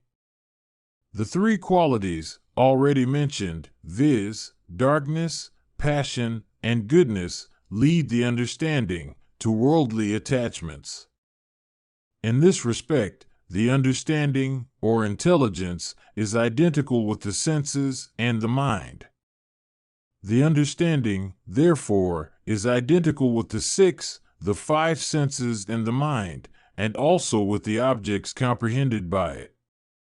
When, however, the understanding is destroyed, the 3 qualities of darkness, passion, and goodness are incapable of leading to action. This universe of immobile and mobile things consists of that intelligence. It is from that intelligence that everything arises, and it is into it that everything subsides. For this reason, the scriptures indicate that everything is a manifestation of intelligence. That by which one hears is the ear.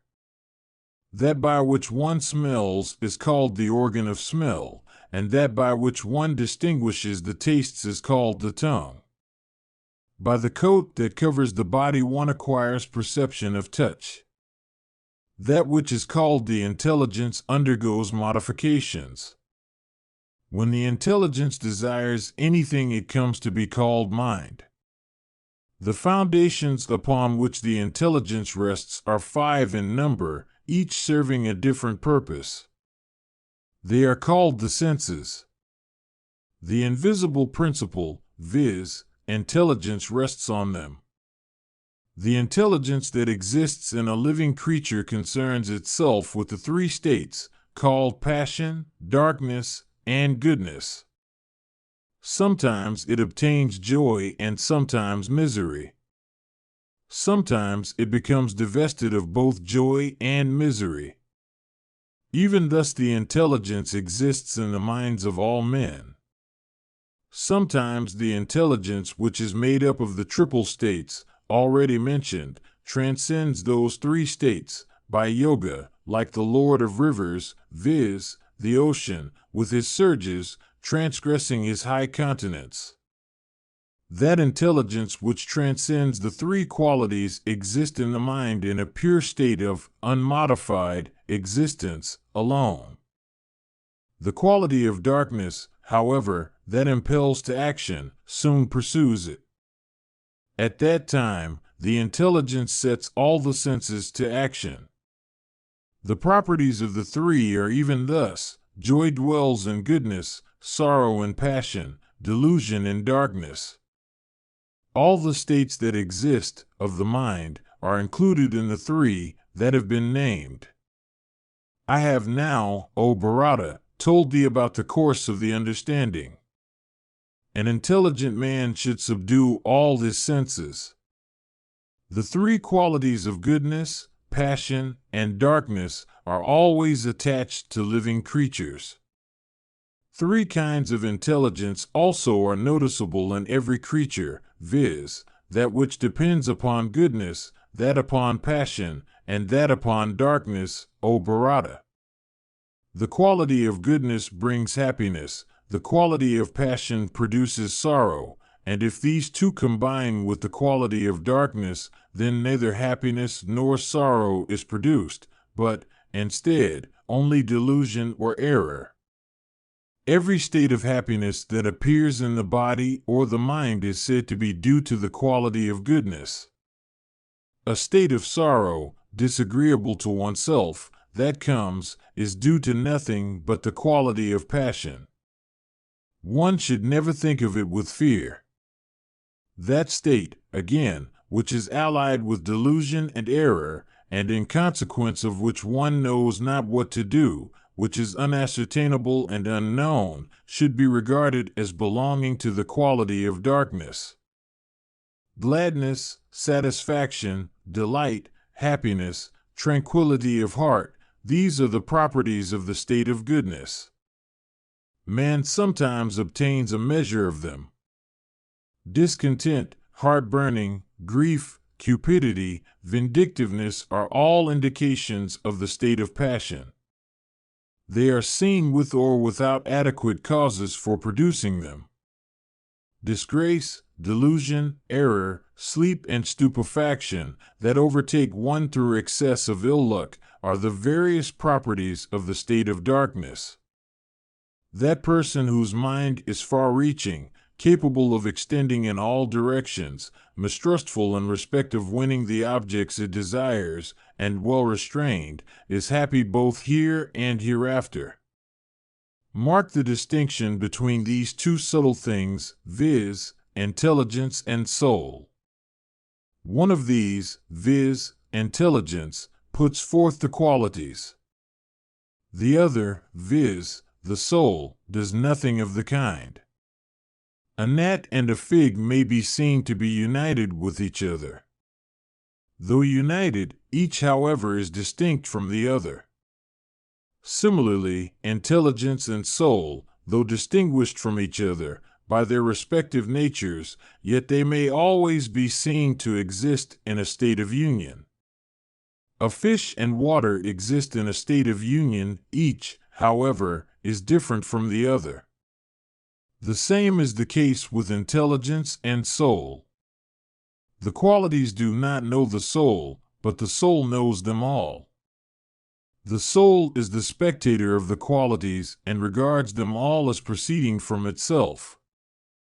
The soul, acting through the senses, the mind, and the understanding numbering as the seventh, all of which are inactive and have no self-consciousness, discovers the objects, amid which it exists, like a covered lamp showing all objects around it by shedding its rays through an aperture in the covering. The understanding or intelligence creates all the qualities. The soul only beholds them as a witness. Even such is certainly the connection between the intelligence and the soul. There is no refuge on which either intelligence or soul depends. The understanding creates the mind, but never the qualities. When the soul, by means of the mind, sufficiently restrains the rays that emanate from the senses, it is then that it becomes manifest to the understanding, like a lamp burning within a vessel that covers it. That person who renounces all ordinary acts, practices penances, devotes himself to steady the soul, taking a delight therein, and regards himself as the soul of all creatures, acquires a high end. As an aquatic fowl, while moving over the waters, is never drenched in that element, even thus does a person of wisdom move, in the world, among creatures. By the aid of one's intelligence one should act in the world after this fashion, without grief, without joy, with an equal eye for all, and destitute of malice and envy. One living in this way succeeds in creating the qualities, instead of being oneself affected by them, like a spider creating threads. The qualities should, indeed, be regarded as the threads of the spider. Some say that the qualities in respect of such men are not lost. Some say that they are all lost. Those who say that they are not lost rely upon the revealed scriptures, viz., the Shrutis, which do not contain any declaration to the contrary. They, on the other hand, who say that the qualities are all lost rely on the Smritis. Reflecting upon both these opinions, one should judge oneself as to which of them is right. One should thus get over this hard and knotty question which is capable cf. disturbing the understanding by doubt, and thereby win happiness. When that doubt will be removed, one will no longer have to indulge in sorrow of any kind. Men of filthy hearts may by knowledge obtain success like persons plunging in a well-filled stream purifying themselves of all filth. One who has to cross a broad river does not feel happy at only seeing the other shore. If the case were otherwise, i.e., if by only beholding the other shore one could reach it by a boat, then might one become happy. The matter is otherwise with one acquainted with the truth. The mere knowledge of truth will bring him happiness. As soon as such knowledge begins to bear fruits, the person may be regarded to have reached the other shore. They who thus know the soul as freed from all worldly objects and is but the one, are said to obtain high and excellent knowledge. A person, by knowing the origin and the end of all creatures, which is even such, and by reflecting upon the matter, gradually obtains infinite happiness. He that has understood the triple aggregate, viz., that it is liable to destruction instead of being eternal, and reflecting upon it, casts it away, succeeds by yoga to behold the truth and obtain perfect felicity. The soul is incapable of being seen unless the senses, which are employed on diverse objects and are difficult of being controlled, be all duly restrained. He that knows this is really wise. What other indication is there of a wise man? Acquiring this knowledge, men possessed of intelligence regard themselves to be crowned with success. That which inspires the ignorant with fear can never inspire fear in persons of knowledge. There is no higher end for anybody than emancipation. In consequence, however, of the excess or otherwise of good qualities, the sages say that differences are observable in respect of the degree of emancipation. A person by acting without expectation of fruits succeeds, by those acts, in annihilating his sinful acts of a former period. To one possessed of wisdom, the acts of a former period, thus washed off, and those of this life also, which are accomplished without expectation of fruit, do not become productive of any disagreeable consequence, such as immurement in hell. But how can acts, if he continues to be engaged in accomplishing acts, bring about what is agreeable, viz. emancipation? People censure a person that is afflicted with lust, envy, and other evil passions. Those vices hurl the person in his next life into diverse kinds of inferior orders. Mark with close attention the vicious in this world who grieve exceedingly for the loss of their possessions, such as sons and wives, etc. Behold also those that are gifted with judgment and who never grieve when thrown into similar circumstances. Those that are conversant with both, i.e., with gradual emancipation and immediate emancipation, deserve to be called truly wise. Mahabharata, Book 12, Section 195. Bhishma said, I shall now, O son of Pritha, discourse to thee upon the 4 kinds of yoga meditation. The great rishis, obtaining a knowledge of the same, attain to eternal success even here. Great rishis gratified with knowledge, with hearts set upon emancipation, and conversant with yoga, act in such a way that their yoga meditation may get on properly. These, O son of Pritha, being freed from the faults of the world, never come back for rebirth. Liberated from liability to rebirth, they live in their original soul state. Freed from the influence of all pairs of opposites, such as heat and cold, joy and sorrow, etc. Ever existing in their own, original, state, liberated from attachments, never accepting anything, in gift, they live in places free from the companionship of wives and children, without others with whom disputes may arise, and favorable to perfect tranquility of heart. There such a person, restraining speech, sits like a piece of wood, crushing all the senses, and with mind undividedly united by the aid of meditation, with the Supreme Soul. He has no perception of sound through the ear, no perception of touch through the skin, no perception of form through the eye, no perception of taste through the tongue. He has no perception also of sense through the organ of smell. Immersed in yoga, he would abandon all things, wrapped in meditation. Possessed of great energy of mind, he has no desire for anything that excites the 5 senses. The wise man, withdrawing his 5 senses into the mind, should then fix the unstable mind with the 5 senses into the intellect. Possessed of patience, the yogin should fix his mind, which always wanders, among worldly objects, so that his 5 gates, under the influence of training, may be made stable in respect of things that are themselves unstable. He should, in the firmament of the heart, fix his mind into the path of meditation, making it independent of the body or any other refuge. I have spoken of the path of meditation as the first, since the yogin has first to crush his senses and the mind, and direct them to that path.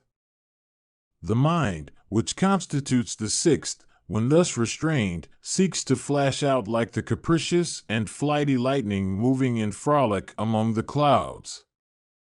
As a drop of water on a lotus leaf is unstable and moves about in all directions, even so becomes the yogin's mind when first fixed on the path of meditation. When fixed, for a while the mind stays in that path. When, however, it strays again into the path of the wind, it becomes as flighty as the wind.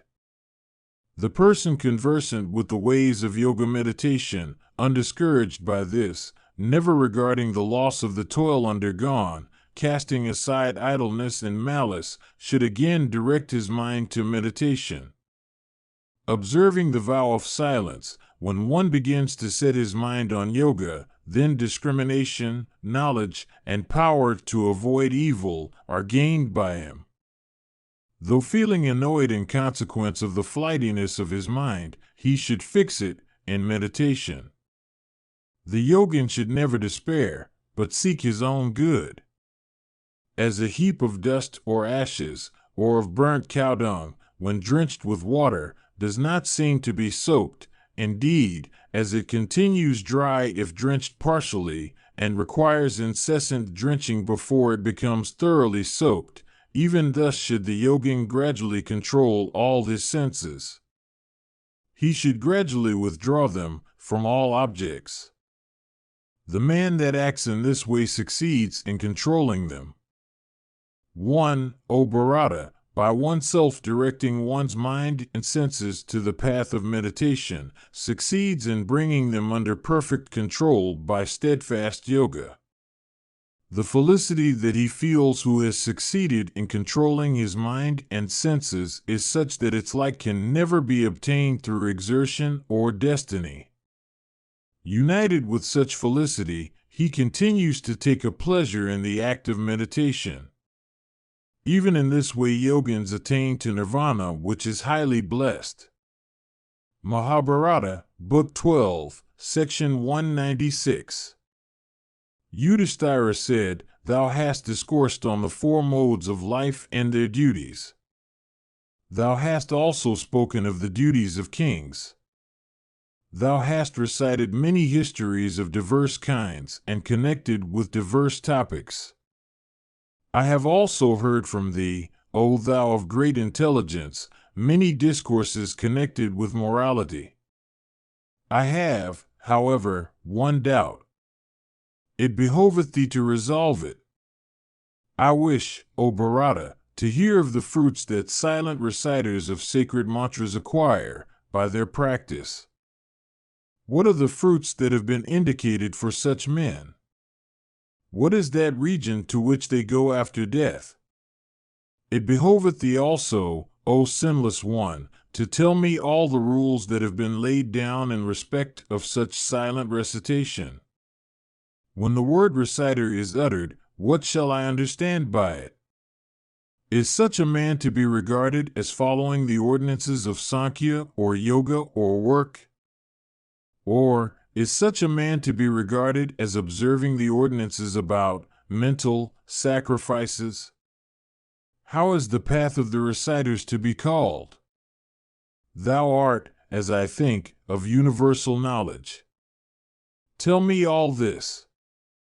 Bhishma said, "In this connection is cited the old history of what transpired between Yama, time, and a certain Brahmana. Sages conversant with the means of attaining to emancipation have spoken of two methods, viz., the Sankhya and the Yoga. Amongst these, in the former, which is otherwise called the Vedanta, renunciation has been preached with respect to silent recitation. The declarations of the Vedas preach abstention from rites, are fraught with tranquility, and are concerned with Brahma. Indeed, the two paths spoken of by sages bent on achieving what is for their good, viz., Sankhya and Yoga, are such that they are both concerned and again unconcerned with silent recitations. The manner in which silent recitation is connected with each of the two paths, and because I shall now explain. In both, as in the case of silent recitation, are needed the subduing of the senses and the fixing of the mind, after withdrawal from external objects, as also truth keeping up of the sacred, fire, residence in solitude, meditation, penance, self-restraint, forgiveness, benevolence, abstemiousness in respect of food, withdrawal from worldly attachments, the absence of talkativeness, and tranquility. These constitute a sacrifice in acts, leading to the fruition of desire about heaven or felicity in next life. Listen now to the course that consists of abstention from acts. The manner in which the acts of the reciter observing the vow of Brahmacharya may cease, I will presently declare. Such a person should conduct himself in every way according to what has been, already, said by me. Betaking himself to the path of abstention, he should seek to extinguish his dependence on both the external and the internal. Sitting on kusa grass, with kusa in hand, and binding his coronal locks with kusa, he should surround himself with kusa and have kusa for robes. Bowing unto all earthly concerns, he should take leave of them and never think of them. Assuming equability by the aid of his mind, he should fix his mind on the mind itself. Reciting the highly beneficial composition, viz., the Gayatri, he meditates with the aid of his intellect on Brahma alone. Afterwards he leaves off even that, being then absorbed in concentrated contemplation. In consequence of his dependence on the strength of the Gayatri which he recites, this concentrated contemplation will come of itself. By penances he attains to purity of soul, and self-restraint, and cessation of aversion and desire.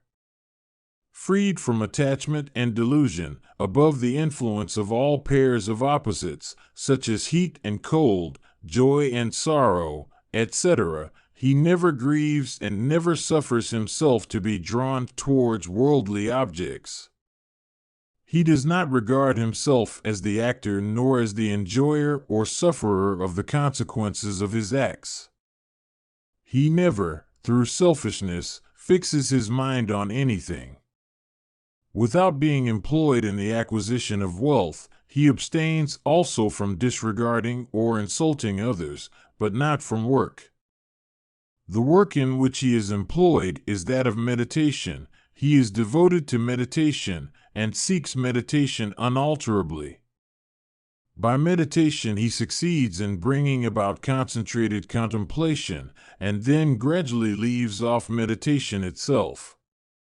In that state he enjoys the felicity which attaches to the abandonment of all things. Having thoroughly mastered the principle of desire, he casts off his life breaths and then enters into the Brahmic body. Or, if he does not desire to enter into the Brahmic body, he at once goes upwards into the region of Brahma and has never to undergo rebirth. Having become tranquility's self, and being freed from all kinds of calamity, such a person, by depending upon his own intelligence, succeeds in attaining to that soul which is pure and immortal and which is without a stain. Mahabharata, Book 12, Section 197. Yudhishthira said, "Thou hast said that as regards reciters, they obtain this very high end. I beg to inquire whether this is their only end or there is any other to which they attain."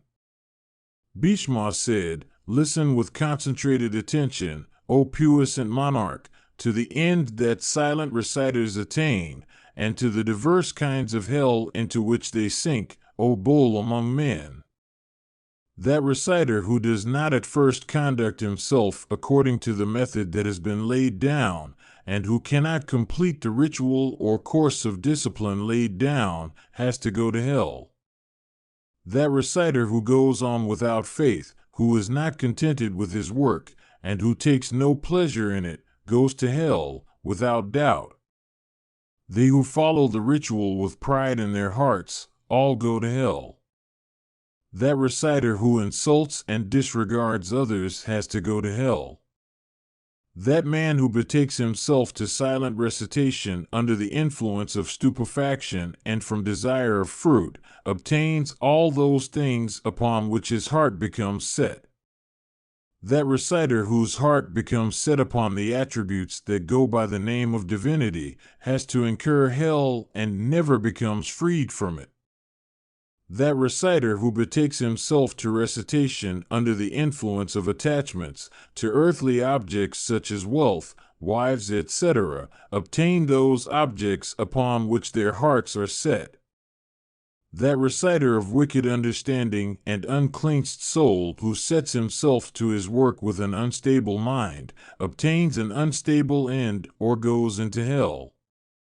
That reciter who is not endued with wisdom and who is foolish becomes stupefied or deluded, and in consequence of such delusion has to go to hell, where he is obliged to indulge in regrets. If a person of even firm heart, resolving to complete the discipline, betakes himself to recitation, but fails to attain to completion in consequence of his having freed himself from attachments by a violent stretch without genuine conviction of their inutility or harmful character, he also has to go to hell. Yudhishthira said, when the reciter attains to the essence of that which exists in its own nature, without being anything like created or born objects, which is supreme, which is indescribable and inconceivable, and which dwells in the syllable Om, forming the subject of both recitation and meditation. Indeed, when reciters to a state of Brahma, why is it that they have again to take birth in embodied forms? Bhishma said, in consequence of the absence of true knowledge and wisdom, reciters obtain diverse descriptions of hell. The discipline followed by reciters is certainly very superior. These, however, that I have spoken of, are the faults that appertain to it. Mahabharata, Book 12, Section 198. Yudhishthira said, tell me what description of hell is obtained by a reciter. I feel, O king, a curiosity to know this. It behoveth thee to discourse on the subject. Bhishma said, thou hast sprung from a portion of the God of righteousness. Thou art by nature observant of righteousness. Listen, O sinless one, with undivided attention, to these words resting on righteousness as their basis. Those regions that are owned by the high-souled gods, that are of diverse aspects and colors, of diverse descriptions and productive of diverse fruits, and that are of great excellence, those ears again that move at the will of the writers, those beautiful mansions and hells, those various pleasure gardens embellished with golden lotuses, those regions that belong to the four regents and Sukra and Vrahaspati and the Maruts and Viswadevas and Sathyas and the Ashwins and the Rudras and the Adityas and the Vasus and other denizens of heaven are, O sire, spoken of as hells when compared with the region of the Supreme Soul. The region last spoken of is without any fear of change for the worse, uncreate, and therefore, in its true nature, without pain of any kind, such as ignorance and delusion, without any agreeable or disagreeable element, beyond the reach of the three attributes of sattva, rajas, and tamas, freed from the 8 incidents, viz. the 5 primal elements, the senses, the mind, and the intellect, without the 3 distinctions between the knower, the known, and active knowing, freed also from the 4 attributes, seeing, hearing, thinking, and knowing, without the fourfold causes of knowledge, without joy and delight and sorrow and disease. Time, in its forms of past, present, and future, arises there for use. Time is not the ruler there. That supreme region is the ruler of time as also of heaven. That reciter who becomes identified with his soul by withdrawing everything into it goes thither. He has, after this, never to feel any sorrow. This region is called supreme. The other regions, of which I have first spoken, are hell. I have not told thee of all those regions that are called hell. Indeed, in comparison with that foremost of regions, all the others are called hell. Mahabharata, Book 12, Section 199. Yudhishthira said, Thou hadst referred to the dispute between time, Mrityu, Yama, Ikshvaku, and a Brahmana. It behoveth thee to narrate the story in full. Bhishma said, In connection with this subject that I am discoursing upon, is cited the old history of what transpired between Surya's son Ikshvaku and a certain Brahmana, and time and Mrityu. Listen to me as to what occurred, and what was the conversation that took place between them, and the place where it happened. There was a certain Brahmana of great fame and pious behavior. He was a reciter.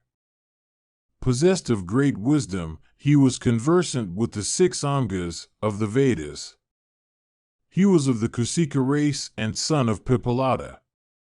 He acquired, by his austerities, spiritual insight into the Angas. Residing at the foot of Himavat, he was devoted to the Vedas. Silently reciting the Gayatri composition, he practiced severe austerities for attaining to Brahma. 1,000 years passed over his head while he was engaged in the observance of vows and fasts. The goddess of Gayatri or Savitri showed herself to him and said, I am gratified with thee. Continuing to recite the sacred mantra, the Brahmana remained silent and spoke not a word to the goddess. The goddess felt compassion for him and became highly gratified. Then that progenitrix of the Vedas applauded that recitation in which the Brahmana had been engaged. After finishing his recitation, for that day, the Brahmana stood up and, bending his head, prostrated himself before the goddess's feet. The righteous-souled reciter, addressing the goddess, said, By good luck, O goddess, thou hast been gratified with me and shown thyself to me. If, indeed, thou art gratified with me, the boon I ask is that my heart may take pleasure in active recitation. Savitri said, What dost thou ask, O regenerate Rishi? What wish of thine shall I accomplish? Tell me, O foremost of reciters, everything will be as thou wishest. Thus addressed by the goddess, the Brahmana, conversant with duties, replied, saying, Let my wish about continuing my recitations go on increasing every moment. Let also, O auspicious goddess, the absorption of my mind into samadhi be more complete. The goddess sweetly said, Let it be as thou wishest. Desiring to do good to the Brahmana, the goddess once again addressed him, saying, Thou shalt not have to go to hell, i.e., thither where great Brahmanas go. Thou shalt go into the region of Brahma, which is uncreate and free from every fault. I go hence, but that which thou hast asked me shall happen. Go on reciting with restrained soul and rapt attention. The god Dharma will in person come to thee. Time, Mrityu, and Yama also will all approach thy presence. There will be a dispute here between them and thee on a question of morality. Bhishma continued, having said these words, the goddess went back to her own abode. The Brahmana continued engaged in recitation for 1,000 celestial years. Restraining wrath and always controlling self, he passed his time, firmly devoting himself to truth and freed from malice. Upon the completion of his observance by the intelligent Brahmana, Dharma, gratified with him, showed his person unto that regenerate individual. Dharma said, O regenerate one, behold me who am Dharma. I have come here for seeing thee. Thou hast won the reward of this recitation in which thou hadst been engaged. Listen to me as to what that reward is. Thou hast won all the regions of felicity which appertain to either gods or men. O good man, thou shalt ascend above all the abodes of the deities. O ascetic, cast off thy vital breaths then, and go unto whatever regions thou pleasest. By casting off thy body thou wilt win many regions of felicity. The Brahmana said, What business have I with those regions of felicity of which thou speakest? O Dharma, go whithersoever thou pleasest. I will not, O puissant Lord, cast off this body which is subject to much happiness and misery. Dharma said, Thy body, O foremost of ascetics, should certainly be cast off. Do thou ascend to heaven, O Brahmana? Or, tell us what else should please thee, O sinless one. The Brahmana said, I do not, O puissant Lord, wish to reside in heaven itself without this body of mine. Leave me, O Dharma. I have no desire to go to heaven itself without my own body. Dharma said, Without, thus, setting thy heart on thy body, cast it off and be happy, go into regions that are free from the attribute of passion. Indeed, going thither, thou shalt never have to feel any misery. The Brahmana said, O highly blessed one, I take great pleasure in recitation. What need have I for those eternal regions of which thou speakest? Indeed, O puissant Lord, I do not desire to go to heaven with even this body of mine. Dharma said, If thou dost not wish to cast off thy body, behold, O regenerate one, there is time, and there is Mrityu, and there is Yama, who are all approaching thee. Bhishma continued, after Dharma had said this, Vivasvat's son, Yama, time, and Mrityu, the trio, who snatch away all creatures from the earth, approached that Brahmana, O blessed king, and addressed him thus. Yama said, I am Yama. I say unto thee that a high reward awaits thee for these well-performed penances of thine, and for this pious conduct that thou hast observed. Time said, Thou hast won a high reward which is, indeed, commensurate with this course of recitation that thou hast finished. The time is come for thee to ascend to heaven. I am Time, and I have come to thee. Mrityu said, O thou that art conversant with righteousness, know me for Mrityu herself in her proper form. I have come to thee in person, urged by Time, forbearing thee hence, O Brahmana. The Brahmana said, Welcome to Surya's son, to Time possessed of high soul, to Mrityu, and to Dharma. What shall I accomplish for you all? Bhishma continued, In that meeting, the Brahmana gave them water to wash their feet, and the usual articles of the aragya. Highly gratified, he then addressed them, saying, What shall I do for you all by exerting my own might? Just at that time, 01 monarch, King Ikshvaku, who had set out on a sojourn to holy waters and shrines, came to that spot where those deities had been assembled together. The royal sage Ikshvaku bowed his head and worshipped them all.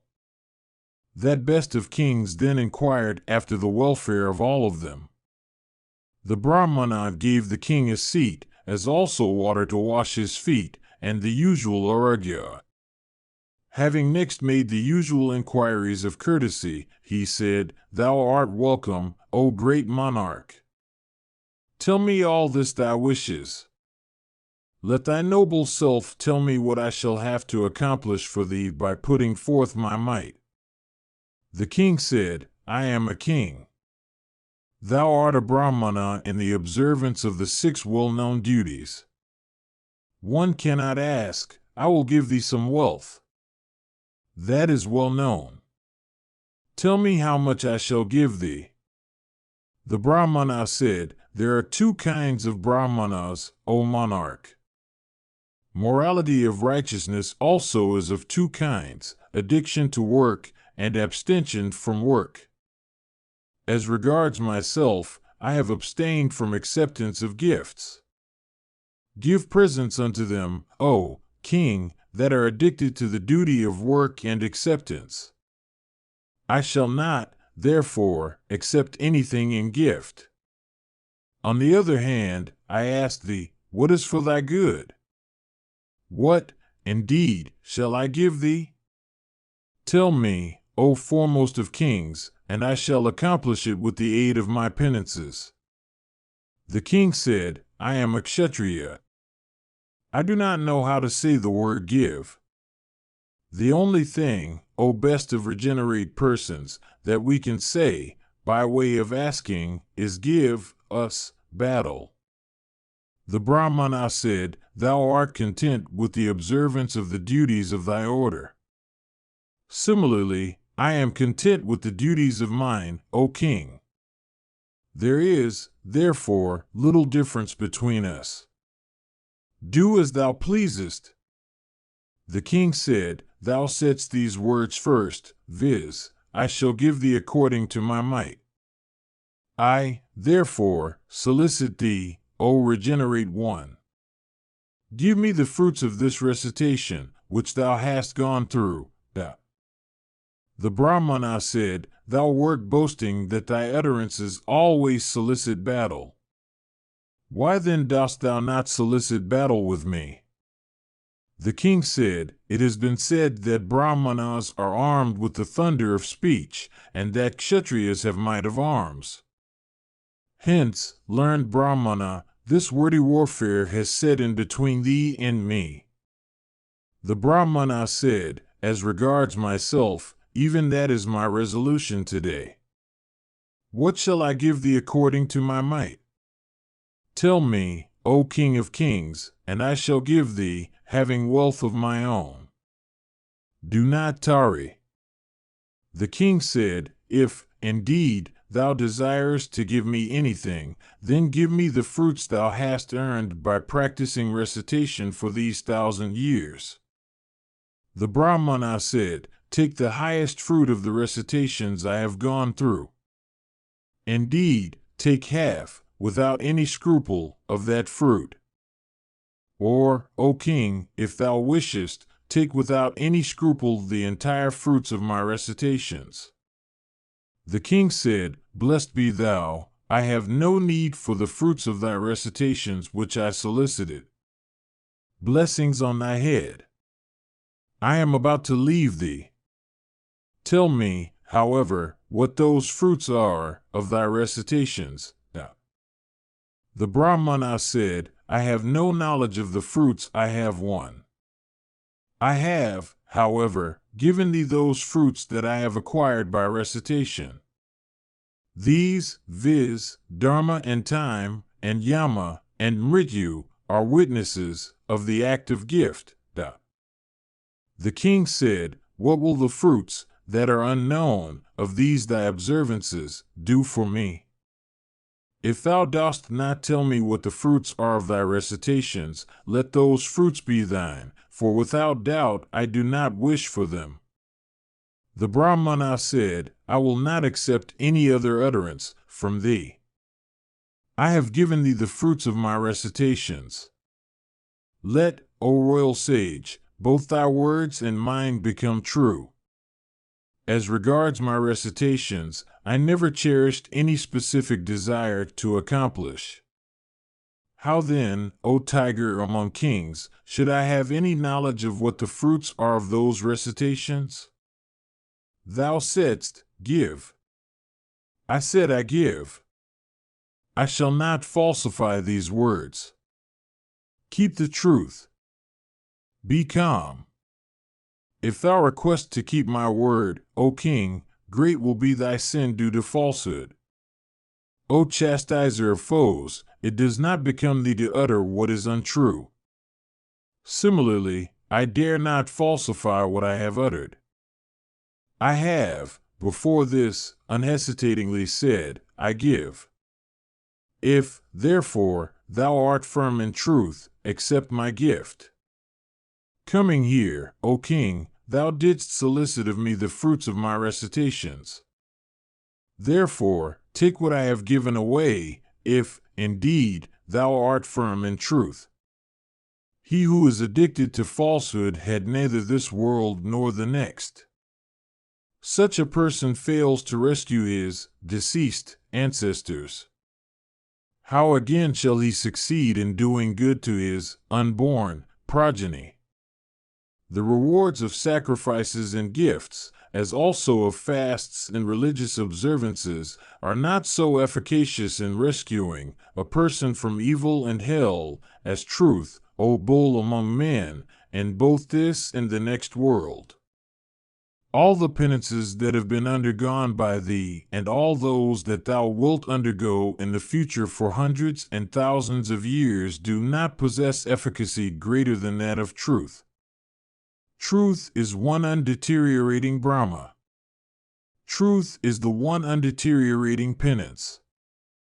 Truth is the one undeteriorating sacrifice. Truth is the one undeteriorating Veda. Truth is awake in the Vedas. The fruits attached to truth have been said to be the highest. From truth arise righteousness and self-restraint. Everything rests on truth. Truth is the Vedas and their branches. Truth is knowledge.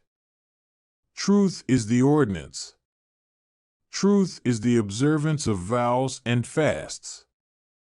Truth is the primeval word Om. Truth is the origin of creatures. Truth is their progeny. It is by truth that the wind moves. It is by truth that the sun gives heat. It is by truth that fire burns. It is on truth that heaven rests. Truth is sacrifice, penance, Vedas, the utterance of samans, mantras, and Sarasvati. It hath been heard by us that once on a time truth and all religious observances were placed on a pair of scales. When both were weighed, that scale on which truth was seen to be heavier. There is truth where righteousness is. Everything increaseth through truth. Why, O king, dost thou wish to do an act that is stained with falsehood?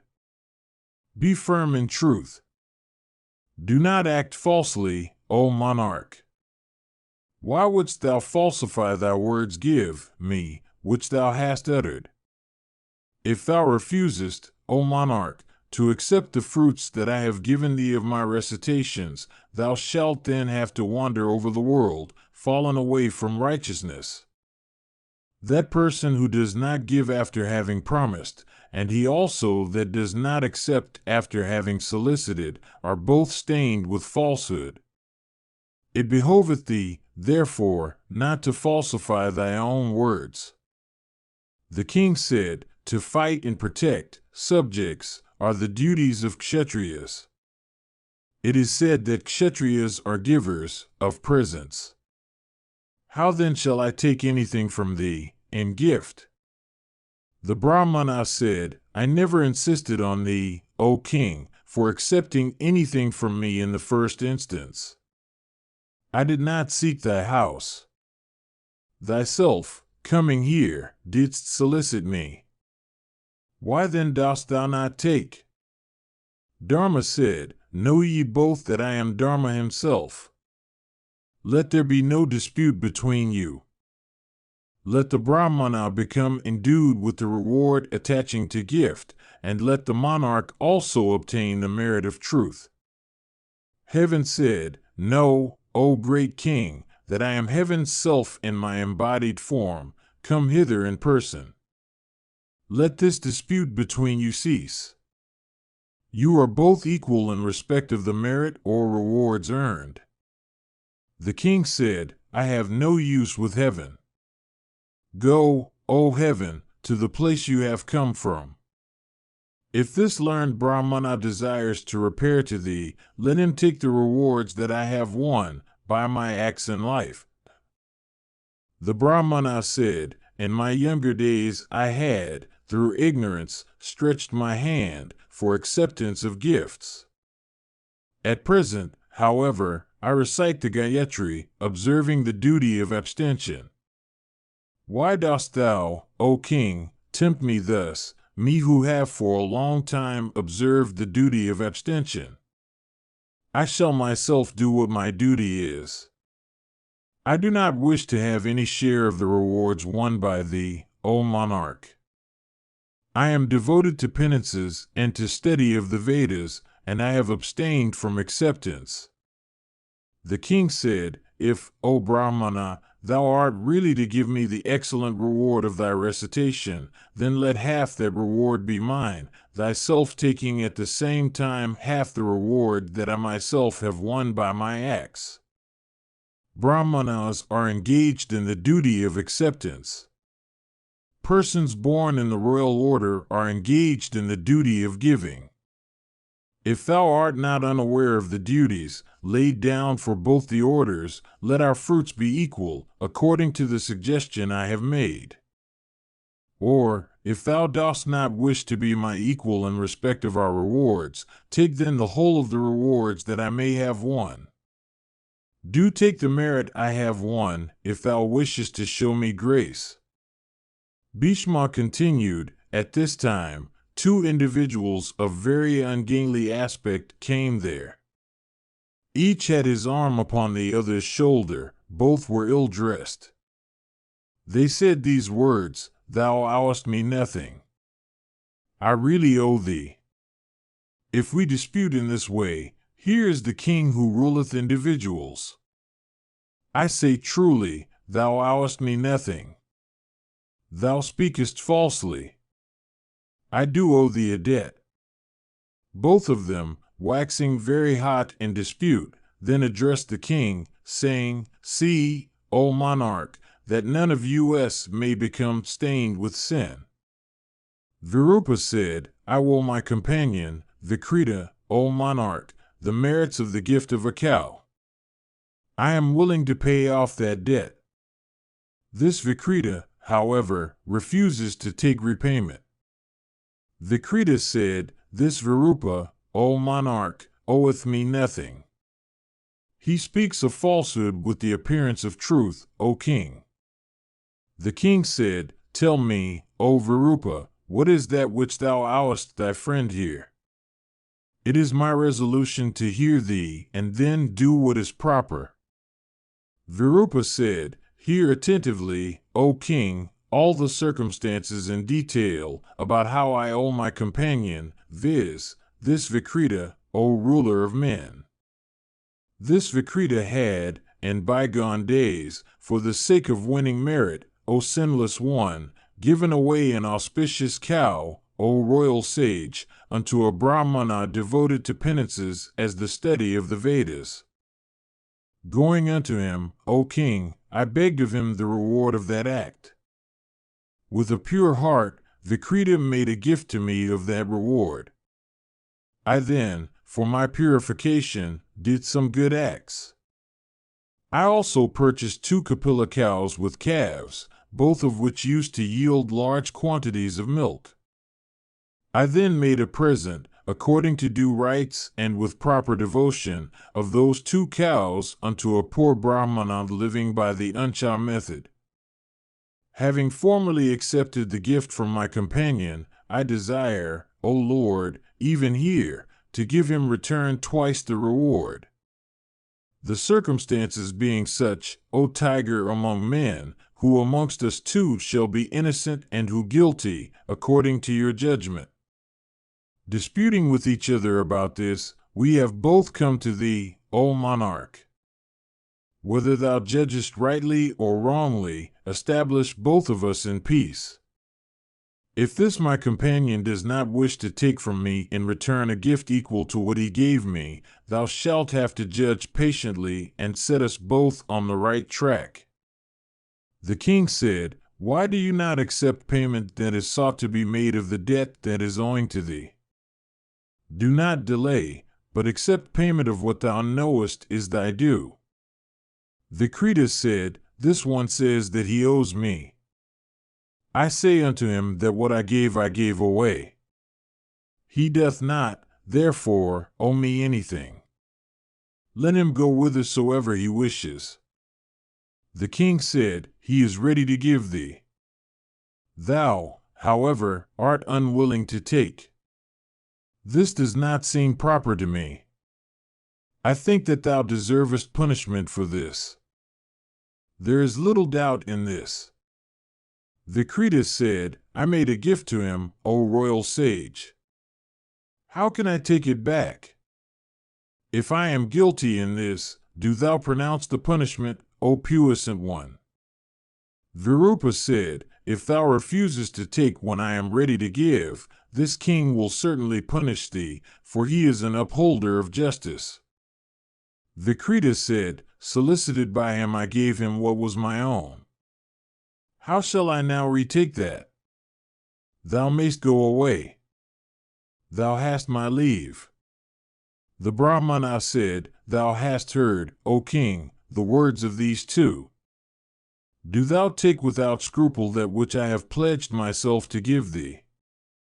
The king said, this matter is, indeed, as deep in importance as an unfathomable pit. How will the pertinacity of this reciter end? If I do not accept what has been given by this Brahmana, how shall I avoid being stained with a great sin? The royal sage then said unto the two disputants, go ye both, having won your respective objects. I should see that kingly duties, vested in me, may not become futile. It is settled that kings should observe the duties laid down for them. To my misfortune, however, the course of duties prescribed for Brahmanas has possessed my wretched self. The Brahmana said, accept, O king. I owe thee. Thou didst solicit it, and I also have become pledged to give thee. If, however, thou refuse to take, O monarch, I shall without doubt curse thee. The king said, fie on kingly duties, the settled conclusion about the operation of which is even such. I should, however, take what thou givest, for only this reason, viz., rendering the two courses of duty exactly equal. This is my hand, that was never before stretched forth for acceptance of gifts, is now stretched forth for acceptance as also for giving away. Give me what thou owest me. The Brahmana said, if I have won any fruits by reciting the Gayatri, accept them all. The king said, these drops of water, behold, O foremost of Brahmanas, have fallen upon my hand. I also desire to give thee. Accept my gift. Let there be equality between us, through thy accepting my gift as I have accepted thine. Virupa said, know, O king, that we two are desire and wrath. It hath been by us that thou hast been induced to act in this way. Thou hast made a gift in return to the Brahmana. Let there be equality between thee and this regenerate person in respective regions of felicity in the next world. This Vikrita really does not owe me anything. We appeal to thee for thy own sake. Time, dharma, mrityu, and we too, have examined everything about thee, here in thy very presence, by producing this friction between thee and that Brahmana.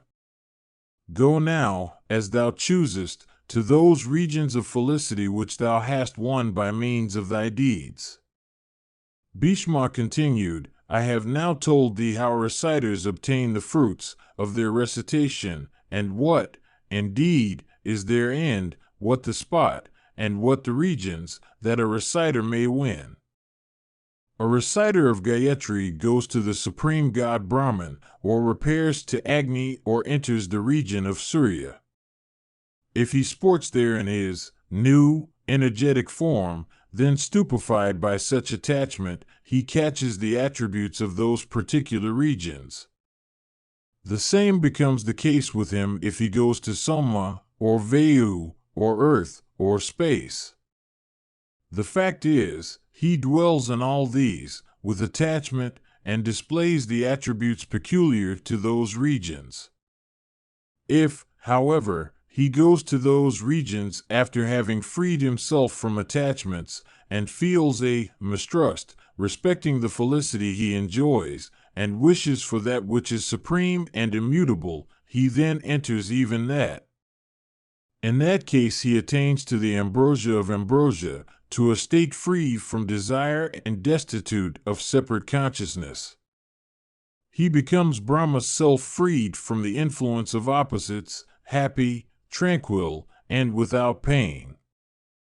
Indeed, he attains to that condition which is free from pain, which is tranquility's self, which is called Brahma, whence there is no return, and which is styled the one and immutable.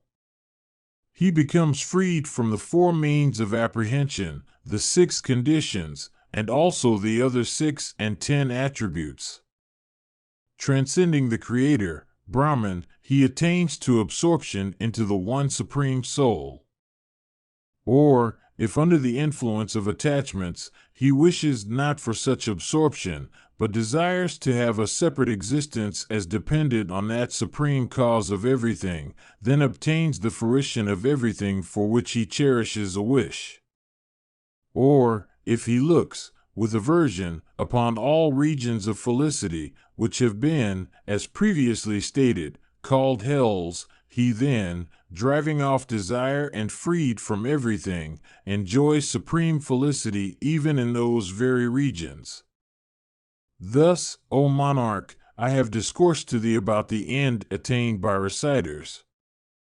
I have told thee everything. What else thou wishest to hear? Mahabharata, Book 12, Section 200. Yudhishthira said, Tell me, O grandsire, what reply was given by either the Brahmana or the monarch to Virupa after the conclusion of the latter's speech? What kind of end was it, amongst those described by thee, that they obtained? What, indeed, was the discourse that happened between them, and what did they do there? Bhishma said, the Brahmana, saying, Let it be as thou hast said, worshipped Dharma and Yama and time and Mrityu and heaven, all of whom were worthy of worship. He also worshipped all those foremost of Brahmanas that had come there by bending his head unto them. Addressing the monarch then, he said, Endued with the reward of my recitations, O royal sage, attain thou to a position of eminence. With thy leave I shall set myself to my recitations again. O thou of great might, the goddess Savitri gave me a boon, saying, Let thy devotion to recitations be continuous. The king said, If thy success in recitation has become fruitless, in consequence of thy having given away those fruits unto me, and if thy heart be set upon practicing again, go, O learned Brahmana, half and half with me, and let the reward of thy recitations themselves be thine. The Brahmana said, Thou hast made strenuous efforts before all these persons, for making me a sharer of the rewards in store for thee as the consequences of thy own acts.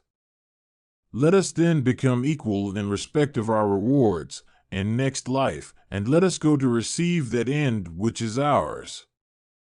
Knowing the resolve to which they came there, the chief of the gods came to that spot, accompanied by the deities and the regents of the world. The Sathyas, the Vishvas, the mantras, diverse kinds of loud and sweet music, the rivers, the mountains, the seas, the sacred waters, the penances, the ordinances about yoga, the Vedas, the sounds that accompany the singing of the Samans, Sarasvati, Narada, Parvata, Viswavesu, the Hahas, the Huvus, the Gandharv Chitrasena with all the members of his family, the Nagas, the Sathyas, the Munis, the god of gods, viz., Prajapati, and the inconceivable and thousand-headed Vishnu himself, came there. Drums and trumpets were beat and blown in the firmament. Celestial flowers were rained down upon those high-souled beings. Bands of apsaras danced all around. Heaven, in his embodied form, came there. Addressing the Brahmana, he said, "Thou hast attained to success.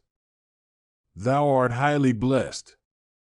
Next, addressing the monarch, he said, "Thou also, O king, hast attained to success."